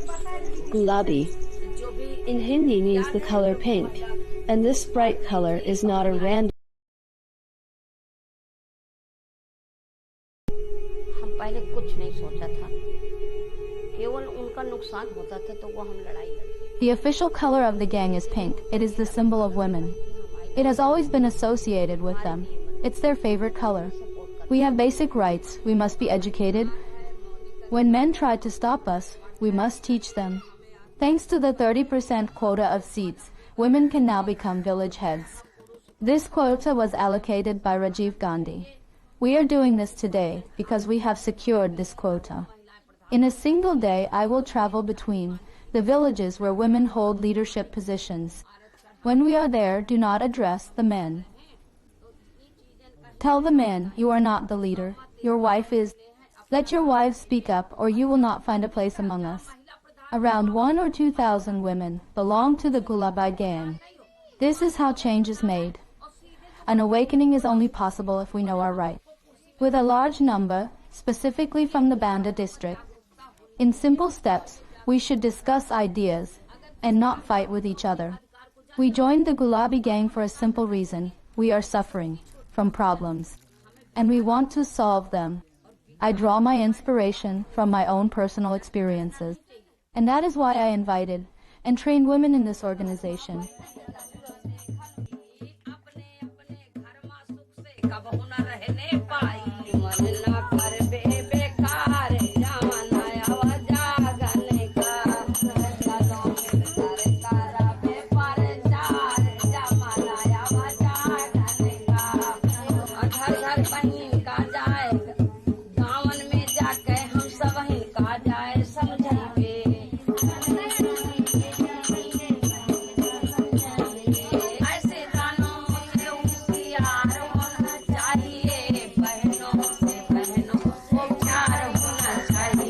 They sing motivational songs together before preparing to head into the streets, with everyone participating, even children, as Sampat Pal represents a role model for them.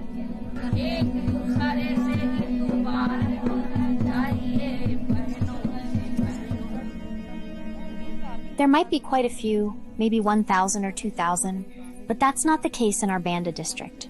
There are many people who should join the Gulabi Gang. The reason is that when someone shares their troubles, we need to help resolve their issues.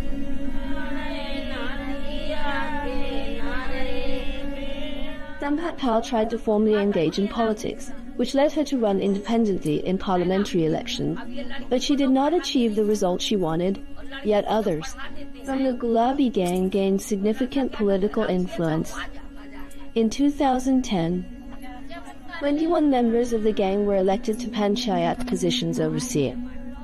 Local issues such as road construction, water sanitation, and agricultural development plans. We started the Gulabi Gang to uplift women and confront the system. Be happy whether it's a girl or a boy. Educate the girl, educate the boy, give them equal education. Only then will our society progress.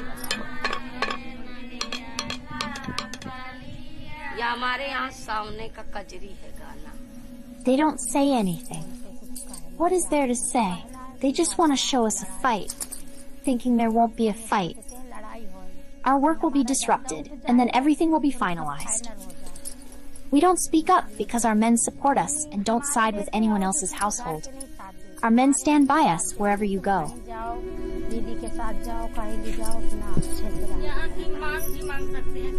This movement began with only dozens of women, but today the number of members of the Gulabi movement is estimated in the thousands across different Indian states. However, the number of active members can change. It is difficult to give an exact figure, as it operates as a decentralized movement without formal membership requirements.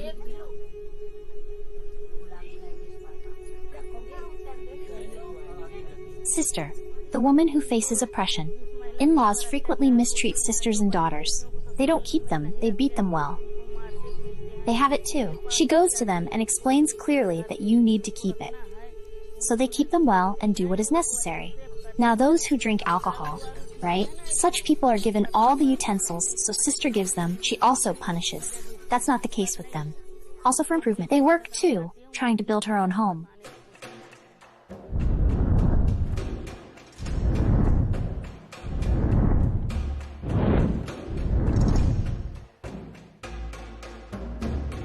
She and her group of women wear pink saris and carry sticks.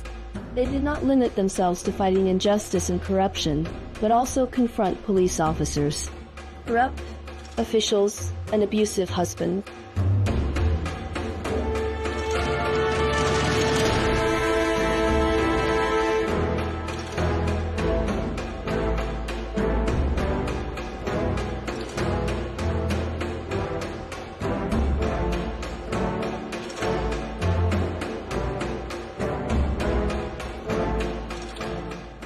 The Gulabi Gang also organized protests to improve roads and provide clean water tanks, as well as protesting violence directed at Dalit women. Look, whether it's a politician, an official, or a village thug, I am always ready to stand against them, whether they are politicians, thugs, or officials. We are always ready with our sticks. And I believe that if an official behaves like a thug, we have our sticks to deal with them. But if an official stands for justice, they are like a brother to us. This is our stance. The Gulabi Gang asserts that it stands firmly against social injustice and works toward justice and economic empowerment for women, providing shelter for widows, pressuring authorities to fulfill their duties and expand food distribution in deprived areas, and teaching women self-defense skills. It also helps rape victims report cases and obtain justice.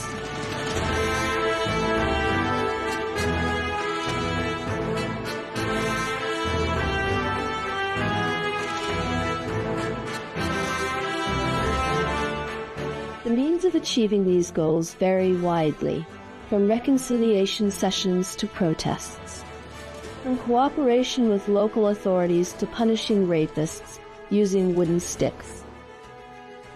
They handle buildings like their dough, then head home. If they persecute them, we will take them away. Let's go with us. Let's kill you with us. They take them out when they come home. So we will fight. No one will hit or abuse you. We will live well while carrying the pink stick.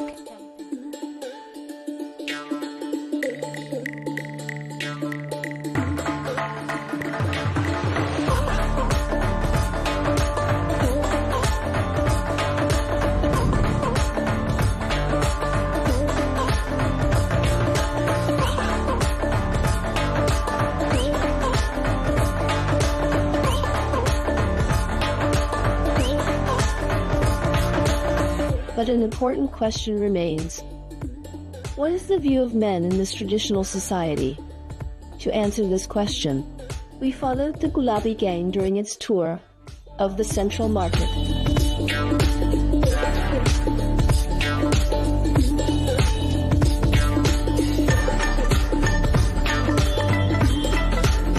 Gulabi Gang is led by Sampat Pal, who has been involved for 20 years. Living in the same village means we always meet. They confront the weak in an unconventional way and put on an engaging display as if they were part of a famous rock band with all eyes on them. Are these looks of admiration, or is there something else?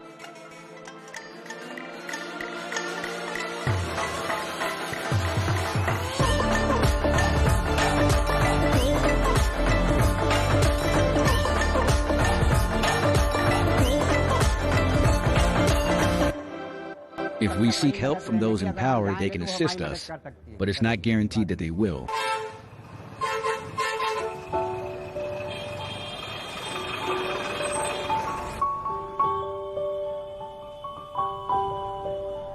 The suffering of women in this society is not foreign to Sampat Pal, as she was married at the age of 12 and took up the stick at 16. Initially, I wasn't aware, and I hadn't formed the Gulabi Gang. The Gulabi Gang didn't exist back then. If I had known about it earlier, perhaps I would have acted similarly. I would have sent them to jail myself. Now, I often think about how our daughter is studying. We educated our son, educated our daughter, brought a daughter-in-law. Everything is going well. Our family is also thriving. So I have 4 daughters and 1 son. This is my son, Kamta Prasad. He's also married now.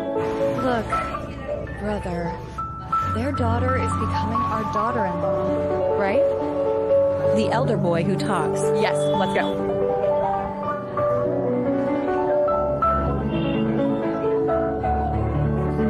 They said, "Don't teach us through experience," I replied. "If you were like that." How do you do it? Do you do it? Yes. How do you do it? Our daughter-in-law has also completed her MA. She is well educated, and our daughter is capable in every way. I have built a good family, and along with my family, I have worked for others as well.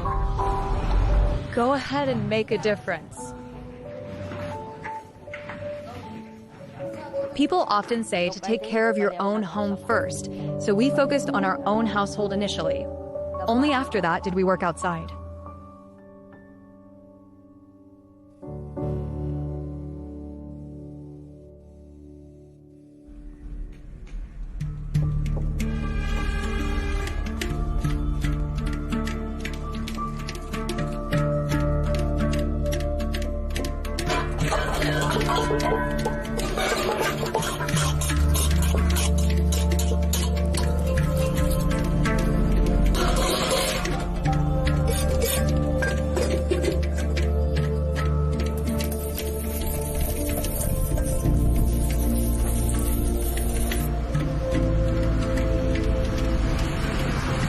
Since last year, the talker and other thugs have been meddling in the land deeds. They are causing trouble, claiming that the land belongs to them and not to the locals. They are forcibly filling the land with soil and marking it with stones to assert their ownership. This has been happening for the past 15 days. When Sampat Pal intervened, she put a stop to it. Now that she has intervened, things have come to a halt. But the problem remains with us here.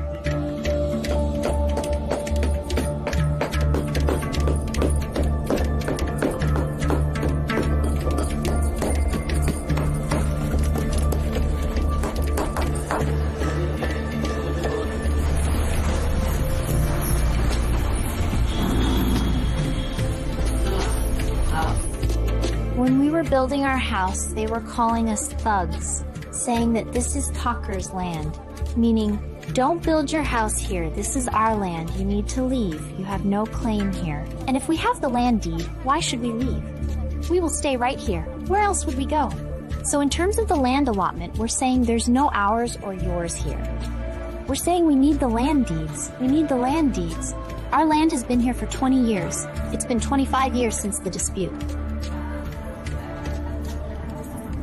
While Gulabi women roam the city, she receives some women in her home to listen to their problems.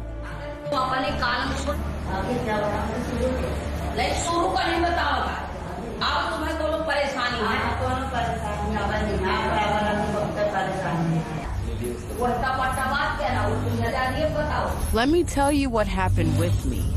Our goat got loose and started eating the wheat. So the Brahmin's mother came over. She caught the goat and tied it up at her house. When she tied it up, my brother-in-law went over and brought the goat back, tying it up at our place. After tying him up, they started hurling abuses. When they began abusing, his son was also there. The younger one explained the whole situation. From here, they took us there and then started grabbing land, saying, "Tell us, he's a poor man. Why don't you write an application for him? Why not? When you write a report, they say he's a leader. He's a leader. So let him be a leader." What do? The poor man is running here and there out of fear, and they're making him fall there. So if you only listen to them and not to us, then what can we do? That's where the Gulabi Gang comes in. Sampat Pal from the Gulabi Gang. It was Sampat Pal who helped us. I filed a report.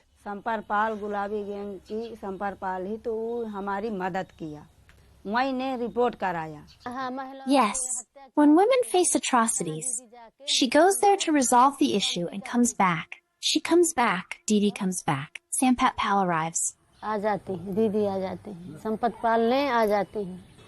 What should she do? She should ensure that some legal action or court intervention takes place. There should be some expenses too, as we are being suppressed and intimidated by powerful people. They have power, and we feel helpless. It should be like this, but I've lived in the village. The children's ashes that the next program will raise.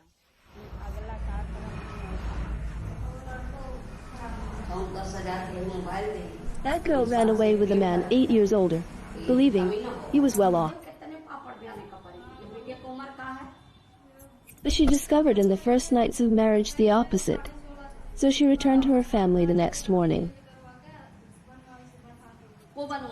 The girl asked Sampat Pal to intervene to annul the marriage.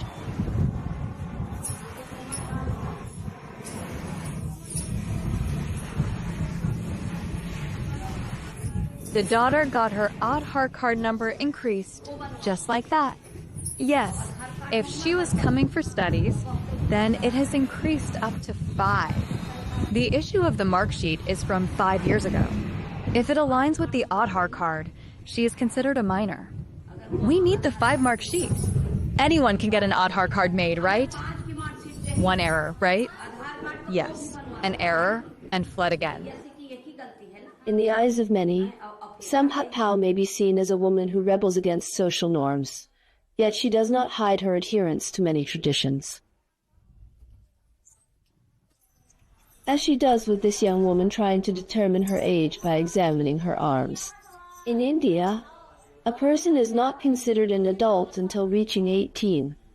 Therefore, the marriage is considered invalid because the girl has not yet reached this age. The Gulabi Gang may claim that it is committed to achieving justice, but not everyone shares the same view. The methods of this group, which at times include direct confrontation and even violence, raise concerns among some thinkers. Administration which has a lot to answer, because despite the fact that the government is trying its level best to penetrate into the society, they are still far from the actual issue which needs to be sorted out. And it is at this stage that the government feels little constrained, because Gulabi Gang has its approach, had its connection within the family, within the society, and they can manage things rather very easily. They can flag up issues. They come to know about a particular problem right in the beginning. Whereas the government has its constraints, it cannot go into at the village level all the time, and they are not present in fact. And the Gulabi Gang people, they are basically from the community, so they are easy. They can in fact manage things much earlier as compared to the government officials.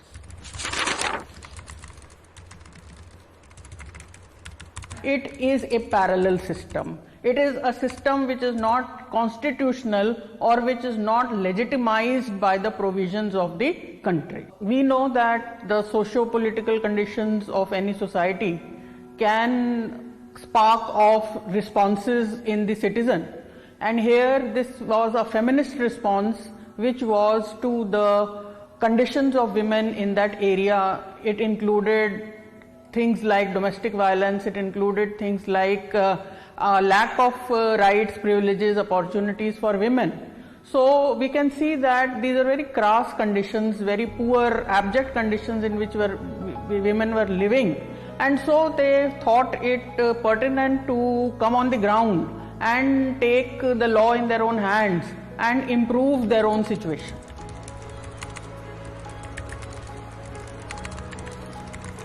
Gulabi Gang has made its presence felt.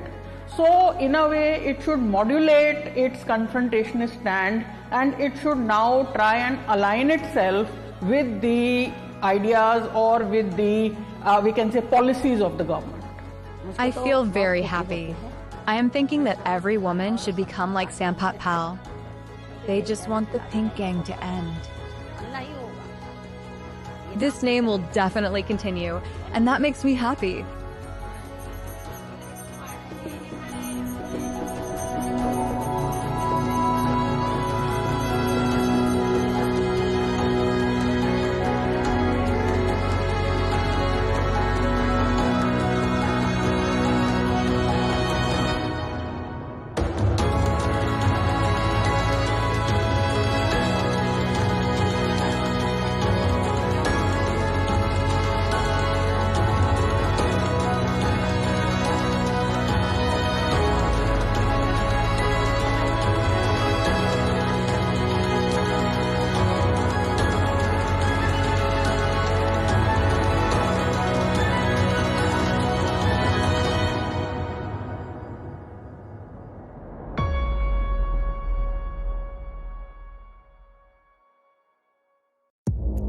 Our allies, in many cases, are worse than our enemies. Stay informed and connected with the latest international headlines.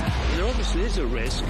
From breaking news to in-depth analysis, it would appear that this war is coming to an end. Who buys this stuff? Investors, pension funds. We deliver the most important developments straight to your screen. Iran always wanted to deal with militia. Join us for compelling, expert-driven conversations. A curfew order has been established. And an insightful look at the issues shaping our world today. There are a lot of proposals about European architecture for security. I'm Leigh Ann Gerrans, and this is W News. We dealt with this when I was Chief of Staff in the first term. Where you don't just hear the headlines, you get the full story.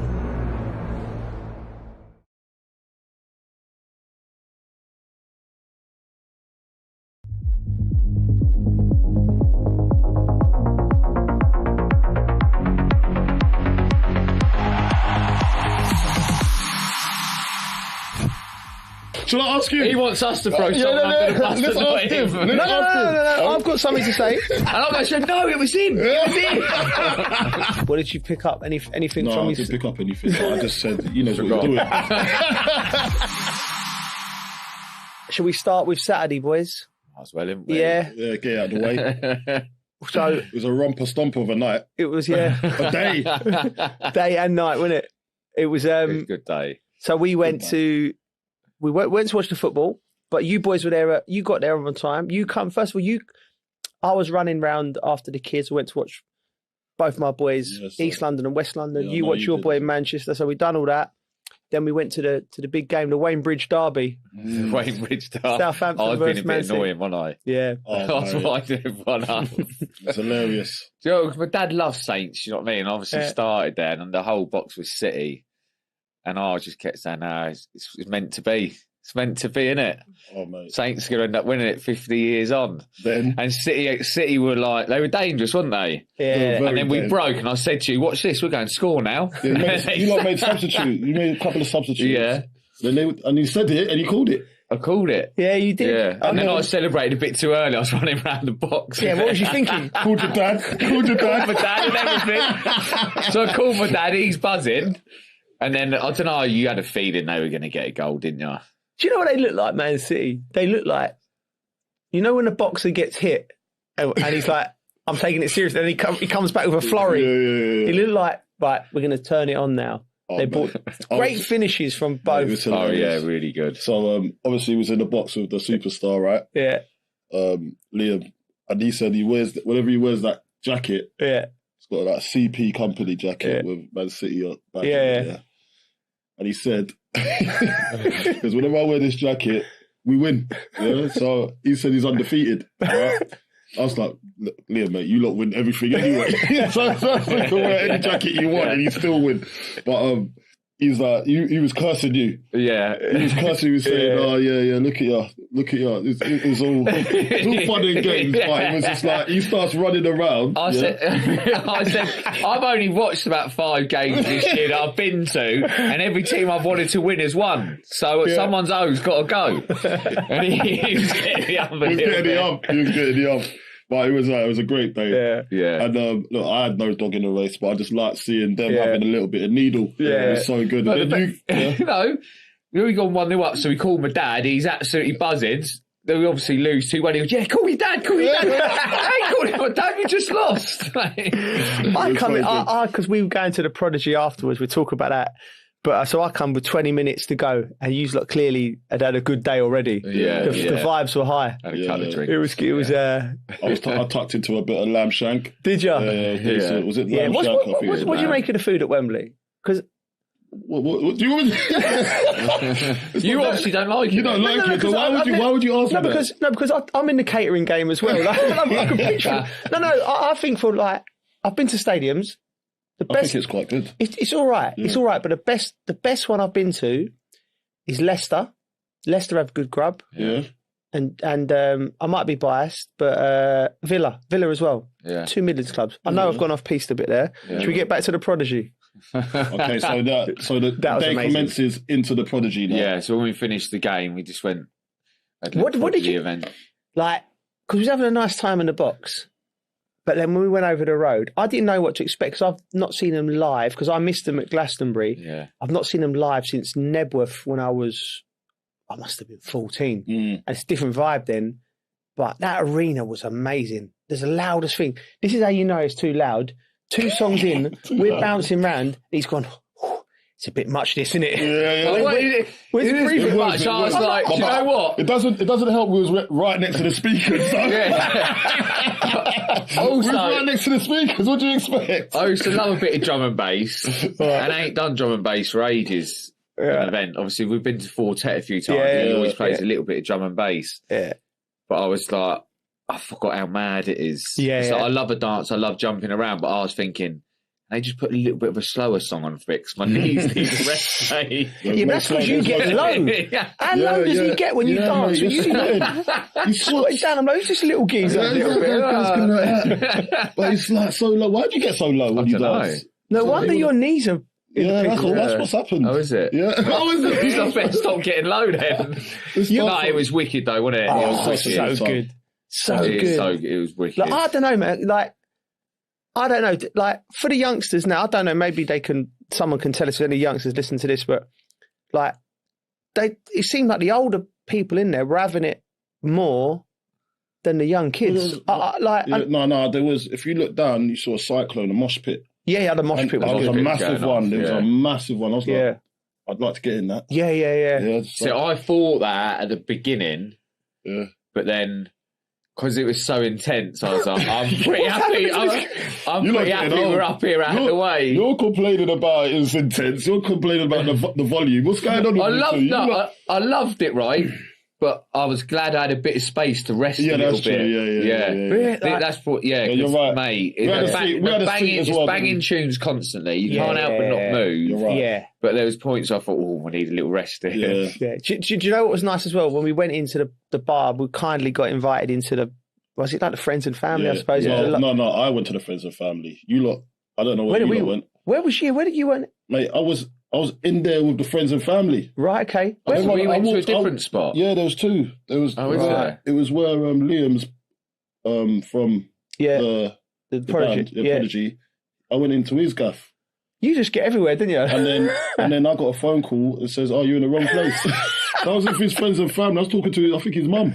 Really? I was chilling. Yeah. And then they gave me some champagne and everything. I was like, oh, this is nice. Waiting for you lot. Then you told me that, no, we're upstairs. I'm in the wrong place. I can't remember how we got there. I had to go upstairs. Oh, mate. Just get about in it. There was good tunes in there. The contrast. Yeah, the contrast, because you had the Prodigy drum and bass. Then you went in, the DJ was playing ska and reggae, and it was a mellow vibe. Yeah. It was nice. It was a nice little cruise down, wasn't it? Yeah. Oh, it was good, man. I needed that. I needed a bit of relaxation. So just to clarify, Liam was Gallagher in the box, and Liam from Prodigy, you crept into his into his party. So mate, I was around a lot of Liams on Saturday, innit? So good time.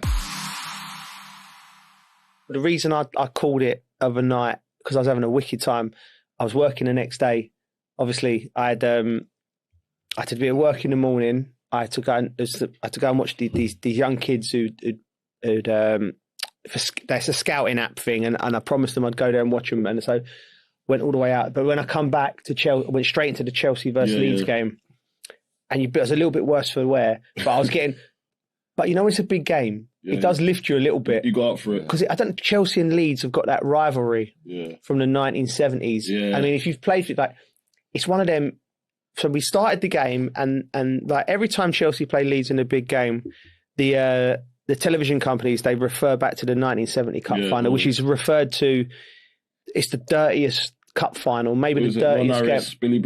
Billy Bremner, Ron Harris. It was basically just prison rules. It was like the ref just gone, whatever you want to do, you do. They're kicking lumps out of each other, smashing each other. And we showed some of the tackles, and we got Ali McCoist onto and Coisty remembers watching it as a kid, because he's a bit older than us, Coisty, and he was salivating with the tackles, and Stevie G was there watching the game, and it's like, it felt like proper football. Do you know what I mean? And one of the interesting things was Michael Oliver re-refereed the game, and I think in the 1970 FA Cup final there was one yellow card dished out.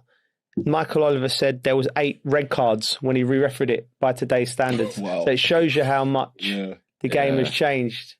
But if you think about it, when you speak to older players that weren't playing when we were playing, you meet as you go around the stadiums, they always say how soft it is. Imagine how soft they think it is now. God, yeah, I know. Because it does feel like that every so often. It just gets a bit softer. More sanitised, every touch. In the game, at one point, I was doing the game, and did you see the hair pull by mate? Louis. I'm like, and so because when I'm commentating on the games, Cole, you'll know, you get the producer in your ear, so you can hear VAR if you want to, right? So you know if there's been an incident before the stadium does, like, so I hear they're checking something. So it was Calvert-Lewin and Cucurella, right? So I hadn't seen anything going. So you're in the stadium. My job's to watch the game intently. So I try and I like to think I'm across everything. If I see things, like, I didn't see nothing, right? And then there's a hair pull. Wow. And then then you look at the screen and it's like nothing. It's like it's like nothing. Sort of, when you grab, sometimes grabbing shirt. Yeah. And there's a lot of hair with Cucurella, isn't there? Any in that vicinity, you're grabbing hair. Well, he's got that problem. I don't, so I wouldn't know. But it was like a brush. It was like a caress of the hair. Was it a little bit like the Martinez sending off? That's what I'm saying. But I'm bringing it back to that because it made it jumped out at me because we just watched the 1970 Cup final and we'd all enjoyed the football and the tackling and the bite and they was up in each other's face. Yeah. And then all of a sudden, someone's touched Cucurella's hair and a potential red card VAR. I'm like, what's going on, mate? Come on. So, I mean... Come on, mate. Like, do you know what? Listen, we don't have that problem. Like, obviously, we never had the problem. We never had long hair. Yeah. Well, you did for a bit. I had long hair, No one pulled it, though. No one pulled it? No. Oh, well, the thing about it, when that's happening... Yeah. If you felt your hair being tugged, are you going down or are you going to complain? You won't really complain. No. But they do now. Yeah. Do you know what I mean? That's why the games are so sanitized and they're getting trying to get every inch and margin to win the game and get someone sent off. I think it's bad. Yeah. I think it's bad. I think that's like foul. I think that's foul play, trying to get another fellow pro sent off. Yeah. Do you know what I mean? I think that. I don't know about you lot. What do you think, Bridget? I'm with you. I feel like it's part of the game. I've only ever done something like that once. Go on. And I think that comes from probably more Mourinho. Remember, that side of the game. Like I remember Aboué tapped me on the back of the head, but it was nothing. I actually went down probably about 3 seconds later after it hit me. Really? So what was in your mind when you was thinking? Because I know Jose used to like the dark arts. It's Arsenal, and he likes the dark art. He likes the dark arts thing, doesn't he? He likes if you go down, he wants you to go down. I've only done that once, and that was that. And they didn't actually send Aboué off. They sent Adebayor off. Did they? Yeah, they got it mixed up. Why and the thing is, I used to hate playing against him. He used to wind me up. Like he's supposed to be a nice, supposed to be a nice lad, but to play against him is annoying. Why? Niggling gets away with stuff. That really annoys me. So when I went down, I thought, he's getting sent off. And I said, no, it was him. Oh my god! Jose used to always say, English players too honest. Yeah, basically. Too honest because you have to remember it's a cultural thing. They talk about with pride. Argentina, right? You know, with Maradona's handball, they're more proud of that than the goal, the beautiful goal he scored, because that's the street urchin. He's the English. Remember, the English are seen as the sort of gentlemen, the conquerors and things like that. So he's the street urchin, and he's robbed us. And in their culture, I hope I'm not offending anyone, because this, from what I understand, from in their culture, that's like, we've stiffed you, basically. There's so many players that are good at stuff like I used to hate playing against Italian teams. Because it actually winds you up. Yeah. Because they can leave a bit on you. A bit like when I played against Cafu, mate, he was horrible. Yeah. Like, he'd leave a bit on you. Yeah, when you touch him, and he does it so well, and it's so annoying. Yeah. Didier had a bit of that in him. Yeah, Didier was theatrical, wasn't he? Yeah. Because he used to go down, and we'd all just be waiting. He's going to get up in a minute. Just hurry up, Didier. He was so good at it, wasn't he? It's because when I look at him, though, I looked at him, I think, because obviously I had to study his game because he was the best of my ilk of striker. So I would watch him and I'd be like, I ain't doing that. That's like, it's all arms in the air. He's got his hair. His hair's like flowing. I'm like, mate, I know. The geezer's just like, he's made that, he's cut out for this. I couldn't put myself, because there's a few managers that told me, when you get in the box, you go past your man and you get touched, go down. Yeah. And I'm thinking, that's cheating, isn't it? Yeah. But I want to stay on my feet and try and get to the end of it. But that's not, as the game went on, people were starting to realise, well, if you stay on your feet, you're a mug. You get nothing for it. Get nothing for it. It's part of the game, innit? But you think he must have been horrible to play against, because you think he'd bully you because he's that strong. Then you do one little thing and then he could just make a meal of it and get a free kick. He was always in charge. He was always in charge. When he wanted to be strong, oh, he was strong. Bang, you're not moving. And if the ball's coming, he's so clever, because if the ball was coming and he thought, that's a real tough touch. Yeah, because he come, I'm gone. Hair, he was so good. Holding it. But he was brilliant at it. He was the best at it. But, so Calvert-Lewin is probably the closest to something like that. How did he get on yesterday? Calvert-Lewin didn't get enough service yesterday, and that's the one. He was competent. He had one chance. The only time Leeds created a chance, the balls got played into him, and he turned it around the corner to Aronson. It's actually the pivotal moment of the game. Into Calvert-Lewin, lovely touch around the corner. Aronson's in on goal. Sanchez, great save. Games are always about moments. We talk about tactics and everything, but games are about moments. And then, and after that, Chelsea just got more and more in control. Yeah. And I was so impressed because obviously we need to talk about the chaos that's going on. But first of all, you need to give the flowers. I thought Enzo Fernandez, who's had a difficult week, was outstanding. Scored the goal. Yeah. It was Lampard-esque in the way he sort of. Yeah, I saw. He's a brilliant run. He took Justin. You know, when you run into the box from midfield, you don't just run blind. No. But you're timing. He's timed to take him to the front post and just far post. Yeah. Oh, it was a beautiful goal. Was it? Yeah. And Chelsea were good for it. Okay, so that was my take on the game, but let's take it back to earlier on in the week when the madness started at Chelsea. Yeah. We saw the owner give Liam the vote of confidence in a AGM or board meeting of one of his other companies publicly. 3 days later, Liam gets the sack. First of all, what do you make of that, Bridgie? Like, he's been in the job 3 months. Maybe. Well, that's just football, isn't it? I think people have come out and say stuff whether they really mean it or not. I think it happens a lot in football. I don't think people say what they really mean. Sometimes they say what they think they should say. But I don't know with him. I'm like, can you blame him? Maybe, but then you've got the way the club's run.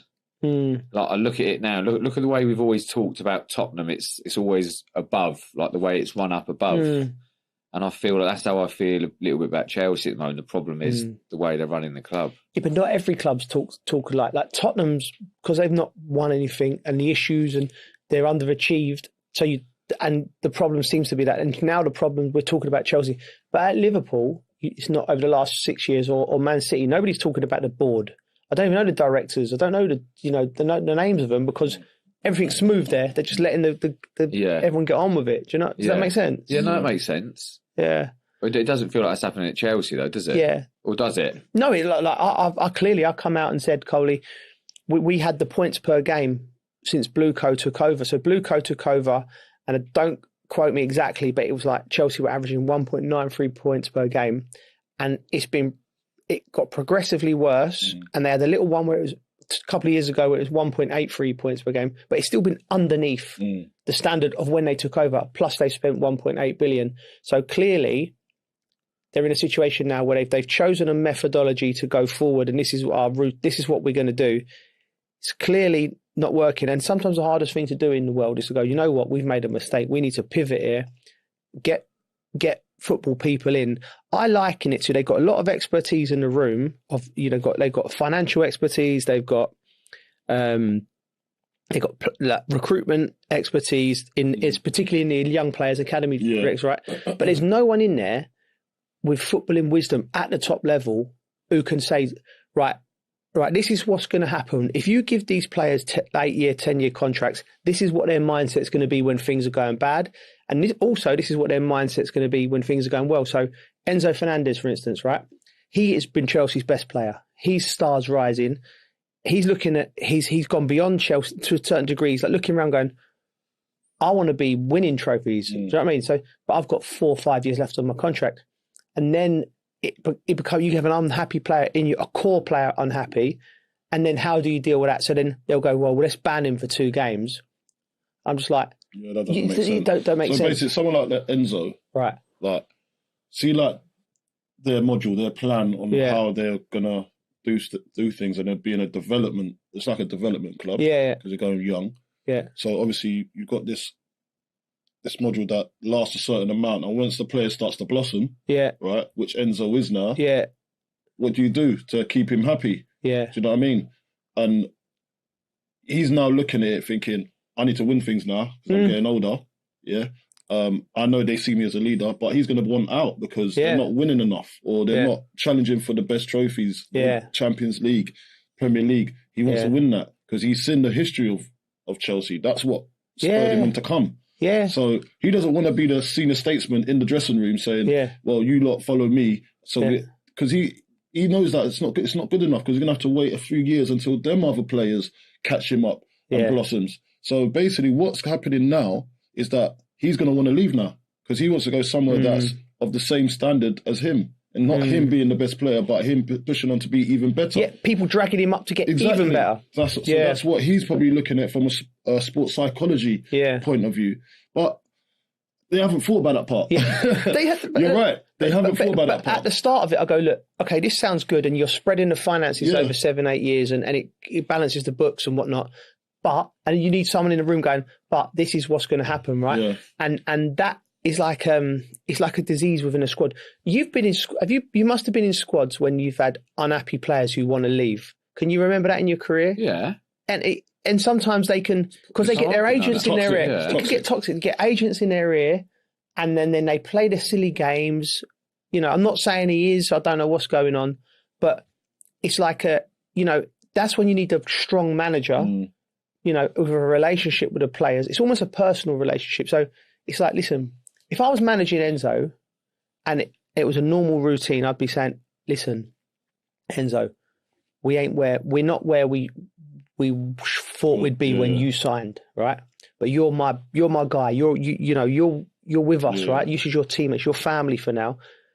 Come with me till the end of the season. Don't say that nonsense when you go away. Maybe get the agent involved, and you go, right, we'll get to the summer and we'll all rethink and sit down and what we're going to do, and we'll have a good chat then. But I think by sort of banning him, like, you naughty boy. But why? Like, they need him. Absolutely.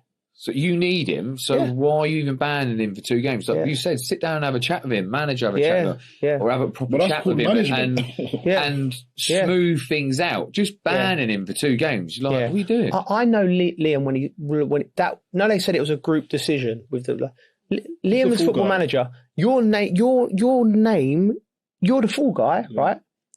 If you lose games, no one's the fans are hammering you. The fans just turn up, they pay their money.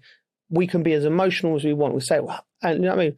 But Liam's thinking, I would really like Enzo Fernandez on the pitch against Man City, watching how well he played yesterday and what a leader he was. And fair play to him. Like, he said what he said. He come in and he's done it. I just think it's just the whole thing was a mess. Listen, that's the Enzo situation. That's a mess. Liam's gone. But there's a lot of criticism from people. The performance against Brighton away, as opposed to the spirit and the fight and the performance on Sunday. And like, it must be hard for fans to comprehend a team can be there and then there. And the only difference is a manager's walked out the door. I mean, what's your opinion on it, Bridgie, when things like that happen? Well, I think with Liam, I think most people are surprised he got the job.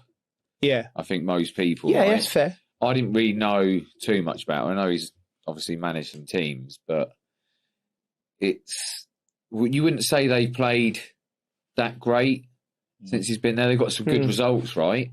But they've not been that great. But I think most of Chelsea fans I spoke to are not happy, right? And I'm just like, why? Why have they not gone for someone else with before Liam? You mean? Yeah.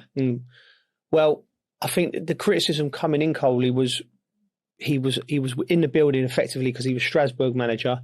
He was ready to go. Cheaper option as well. So cheaper option. So I mean, what's your obviously find him very talented. Liam. Yeah, of course. Yeah.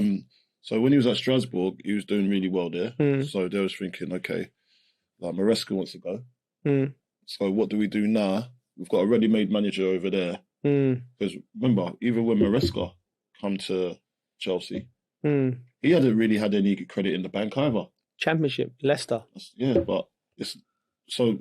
But they're saying they're probably looking at it and thinking, giving people a chance. Giving people a chance. Do you know what I mean? At the same time, save a little bit of money. Yeah, it's under our banner anyway. Yeah, so it makes sense just to bring him in, draft him in. Yeah, but no one can talk about obviously us giving Liam a chance and us giving Maresca a chance because it's the same thing, really. Yeah, he did well at Leicester, but so did Liam. Liam done well where he's been, Strasbourg, and he done well when he was in the Championship. I think he was unfairly dismissed at Hull. Yeah. So there was a load of things that. I guess he done well at Strasbourg. Yeah, he did. Players liked him the as well. And that's probably half of what the Strasbourg are in grievance with as well, because you just said you're taking our best manager and you're just taking it for yourself for the Premier League. So that's the whole protest as well, on you're just using and abusing us. Yeah. But then it's an offer that he could Liam himself couldn't refuse. Of course. He had to go. You couldn't say, oh no, I'm not ready yet. You get offered that, you go with it. You get the train ticket, you get on it. You go. Yeah. Okay, so the mind of a player, for fans of we're the Dressing Room podcast, so we're going to take you to the dressing room. What is a new manager bounce in your opinion, Richard? You've seen it with players. I have my opinion. I think personally, there's always unhappy players within a squad. So, that's it. And if you haven't got a strong core, you get more unhappy players. Or at least they're outwardly showing it. And then, so when a manager goes, everyone comes into work. Everyone's got a second chance. And everyone goes, I'm going to go this again. You also get, when you have something like this Enzo Fernandez situation where players feel aggrieved by how he's been treated, because the players don't care what he said. The team don't care. We've had it before. When players say stupid things. Yeah, exactly. Players don't care. As long as they know he's fighting for them. So it's a bigger deal for everyone around the club. But the most important people at the club are the players and the squad, right? And I've worked with players where they've gone away with international duty and they've said something stupid about the club or they wanted to leave. And you come in and you just have a laugh and joke about it. It's actually like it's irrelevant. Because the only time you pull someone as a player is if you think they're not pulling their weight in training. And if you've got a good group, the players will do that. The manager won't even have to do it. The fact that the ownership have stepped in and felt the need to discipline one of the big leaders in the group is irrelevant. But the manager bounce is a real thing, right? It happens all the time. Yeah. I've seen it happen and go positively. Yeah. Yeah. Look at Nottingham Forest, for instance. Yeah. They've had, 4 managers this season? Yeah. And they've just been trying to get the bounce. Trying to bounce the ball. It's just been flat. so someone's pumped up the ball now. It's actually bouncing. So they're doing well. Yeah. I've been in the other ship where we really loved the manager, but the results weren't coming our way. Yeah. And new manager comes in and the whole place is deflated. Yeah. Do you know what I mean? So you have to, when you are, we've got to talk to these, the owners. When you're employing somebody, it's not about what you think or how it looks to you. It's about what's in that dressing room. Yeah. Because ultimately, we're not robots. We have feelings too. Yeah. Do you know what I mean? Yeah. So we're like, as soon as he walks in, I've said this before, the first impressions. Yeah. I don't like him. Yeah. And that just takes 10% away from you and what you do out on that pitch. And I'm not saying it's like we're doing it on purpose. It's like, I don't get the tactics. I don't get how he speaks. He doesn't gel with the group. Yeah. So it's just not going to work. Do you know what I mean? But upstairs in the boardroom, they don't see that part. Yeah. So you have to get that cohesion right. Yeah, but there's a problem with that, right? I agree with you 100%, right? But then, we've seen a player power shift, and does the board speak to the because it's never happened to me. Maybe I've never been in the leadership group effectively in a club. I don't know, but I've never had actually when I was at West Ham, I think maybe it happened. It come up once, but do you go and speak to the players say, well, what are you thinking of the manager? And do you know what I mean? I don't like that direct ownership to players thing, but I think there should be something in between where you get your fingers on the post. Sport director's job. Yeah. He's the one that's supposed to be in the dressing room. Yeah. And he's supposed to be the connection between the board, the dressing room, and the team. So he is, and effectively, it should always be I think it should always be an ex-pro. Yeah, I do as well. That's relatable because you've been in that position. Okay, that's the board. I know their way of thinking, but at the same time, I've got to connect that with. So, what's the best manager? What's the best manager at the time? What we need for that bounce, or what's the best option out there to get that cohesion right? Yeah. So we know this manager's going to come in and do the business. Yeah. Do you know what I mean? And there's got to be that train of thought all the way through the club. Well, they've had the bounce. They clearly they clearly have a feeling for Callum McFarlane. Yeah, they like him. They see, I spoke to him after the game. I'd never spoke to him, and his interview before the game. I thought, listen, and it's understandable. He's stepping into the spotlight. He's been Croydon manager.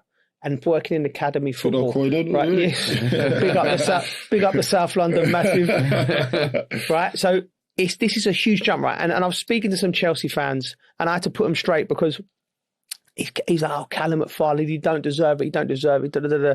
I'm like, listen, the kid's clearly a strong dreamer. He's gone from there to there. Do you know what I mean? In a short period of time. And whatever you say, he's managing Chelsea Football Club at this moment, and he's took him to the FA Cup final. So you have to give him his time. And listen, and I like the story, right? It ain't perfect. They're used to seeing Carlo Ancelotti's and Jose Mourinho's and Conte's and all that. But this kid's come and he's got his chance and he's taken it. But before the game, he spoke, right? And I thought he sounded a bit nervous. He was talking to Jules, and we get the interviews before they go out. And he said, she asked him, how important is this game? And he's like, yeah, we need to get a positive result. It's a big game, but there's 4 more big games in the league. I'm like, no. When you're as a manager, you've got to sell the product, right? Whatever that game is, there's a reason to win that game. If it's the 3rd round of the League Cup, you'll be selling it to the players like, listen, this is a chance for 4 or 5 of you. You know, I believe in you. You've trained really well. Don't go out. Do you know what I mean? You motivate him, but he sort of like, it was a bit wishy-washy. And I was like, oh, I don't like that. But then the team started, and I thought it was excellent. And one thing I picked up on what he'd done, and he got it for the goal. So under Liam, we watched the Leeds versus Chelsea games previously, and they'd done so good at setting traps and pressing, right? And you know, like under Liam and Enzo as well, so very build-up based. And Leeds stepped onto Chelsea, and they won the ball, and they scored a couple of goals, right? And then Sanchez, Leeds, they stepped out from a back 5, pressed onto Chelsea, getting ready to press because they're thinking, we've seen this picture before. We've won. Sanchez has gone bang into Pedro. He lost the duel with Struik, the centre half. Bang, lovely bit of quality, and there's a goal, right? And then after the game, I spoke to Callum, and he was like, yeah, we worked on that. Do you know what I was like? Okay, so that's smart. He's using a football brain. And then the interview afterwards, he warmed into it. You know, imagine it's one of his first big interviews as a manager. He's standing there, he's got Steven Gerrard. Yeah. Do you know what I mean? And we're talking to him, and he warmed in. He's daunted. Like, listen, we're all humans, right? And he handled it really well.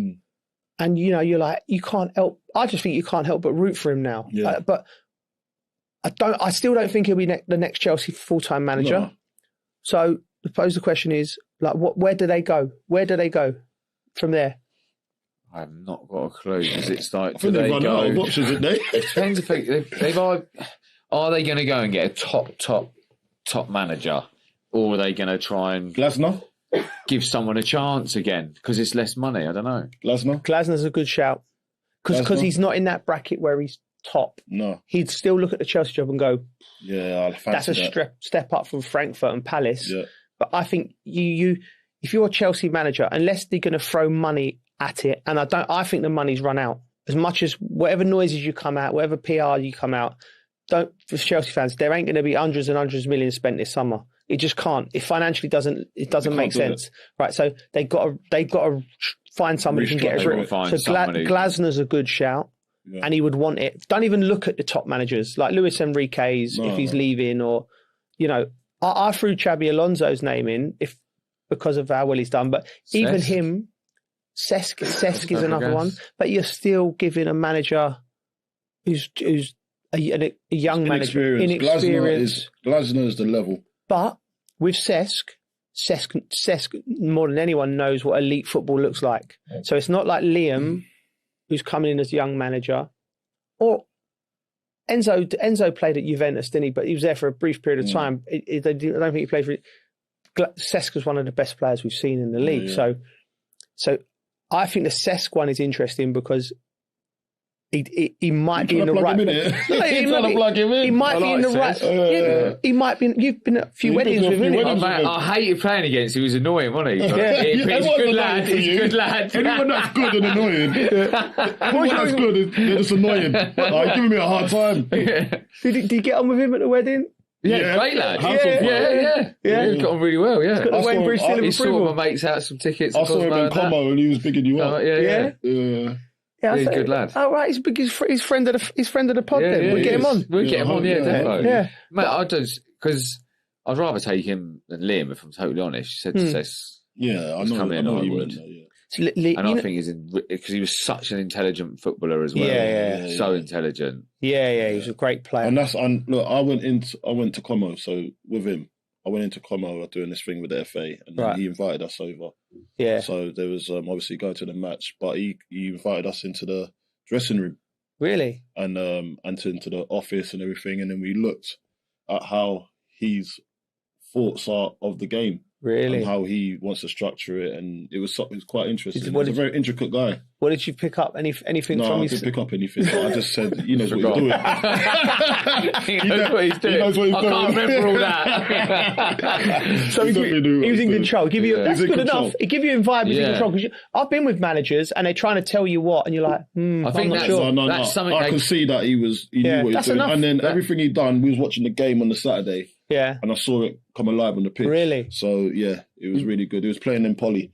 We must have all had managers where they're in control. You can see it. But then you come across ones where you're like, have they got a Scooby? Yeah. Do they know what they're doing? Do we know what we're doing? Do you know what I mean? I've seen a few. It happens. I know. There's been a few. But that's going back to what we was talking about before, about the manager bounce. So you've got to buy into the gaffer as soon as does he actually know what he's doing? That is what listen, players now are very educated. Yeah. They could even be managed. They test you. They test you. Yeah. They're educated because they've got all the thing on their phone and know about tactics and it's not like in our day that if you have to go and search for it. Yeah. You just trust in the manager. Yeah. But now you can start asking questions on how why is that? Why do I have to go and stand there? Yeah. Why not here? Because this has worked for me before. So why are you telling me to go there? Or close that player? So they're being tested now, managers, and that's probably what's happened to Liam. Yeah. Because some of these boys are like, well, I played at the highest level and I've never seen that, what you're trying to ask of me. I just don't, I'm not having it. And then that's when it starts to go back. Yeah. And then you're like, and then Liam starts to cave in because he's never been asked these questions before. Yeah. You never know. That's probably what happened. There's a good chance that's what happened. And you've got to be strong. Just a quick one, because I thought, so this is important to talk about. Managers giving off that vibe of lose control. Was there anyone, or they're not in control, is there anyone in your career you can think of, or you want that, and what reasons was it? Because there's always a reason, like, and I remember this. No, you obviously want to get off your chest. No, I'm not. No, and this is like, why are you asking us? You know what you want to ask. Shall I ask you? He wants us to throw something under the bus. Let's ask him. No. I've got something to say. Say it. Say it with chest. I knew it was going to be the same as me. No. So, and I like this man, and he had a good disclaimer. You don't. You played for him, but you don't know. And he had a good career as a manager, but the job that he was in was too early for him. Okay. Looking back now, right? So it was Steve McLaren, right? Okay. Yeah. Great coach, one of the best number twos I've worked with. Yeah, he had a great way with players. Yeah. And he went on and done it. Great guy. And then he went on and had a good career as a manager. But he's probably, arguably, his best stuff was when he was number 2 at Manchester United on 2 occasions, and number 2 of England. He's really good, right? But it's all about things that make you think a manager has lost control. Not as in control as think. We played a game. Remember, he had Bill Beswick, the sports psychologist, and there's nothing wrong with sports psychologists. I think they're an important part of the game. But I was walking in, and for some reason I was late in at half time. We must have been, I can't remember what game was, difficult result. And I walked past and I caught the back end of a conversation with him and Bill, and it was like he was asking Bill what he should say or what he should do, and that's okay. But have that conversation, and if you want to bounce it off someone, it was a player caught the end of the conversation. And your head's frazzled because you're coming in, you're playing for England. You probably got booed. You probably got booed off because there's obviously something. And then you go and you sit down, and I'm like, and then he comes in and says it, and I'm like, and I think I'm not having that. It's manufactured. No conviction. Do you know what I mean? Yeah. And I've got nothing. But I'm just thinking. So it's always an incident like that for me where I think a manager's because it's got to come from your heart. If you're going to go and batter a player or something, you don't go to a sports psychologist. It's got to come from your heart. So, what should I do? What should I say? That just means you don't know what to do. And then as a player, you'll just start questioning everything he does. It's like, how's he? Does he believe in what he's doing right now? You know, it's hard. Yeah, it's hard to be a manager, but he's probably asked the sports psychologist, how do I not affect the players? And I want it to come out in a positive way, but I want to say this. Yeah. You know, but I'm very if much you're like hearing, you say it from I know you're like that, Yeah. so that would affect someone. And everyone's different. Everyone's different. Like, someone might hear that. Someone like me, I'll be like, well, fair play to him. He's just winging it. Yeah. You know what I mean? But I'll wing it with him too. You know what I mean? Like, so I'll have a go. But the only thing we can do is give our best as a player. Chelsea mayhem. They're in another FA Cup final. Manchester City, it keeps going. Really looking forward to that game. Yeah. Hope we're all there in some capacity. I'll be working. It's the Bridgie Derby again. The Bridgie Derby. Yeah. Bridgie's got to be there. Right, but listen, we need to go from the FA Cup semi-final to the bottom of the incredible story. Let's run you through this timeline, boys. 52nd minute, West Ham go 1-0 up against Everton. As it stands, they're 4 points clear of Spurs, who are drawing at Wolves. Then a mad 8 minutes. From the 82nd minute, Spurs score against Wolves. With the table as you were, both West Ham and Spurs winning. Spurs are back in the relegation zone. West Ham 2 points clear. Everton score, so it's 1-1 in 88 minutes. Spurs leapfrog West Ham and come out of relegations on goal difference. 92nd minute. I'm really pleased with this lad. Callum Wilson scores for West Ham and then moves them out of the relegation zone. And it was just complete mayhem. As it stands now, West Ham are on 36 points. Spurs are on 34 points. 39 points has been enough to survive in the previous 15 seasons. Wow. For a West Ham man, I know like Mick and everyone, our pals, the West Ham people, it was a roller coaster at the weekend and the emotions, and there's still 4 games to play. What did you think, Coley? I had the best day ever. Yeah. You had a great day. I had a great day. West Ham win, City in the box. I'm only. No wonder you was on good form. The best version of you was out on Saturday. He was bouncing. I kept looking back. Do you know what? Do you know he had the little thing? He had the thing dabbing the head on the prodigy. It's hot in there. It's hot in there. The final because it gets hot in there. It's hot. Yeah. But nah, man, it was so good. What a day! So I've obviously gone up to Manchester to see my son play. Yeah. And he played really well. So Yeah. I was really happy with that. Get on the train again. I got on the train. We need to get you a deal with Virgin to Euston, and then from Euston. Can't really miss your stop on that one either, can you? Ends there. You're all right. You just got to get off when the train stops. From Euston into Wembley Park. Tried over. And see you in there, innit? But then on the train, I'm looking at live score. Right, okay. Right. And then as I looked at it, it flicked to 2-1. Yeah. I was like, oh my days. I started going like that on the train. Yeah! I looked like a complete madman, yeah? Luckily I was with someone, because I'd have done the same thing even if I wasn't. I was like, yes! And everyone's looking at me like that, and I'm thinking, yeah, man. We've done it. Yeah. We've done it. And then I've looked at my phone again and I'm getting loads of texts now. You jammy Dodgers. Yeah. You lot, how have you got out of it? Yeah. And then I was like, this is what we do. But looking back at that game, right?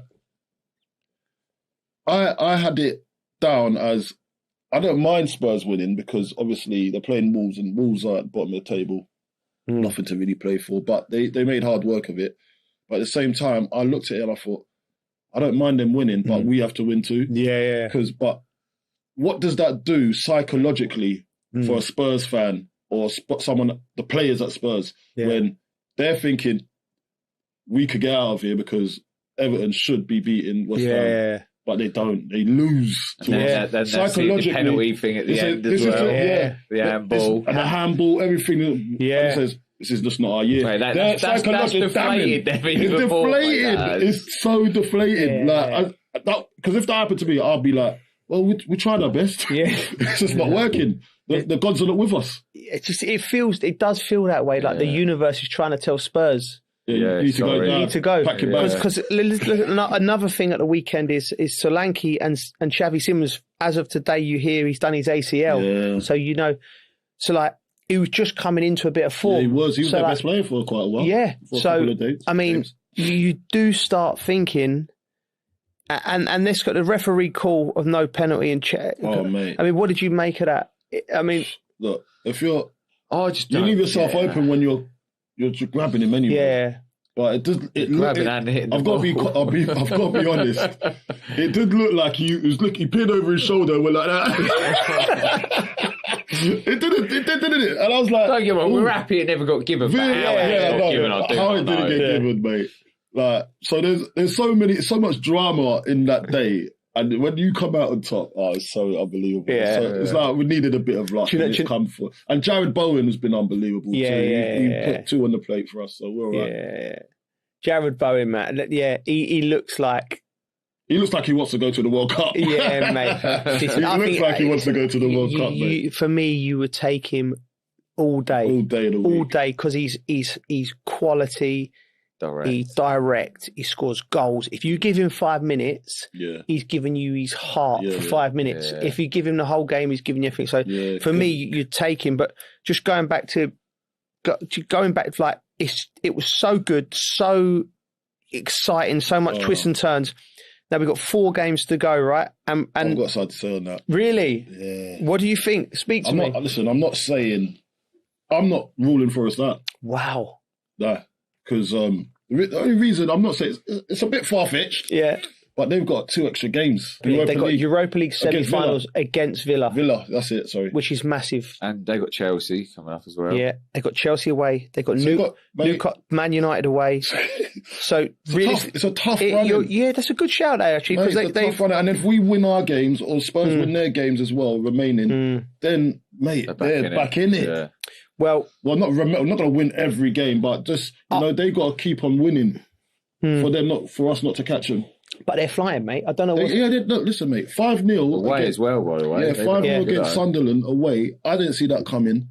Nobody saw that coming. But at the same time, it does look great for them. So even the fans have got to say, we're safe now. You would say that. Yeah. But you're still not. You're still in it a little bit. You know what I mean? It's not full time yet.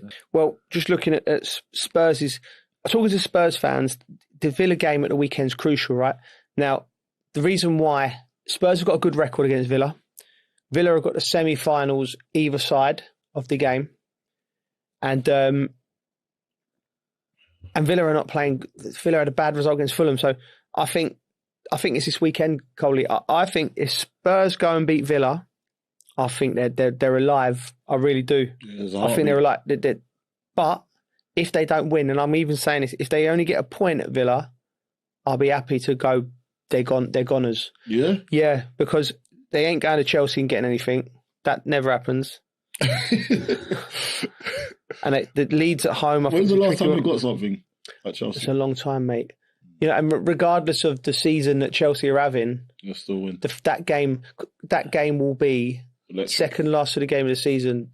And Chelsea would want to put them down. Yeah, of course they would. They would love to do that. Speaking to Jason Cundy. Yeah. I'd love to put them down. Yeah, that would be a good shout. That talk show after that day. Do you reckon the players at Chelsea feel that? Yeah. But to Tottenham, they know. You reckon you do? They do. You know, it's culture. Yeah. You feel the vibes straight away. Yeah. You know, remember when... Oh, no, yeah. When I just wonder if they feel it now sometimes. What do you reckon that is, right? Because, like, it was... Growing up, it was Arsenal, Spurs. But when Chelsea and Spurs have always had this needle.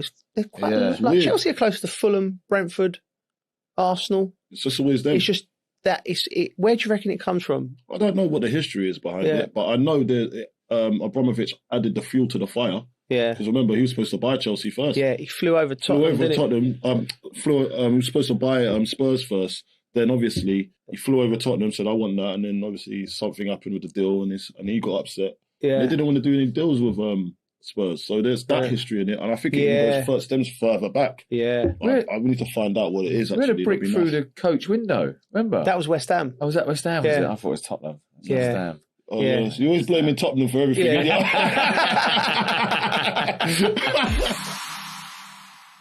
Right, credit where credit's due to Arsenal. Difficult week, they got the job done. They held on. We was watching the end of the Arsenal game, and they looked nervous, didn't they?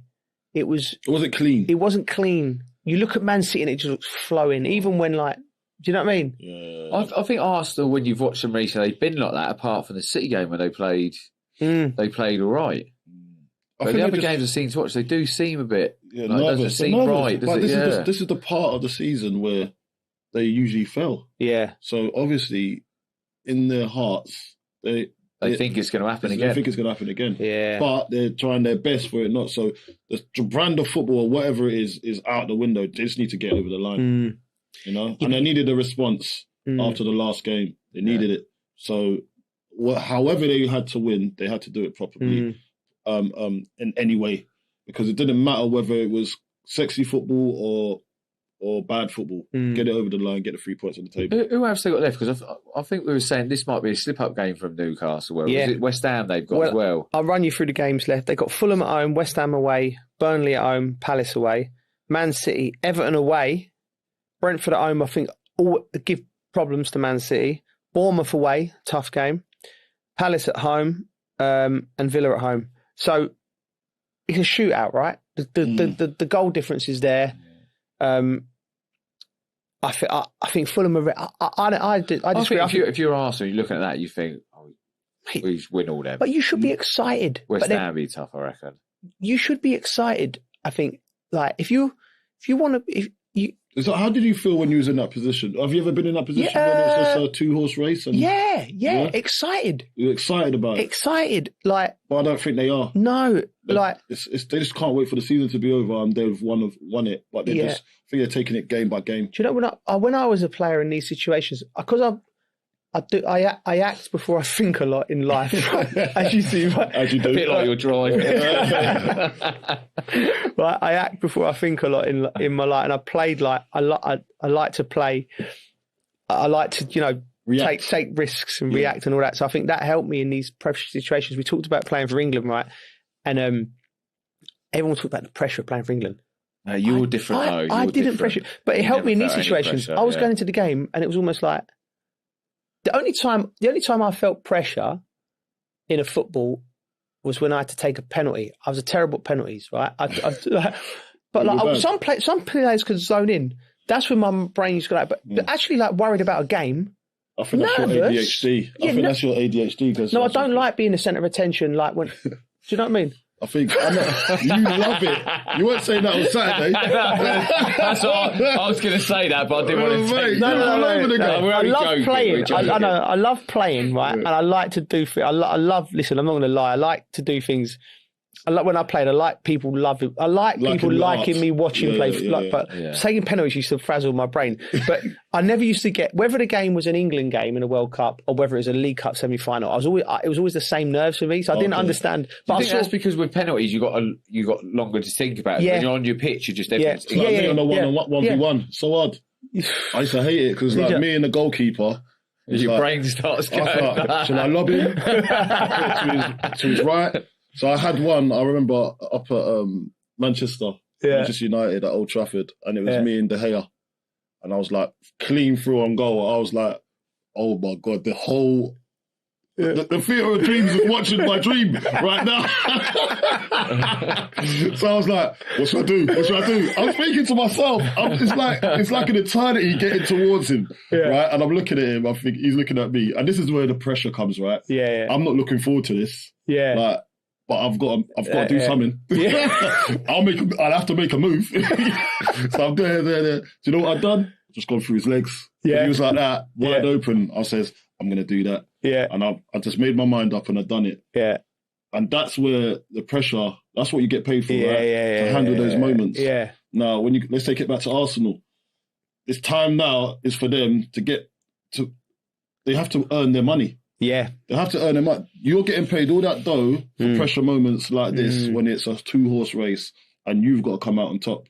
Yeah. If we don't come out on top, egg in your face. Yeah. Simple. So where can Arsenal go with this? Now we're going to see the real cojones. Yeah, the cojones. You know when he talks about that story about what he's thinking? Yeah. He's got the ball.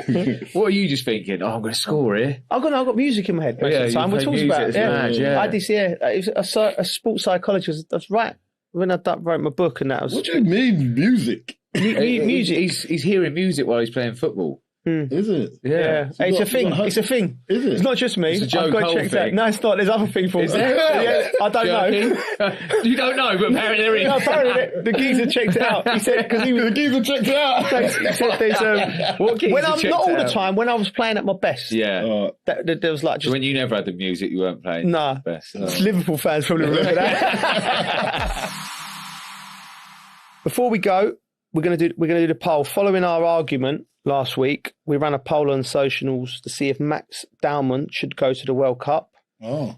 I'll have a guess which way that poll? went. 70. All right, just Go on. because you know they've gone with you. Have they? If they've got any sense, they would have. Yeah, Right. but do you know what? If we don't win it, do you know what I'll be saying? Because we never took Max Dowman. We've got to win it. So worry about that, mate. We've got to win it. You've got to win it, mate. Oh, you're getting it. You're getting it. Go on, what did it say? You're Arsenal today. You love Arsenal. Mate, do you know what? I didn't.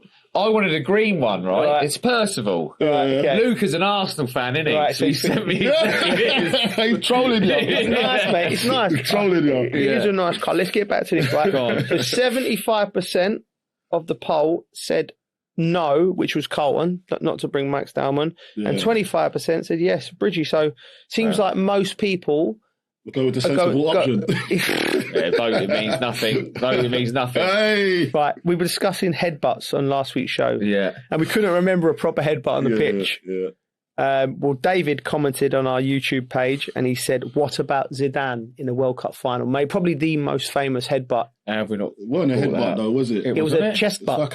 It was a chest butt. It was a chest butt, but he used both his fists as well. So it was like, did he? Yeah, did you see it? It was weird. I've seen it. Not like a proper bang have that. It was like, I've never seen it in my life. His chest, wasn't it? I've never seen it since. Yeah, it was like a ball, wasn't it? Yeah. He missed his head and he's gone in It's for gone like that, into bang. his chest. Do you know what, right? It's an iconic moment. We were talking about this headbutts. earlier, actually, Yeah. weren't we? About like, if you're going to do it properly. You're going to get sent off Well, did you most see time. If you do a little one. the goalkeeper? You know what? Just go and do it properly. So talking about headbutts and that, did you see that Zaragoza goalkeeper? Yeah. Listen, if you haven't seen it, please go online and go and find the red card for the Zaragoza goalkeeper, because when you talk about going all in and getting sent off properly, he thought, well, I've got sent off, so I might as well go and do it. I might as well go and do it properly. Not doing it properly, didn't he? It was a nothing. It was a bit handbag. So he thought he'd just go and finish the job. Yeah.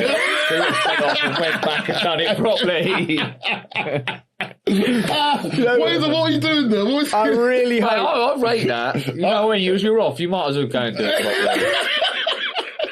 If you're a bear, be a grizzly one. Innit? Do you know what I mean? I rate that. Yeah. Do you know what, right? I hope he listened to the podcast and we're in his head and he's gone, do you know what?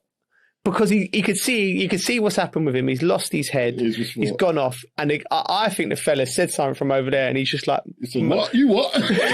No, I reckon geezer's just gone, I'm going to do it properly. Yeah. Goalkeeper, goalkeepers are strange. Yeah. Goalkeepers are a strange bunch. So he's like, let me break this down. So he's broken it down. He said, all right, I'm off now. So you're getting it. Let's have a trot over and just whack him. We've all been sent off in our career, right? Yeah. We've all been sent off. I sent off once. Yeah, I've been sent off once, right? I've been sent off a few times. It's a horrible feeling, right? That walk. It's the walk of shame. And you go back into the dressing room and you're sitting by yourself and you're just going, please get a result. And it's like, and I was all right. I was all right with mine. Was you? Yeah, mine was I unjust. should have been sent off. I shouldn't have been sent off. Me either. too. The rest fault. Both of mine were high feet. What, 2 high feet? Yeah, 2 You're not high allowed feet. to do that, Geese. Mate, I'm higher than everyone. So I'm actually trying to bring the ball down. I didn't know. It wasn't malicious. You know? Okay. Right. But anyway, it's a horrible feeling, isn't it? When you're in there and you're just waiting for the lads to come in. But I'm thinking, if I've seen my goalkeeper do that, and he's already off anyway, I'm thinking, I can't wait to get home and get in there to speak to him. Just go, Geeks, what happened?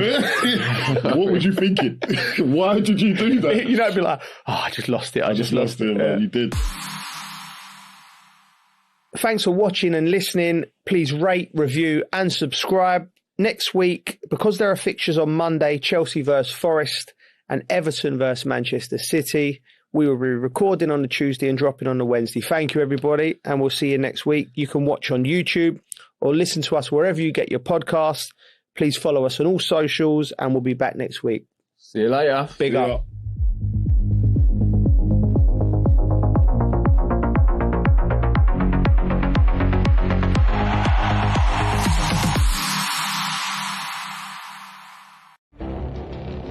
It feels like decades are passing by in a matter of weeks. Seismic shifts in the world order. Never, ever will be part of America. With so much happening and so much noise.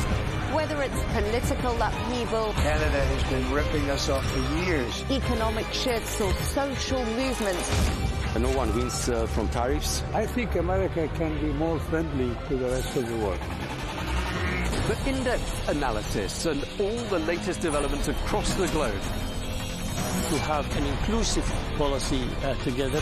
The meetings with Hamas gave me some hope. We're in another nuclear arms race. the most important development straight to your screen. Welcome to the dressing room. I'm on my own. I need backup. And an insightful look at the issues shaping our world today. It was not going to happen, that war, and it happened. Join us on Arabiya News, where the world talks.